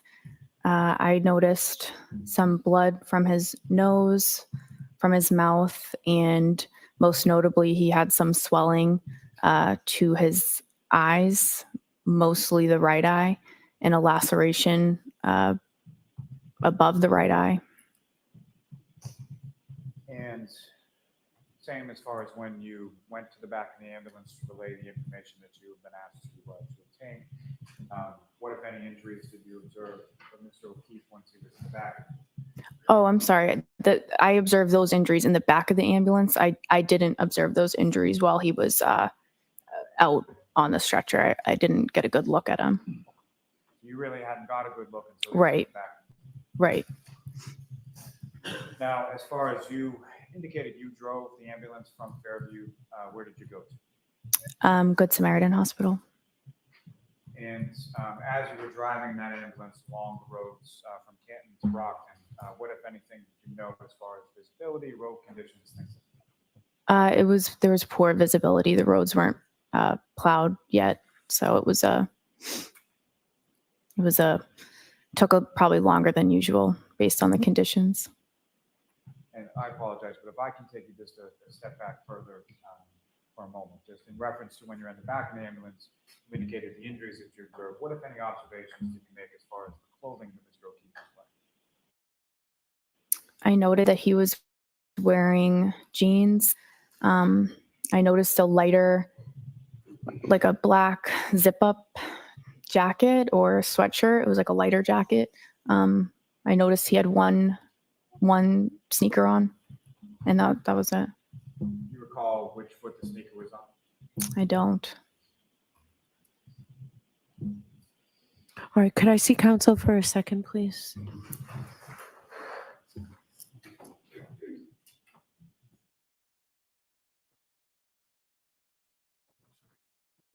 Okay, watch what she's going to do like she did 2 days ago. Do you remember when defense was questioning the guy? She goes, all right, we're done for the day. Remember that? We're done for the day.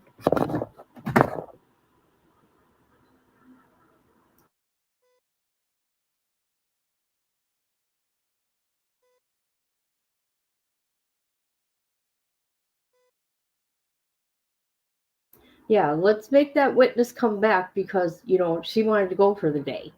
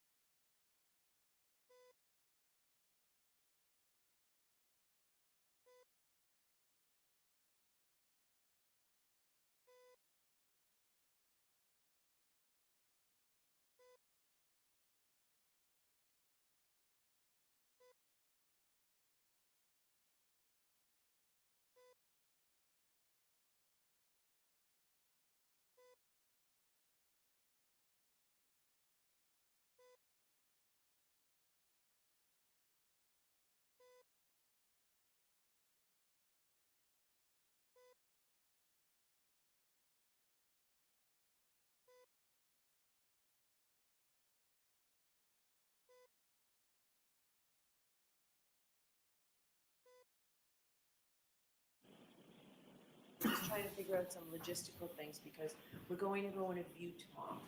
We're going to finish with the testimony first, and we'll go on the view after we finish with firefighter testimony. So, but a couple of things about the view. Please dress comfortably. I really appreciate everybody's dressing respectfully for court, but wear comfortable shoes at least for tomorrow. So those 3 cautions: please do not discuss this case with anyone. Don't do any independent research or investigation into the case. If you happen to see, hear, or read anything about the case, please disregard it and let us know. And for the view, I'll give you some preliminary instructions on that just before we leave. Okay, so we'll see you tomorrow, and tomorrow's a full day. All rise for the court, please.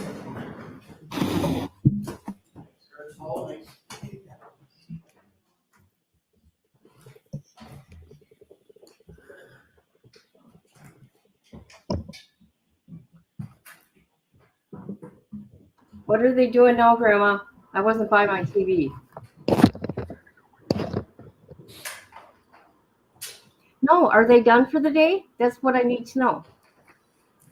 Goodbye. The heck was that? That wasn't me. They're done. Okay, that's all I need to know. That's it. I got it queued up, ready to go. Here is Kay on the stand.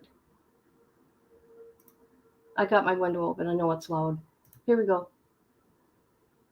Where? To Chandler. So first part of 2017 back to Chandler. Yes. And how long did they live there? Until Charles is, well, I don't know, until, well, Charles moved to Houston at the end of March of 2019, and he was living in Houston. She was living in Arizona, in Chandler, or wherever. He got, okay. It's kind of confusing. It's okay. Because she was gone for over 2 months. Right. And that's what I'm trying to get at. And then you figured out where I'm trying to clarify a little bit. They moved back to the Chandler area in around 2017. Is that correct? Yes. And they lived there until Charles chose to move back to Houston. Is that fair? Yes. And when did Charles move back to Houston? The end of March of 2019. So from 2017 to March of 2019, they lived in Chandler. And then in March of 2019, Charles moved to Houston. Is that correct?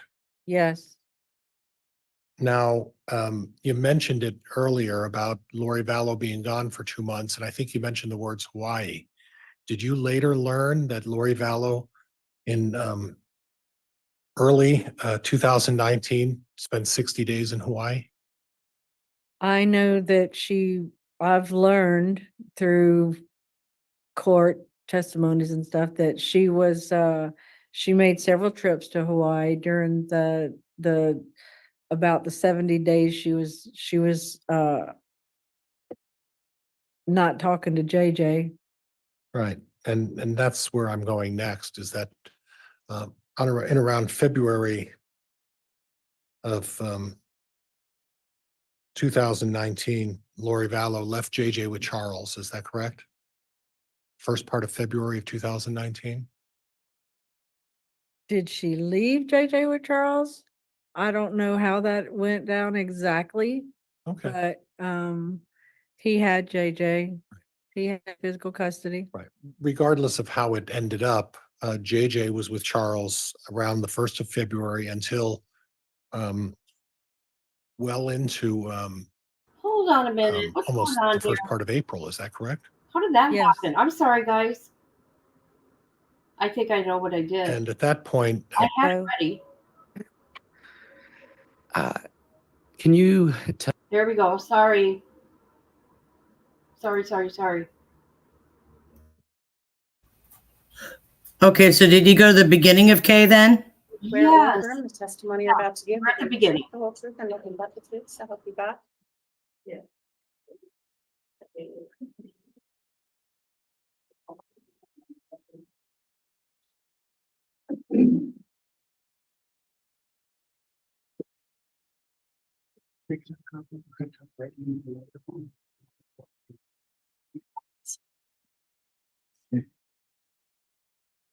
All right, Mr. Wood, you can inquire. Thank you. And before I do, Your Honor, may I be handed States Exhibits 4 and 6?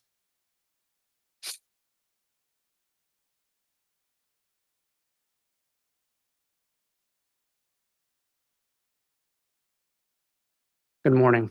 Morning. Can you state your name and spell it for the record? Kay Woodcock, KayWoodcock. Thank you. And Ms. Woodcock, where do you reside?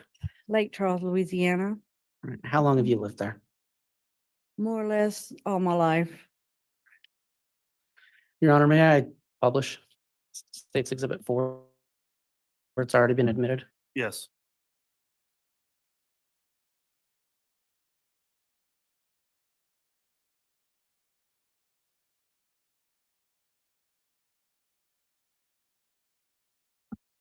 Ms. Woodcock, do you recognize the boy in that picture? I do. That's Who is he? my grandson, Jay Fallow. Uh, Can you tell the jury how you're specifically related to him?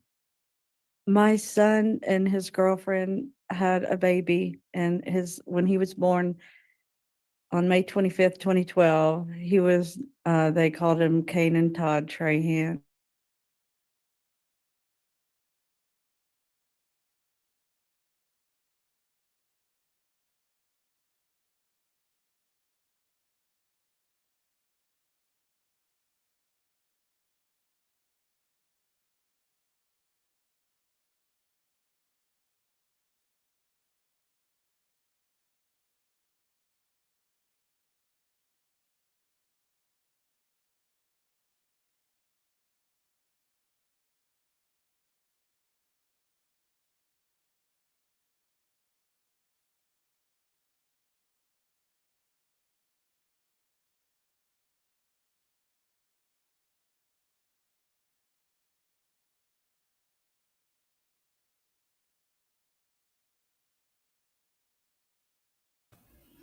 All right. Well, I think that they have booted Kit out again. So I guess it's just me here. Don't know who else is in YouTube with me, but hello, person that I don't know. I'm sure Kit will be right back as soon as her internet connection decides to cooperate with us. She spent a bunch of time on the phone yesterday with her internet provider who said everything is fine and lovely. And she said, you know, I'm getting kicked out of here. So I don't know if the problem is StreamYard or internet. But I'm sure she'll be back shortly.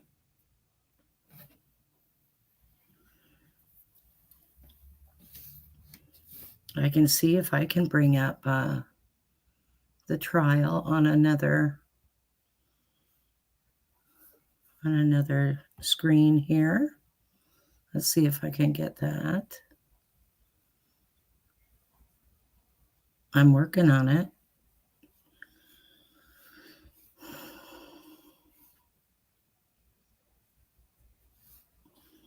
I have to find where the beginning of Kay's testimony began. Oh, there's I wanted to know Kit. if that we would consider them to adopt JJ, and it took a while, but we finally agreed to it, and that we would maintain the role as a grandparent in his life. That was very critical to us. Okay. And so when Charles and Lori adopted JJ, was that when his name was changed? Yes, And just for the record, what was the actual name his name was changed to? Joshua Jackson Vallow. After JJ was adopted by Charles and Lori, did you maintain a relationship with JJ? Oh, yes, we did. What was that like? It was, well, when they lived in Phoenix, I would go, or Larry and I would go every 2 to 3 months. 3 months was really kind of long, but when they first took him, it was a month before we went because we couldn't wait anymore. We were having a real hard time dealing with letting him go.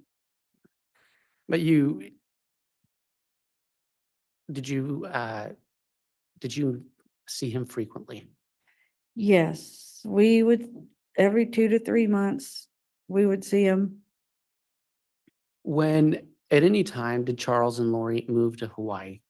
Yes, they did in the end of July of 2014. Were you able to keep contact with JJ while Charles and Lori lived in Hawaii? Oh, yes. The difference between Phoenix and Hawaii was then when I would go to Hawaii or Larry would come with me, we would stay for longer, 7, 10 days, sometimes a little longer to be able to spend time with them. And what was your relationship like with Charles and Lori? Charles and I were very close. I mean, he was, he would, what's the word? The proud dad. He would send pictures and videos of JJ all the time. And we were very close. We were close even before JJ, but anyway, I guess we got closer.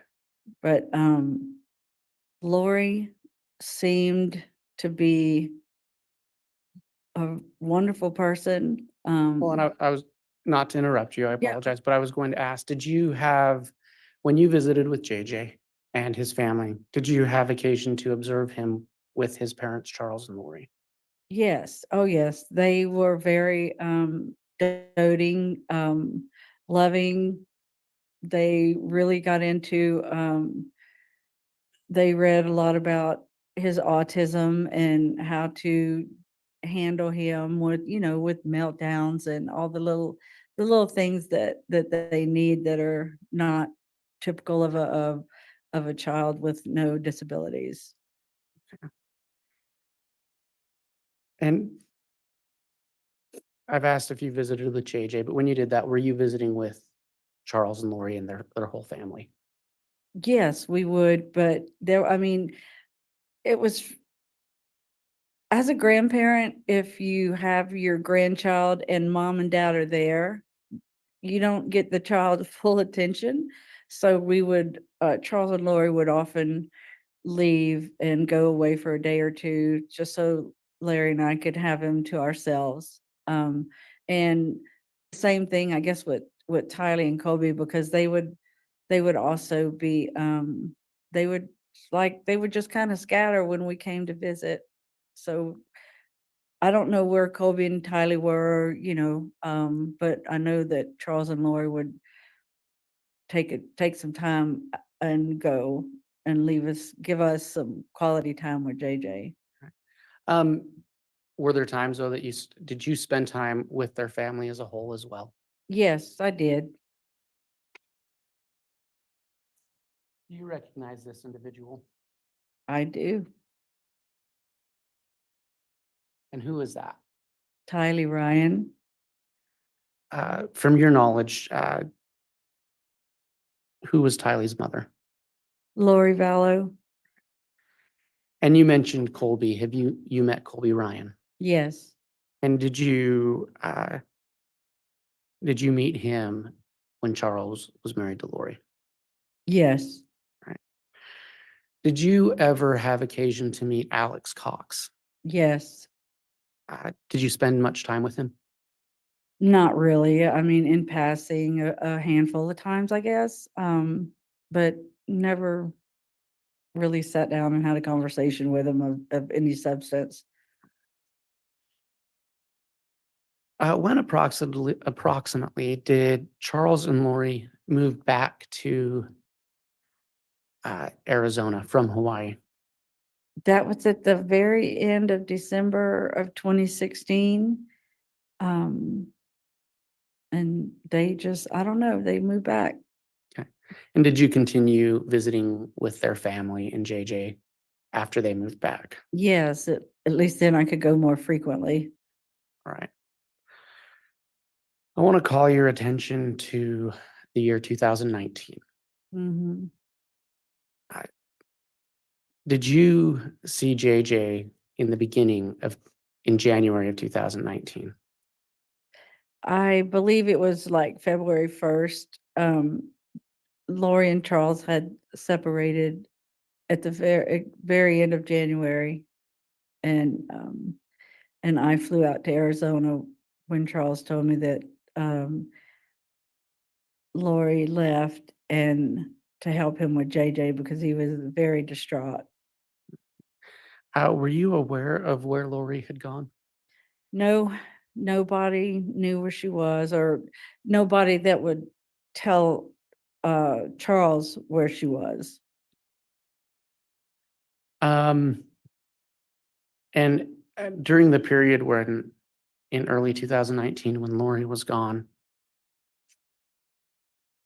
did you have any occasion to watch JJ or take him? Yes, Do you recall approximately when that was? there were many occasions in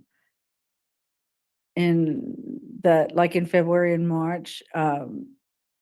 I would sometimes bring JJ home with me to Louisiana, or if Charles was working, I would stay with him in Houston or Chandler where they were living. I was there to help him take care of him. At any time in 2019, are you aware if Charles Vallow moved from the Phoenix area? Yes, towards the end of March, I helped him pack up his house in Chandler or Gilbert, I don't remember. And we moved him to Houston so he would be closer to us. Okay, so you said closer to us. At the time, did you live in Lake Charles? Yes, And how far is Lake Charles from Houston? it's 150 miles. It's a 2.5 hour drive. Straight down I-10. And during the time that Charles was staying in Houston, did you help with JJ? Yes, again, when Charles would work, he would be gone a few days, mostly like 3 days, and I would go and take care of JJ, and we would have a good time. That was some very good times.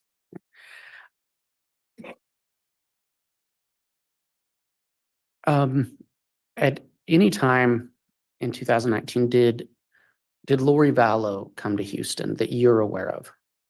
Yes, it was around mid-April of 2019.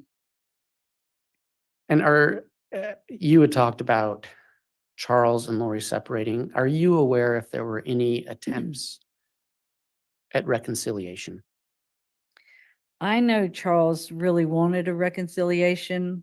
And everything I heard from Lori about Lori, she was not at all interested in it. I believe at that time she came back it was her motivation was to get some more. Judge, I'm going to object. Calls for speculation. Sustain.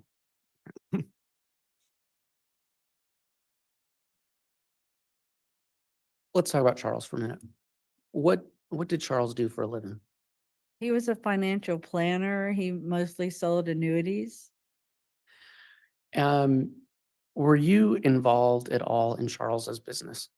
Yes, Larry and I owned a business, and I guess because of that background, Charles was comfortable in asking me to help him with his business. And I would do accounts payable, receivable, payroll, do Excel spreadsheets, things like that.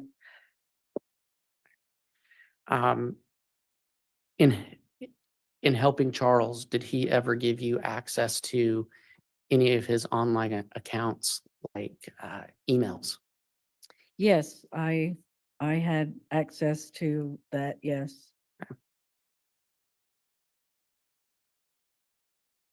So you stated that in around mid-April, Lori came back to Houston. Did you continue to see JJ at that time? After she came back, yes,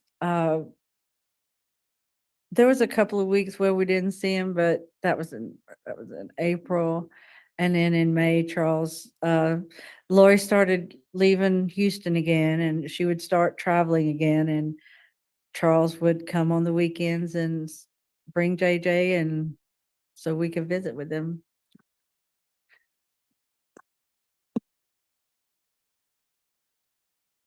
You said that, well, you said that Lori started leaving. Are you aware if she made living arrangements back in the Phoenix area? In June, yes, she did. Charles rented her a house in Chandler.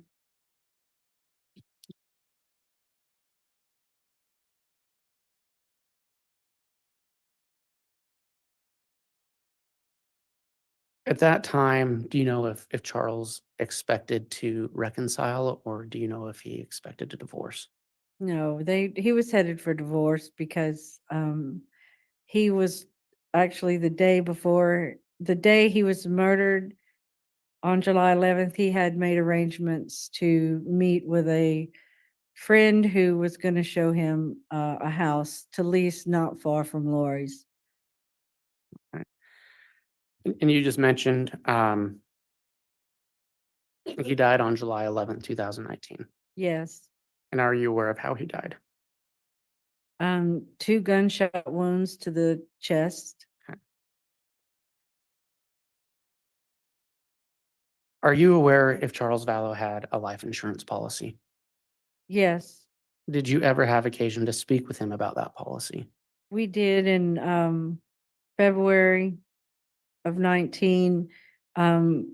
He said that Judge, I'm gonna object. It's hearsay. Sustain. All right. Did you ever have a conversation with Charles Vallow about you being the beneficiary on his life insurance policy?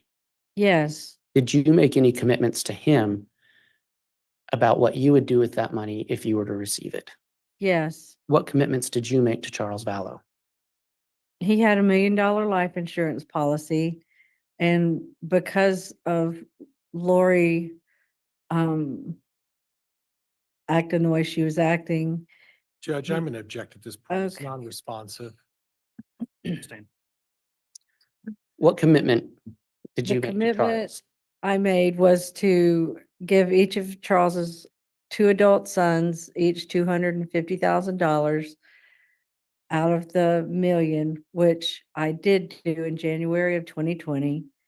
And then Charles said the other 50% was for me and Larry, because we were going to end up raising JJ if anything happened to him. That was the conversation, a very short conversation. I never knew if he followed through and changed it. So that was the only conversation you had with him? Yes. And was it your impression that Charles believed if something happened to him, you would end up with JJ? Yes. Do you know, you stated that was the only time you spoke with him. Are you aware if you were in fact listed as the beneficiary on that life insurance policy? No, we never spoke about it again. I never asked about it. And I didn't know until the insurance company called after his murder. Okay, so were you contacted by the insurance company? Yes. And were you then informed that you were indeed the life insurance beneficiary? Yes. Right. And did you receive that money? Yes. Months later. Did Lori Vallow ever contact you about that life insurance policy? All she ever did was send me a text one day. It was towards the end of July of 19 that she found the change of beneficiary form to me. And I can't recall exactly the comment, but it was something to the effect of, is this why you want JJ? Something like, I've got 5 kids and no money, and you get everything. So yeah, that was all. That Okay. was it. I want to switch back to talking about JJ. Do you recall the last time you saw JJ Vallow in person? Yes. When was that? It was the weekend of May 17th in 2019. Yeah, Where did you see him? he and Charles came to Lake Charles for the weekend. And his birthday was May 25th. We had a birthday party for him a little, like a week early. We had it at a pizza place and had friends and cousins all come and gave him his happy 7th birthday. The last birthday we'd ever have with him. After the last time you saw him in person, did you ever have any type of telephone or digital contact with JJ? Yes, Do you recall when that was? the last time we saw him was on a FaceTime, August 10th of 2019. After Charles's murder, we had a very hard time trying to contact with him. Lori was very evasive and oftentimes wouldn't respond to requests. Okay. So you said the last contact you had with him was August 10th. Do you recall if in between the last time you saw JJ, which I believe you said was May 17th and August 10th, did you have any other digital contact with JJ that you recall?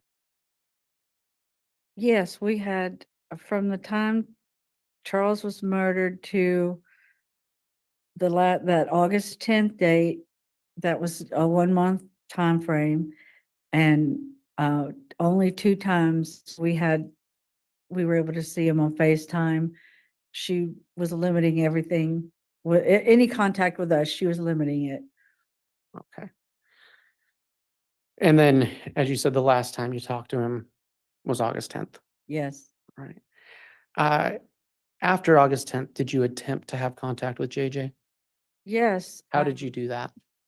Lori, I would email her, text her, leave voicemails, call her. She would never respond. Not one time did she respond. Did you attempt to arrange with Lori for JJ to attend Charles Vallow's funeral services?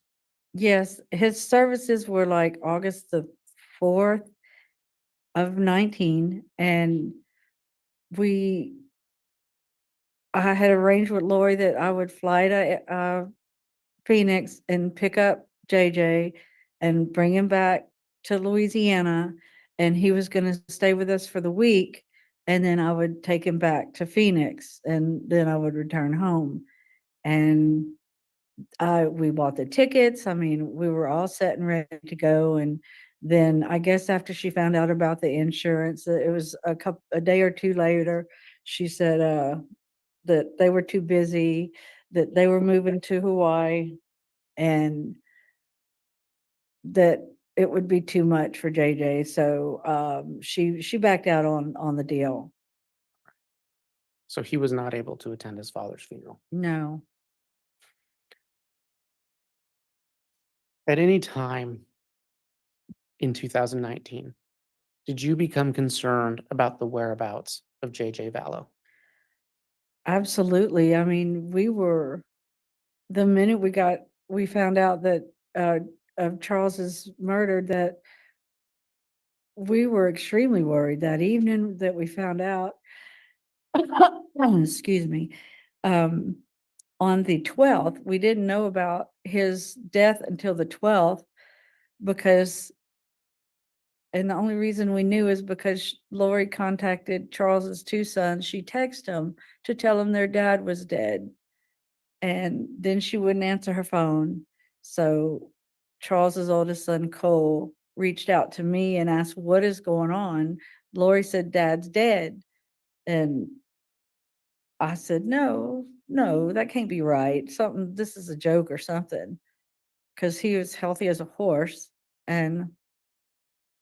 And sure enough, my husband, for some reason, he Googled Charles's name and Okay. read that he was killed the day before.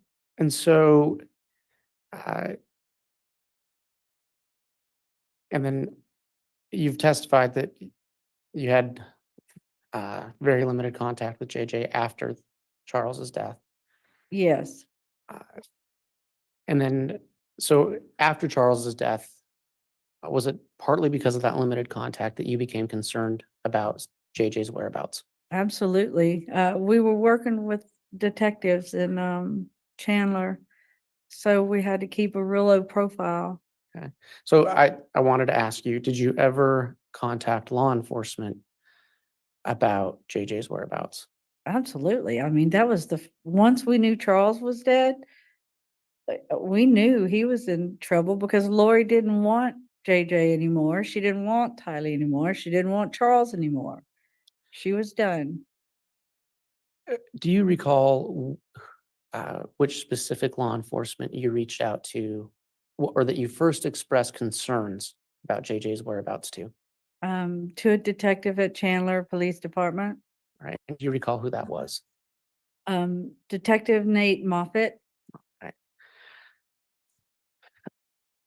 After your last FaceTime with JJ, which I believe you said was August 10th, Yes. did you speak with law enforcement again about JJ's well-being?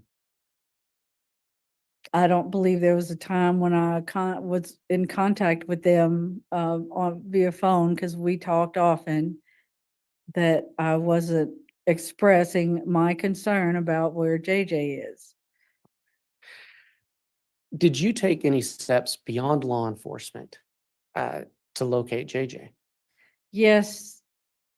After Brandon's attempted murder, Brandon and I started talking, and because he hired a private investigator to try and find out where his wife Melanie was, or I think that was the situation. And because our what we had going on with Charles and all that in our life, Brandon and I split the cost of the private investigator because in investigating one case, he was kind of investigating the other. All right. So did you, based on what you just said, and for clarity of the record, you were in contact with Brandon Boudreaux? Yes. All right. And you hired the same private investigator? Yes. Were you ever, did you ever become aware of where Lori Vallow was in the fall of 2019? Yeah, she was in Rexburg, Judge, Idaho. I'm going to object some foundation. That's so ruled untimely. I want to speak to you about November of 2019. At any time in November of 2019, was JJ Vallow ever with you? No. We spoke earlier about Charles's online accounts. Did you have access to his business bank accounts? Yes. Did you have access to his emails? Yes. And did you have access to his passwords to look into those accounts? Yes. Was there ever a time in November of 2019 that you looked at Charles Vallow's Gmail account? Yes. It was When was that? November the 8th. Okay. And tell us about that. Why did you look at that account? I was trying to hook up his printer to my computer, and I was having trouble with it the night before, so I left it alone. I woke up at 4:30 in the morning with a compulsion to go finish hooking up that computer to my computer to his printer. And anyway, long story short, I noticed his Gmail account was open on the screen, and it was a login page, and I had never really logged into his email before. And so I did I knew he had 3 favorite passwords. So the first password I used worked. And one of the emails that came up was from Amazon. Yeah, well, let me stop you real quick. So Okay. just for clarity of the record, this was on November 8th of 2019. Yes. Did you see anything of interest to you in that Gmail account? Yes, there was email from Amazon about a delivery. All right. And did you look at that email? Yes, I did. And I looked at the delivery address and I've got, it was a apartment on Pioneer Road in Rexburg, Idaho, with the apartment number. Do you recall the apartment number? 175. Okay. This email you looked at, you said it was from Amazon. Were you able to ascertain by looking at that email whose Amazon account was being used? It was Charles's email, Charles's Amazon account. And when you opened that email, were you able to look at Charles's Amazon account? Yes, when I found that, I was in contact with, well, number one with Brandon, and then with our private investigator, and he walked me through how I could get into the Amazon browsing history. Well, first I could see what was purchased, and then I dug a little deeper into the Amazon browsing history. All right. And was there anything of interest to you on that you saw with your own eyes on that Amazon browsing history? Yes, it was What did you see? jaw dropping. I saw a search for malachite wedding rings. There was one purchased actually for $35 or $36.99. I saw searches for women's beach wedding dresses.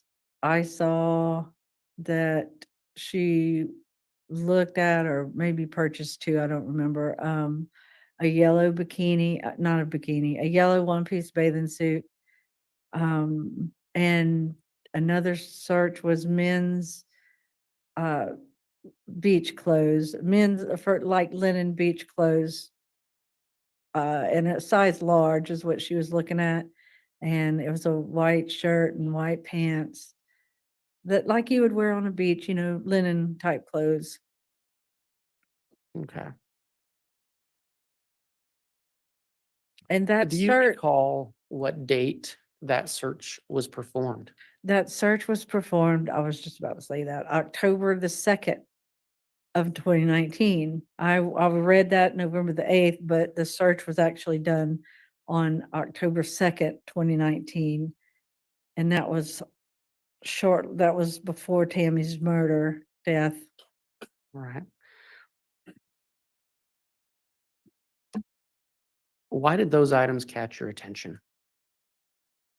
Because I know that Tammy passed away October the 19th, and Lori was obviously involved with Chad Daybell, and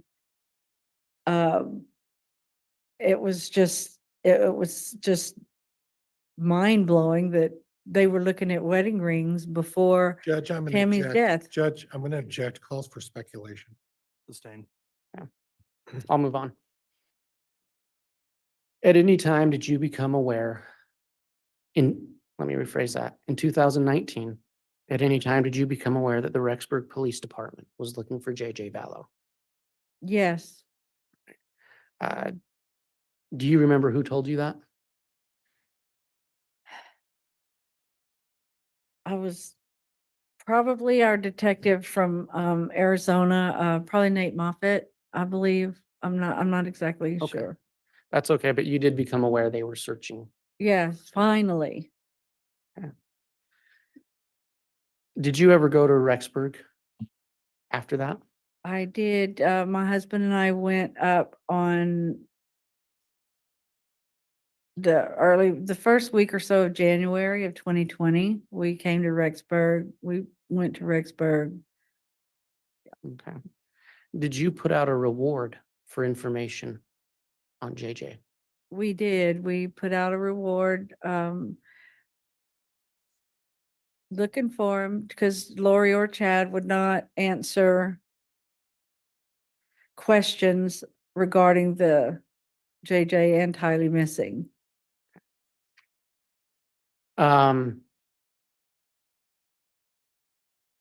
Did you meet with the Rexburg Police? Yes, we did. At any time in the year 2020, were you made aware that the bodies of JJ and Tylee Ryan were found? Yes, Right. And do you recall when that was? June 9th, 2020. Right. Your Honor, at this time, I don't have any further questions for this witness. All right, thank you, Mr. Wood.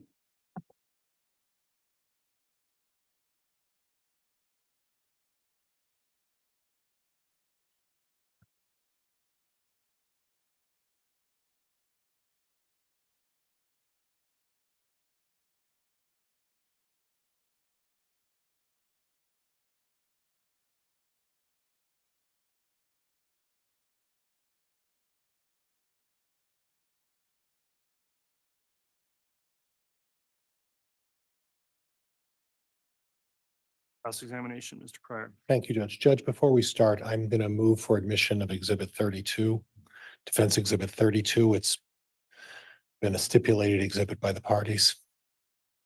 All right, let me. If the state could just inquire as to what that exhibit is. What is the exhibit, Mr. Pryor? It's beneficiary information. We have no objection to that. Okay, on states, or I'm sorry, Defense Exhibit 32 is admitted. And Judge, could I return to my desk to get my laptop? I failed to bring my laptop with the court's permission. Yes, of course.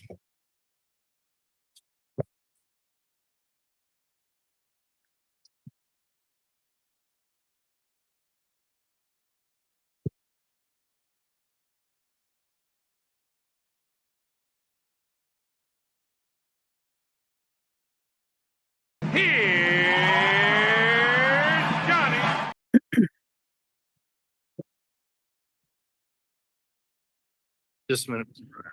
Thank you, Judge.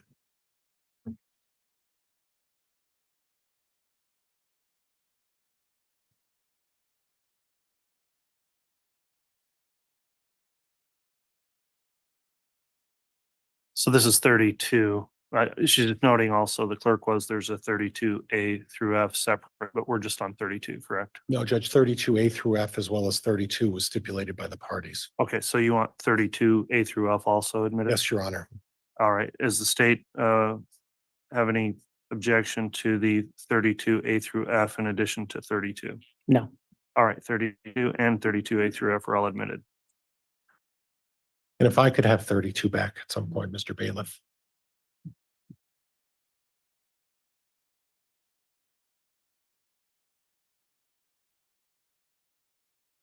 Thank you.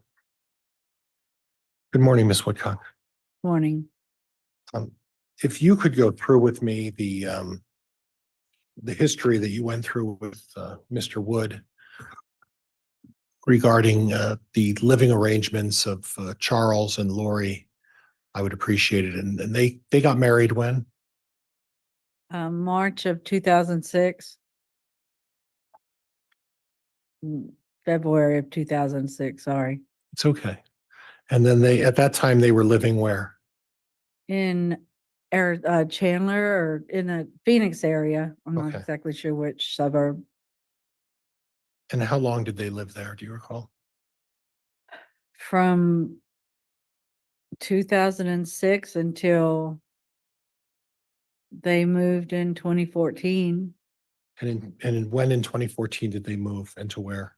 the end of July 2014 to Princeville, Hawaii, on the island of Kauai. And how long did they live in Hawaii? Until just call it the end of 2016, like they moved during the Christmas holiday, Okay. obviously. And then they moved back where? To Chandler. So first part of 2017 back to Chandler? Yes. And how long did they live there? Until Charles's, well, I don't know, until, well, Charles moved to Houston at the end of March of 2019, and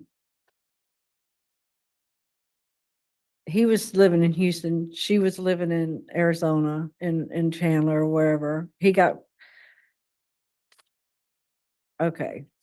It's kind of confusing. It's okay. Because she was gone for over 2 months. Right, and that's what I'm trying to get at, and you figured out where I'm trying to clarify a little bit. They moved back to the Chandler area in around 2017. Is that correct? Yes. And they lived there until Charles chose to move back to Houston. Is that fair? Yes. And when did Charles move back to Houston? The end of March of 2019. So from 2017 to March of 2019, they lived in Chandler. And then in March of 2019, Charles moved to Houston. Is that correct? Yes. Now, you mentioned it earlier about Lori Vallow being gone for 2 months, and I think you mentioned the words Hawaii. Did you later learn that Lori Vallow in early 2019 spent 60 days in Hawaii? I know that I've learned through court testimonies and stuff that she made several trips to Hawaii during the about the 70 days she was not talking to JJ. Right, and that's where I'm going next, is that in around February of 2019, Lori Vallow left JJ with Charles. Is that correct? First part of February of 2019? Did she leave JJ with Charles? I don't know how that went down exactly. Okay. But he had JJ. He had physical custody. Right. Regardless of how it ended up, JJ was with Charles around the 1st of February until well into almost the first part of April. Is that correct? Yes. And at that point, you touched on it a little bit, but do you have any specific information that Lori Vallow was living for 2 months in Hawaii? No, I all I know is that she was back and forth to Hawaii. She wasn't living there. And did you know the whereabouts of Tylee during this time? I've learned later that she made a couple of trips to Hawaii with her mom, but I don't know where Tylee was. And you don't know who Tylee was staying with? Not exactly, no. Okay. And is it possible that Lori and Tylee, the entire time from the 1st of February till the better part of the first plus week of April, were both living in Hawaii together? Objection calls for speculation. Sustain.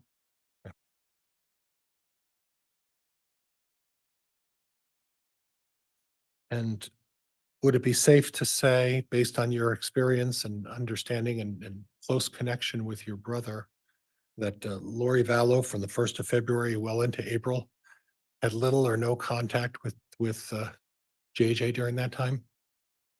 No contact. Okay. And then in April, when I think it was you said April, she started showing up again around April in Houston? Mid-April. Okay, mid-April. And then during that time, continued to have very little contact with JJ as well, correct? I don't know how much contact she had with him after that point. JJ continued to stay with Charles during that point for at least a little while? Yes. Okay. Are you aware that on or around the 16th of April of 2019, Charles changed his beneficiary back to Lori Vallow? I knew that, yes, I mean, no, I didn't know at the time, but I've learned later. So you know now, I don't need to show you the documents. You're aware that on the 16th of April, Charles Vallow placed back Lori Vallow as the beneficiary of his life insurance, correct? Yes. Okay, all right. Well, I know he had changed it and Right. I assume it was to her. And then would you tell me when he changed it back to you, to your knowledge? I don't know. There was issue with the insurance company regarding that, Okay. and that's all I know. So issue was the insurance company.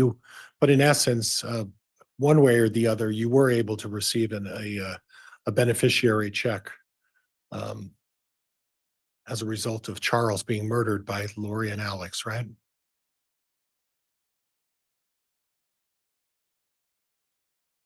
Now, I don't know if they were the only two involved in this murder, but yes, But you did get a beneficiary check. yes. Okay.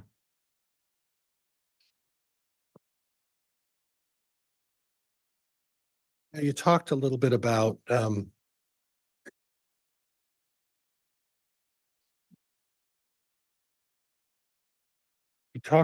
about this Amazon search, and you talked about wedding rings, wedding dresses, bathing suits, and large beach clothes for men, right?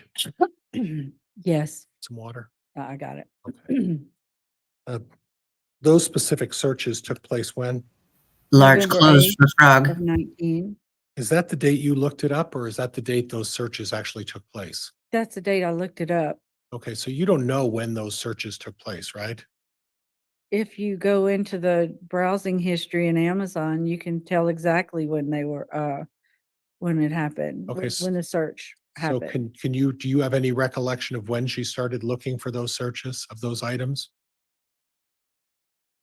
She may have done it before October 2nd, but I don't know. But I only know that I saw that Okay. browsing history that day. So if, On November 8th, I saw she was searching for items, October the 2nd, a wedding dress and rings. and it's Wedding interesting, rings. I'm sorry. And it's interesting to note that you made the point of emphasizing that the search was done by Lori Vallow, correct?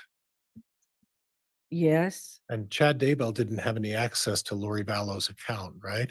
I have no idea. Right, and you don't have an idea whether or not Chad Daybell even had knowledge that Lori Vallow was planning to purchase these items, do you? Say that again, please. Well, you don't have Oh my any God. specific knowledge that suggests that Chad Daybell was involved in helping her purchase these items, do you? Actually, I guess not, because it was on Charles's credit card. Right. She was And- buying new wedding stuff Right. on And- his credit card. And there are only two people that had access to Charles's credit information. That would be you, correct? Yes. And Lori Vallow, correct? I don't know who Lori may have shared her financial information with. I have no idea. Right, but you also don't know that, but you do know that she had access to his credit cards because she made these purchases, or at least looked at maybe making these purchases, correct? Yes. Okay. Judge, that's all I have. Thank you. All right, thank you. Jeez, come on. All this is a no-brainer for real. Can you imagine what this jury's thinking? He's just trying to establish, reasonable doubt. It's lame. So you were asked about Charles potentially changing a life insurance policy back to Lori, Yes. but after his death, it was determined that you were the beneficiary, correct? Yes. And just for clarity on the Amazon search that you witnessed, you saw that. What day did you see that? The Amazon search, the Yes. Amazon browsing history. Yes. I saw it October 2nd. Well, okay, is that the date the search was performed? No, That's yes, I'm sorry. That's okay. Let me back up here. Yes, I saw it on November the 8th that on October the 2nd, the browsing history showed malachite wedding rings, beach wedding dress, men's linen clothes or whatever, men's clothes. All right. That's all I have, Your Honor. All right. That will conclude the testimony then of Ms. Woodcock. Thank you for appearing and testifying this morning. You can go ahead and return down to the gallery there if you'd like. All right. I gotta get going. Grandma, I'll get a hold of you later. Yeah. she Okay, did- sweetie. Okay. And Your Honor, just because we're not on a break, may I be excused from the courtroom? Yes. Okay, you guys, I gotta go. Thank All you right. for being here. Get back to me.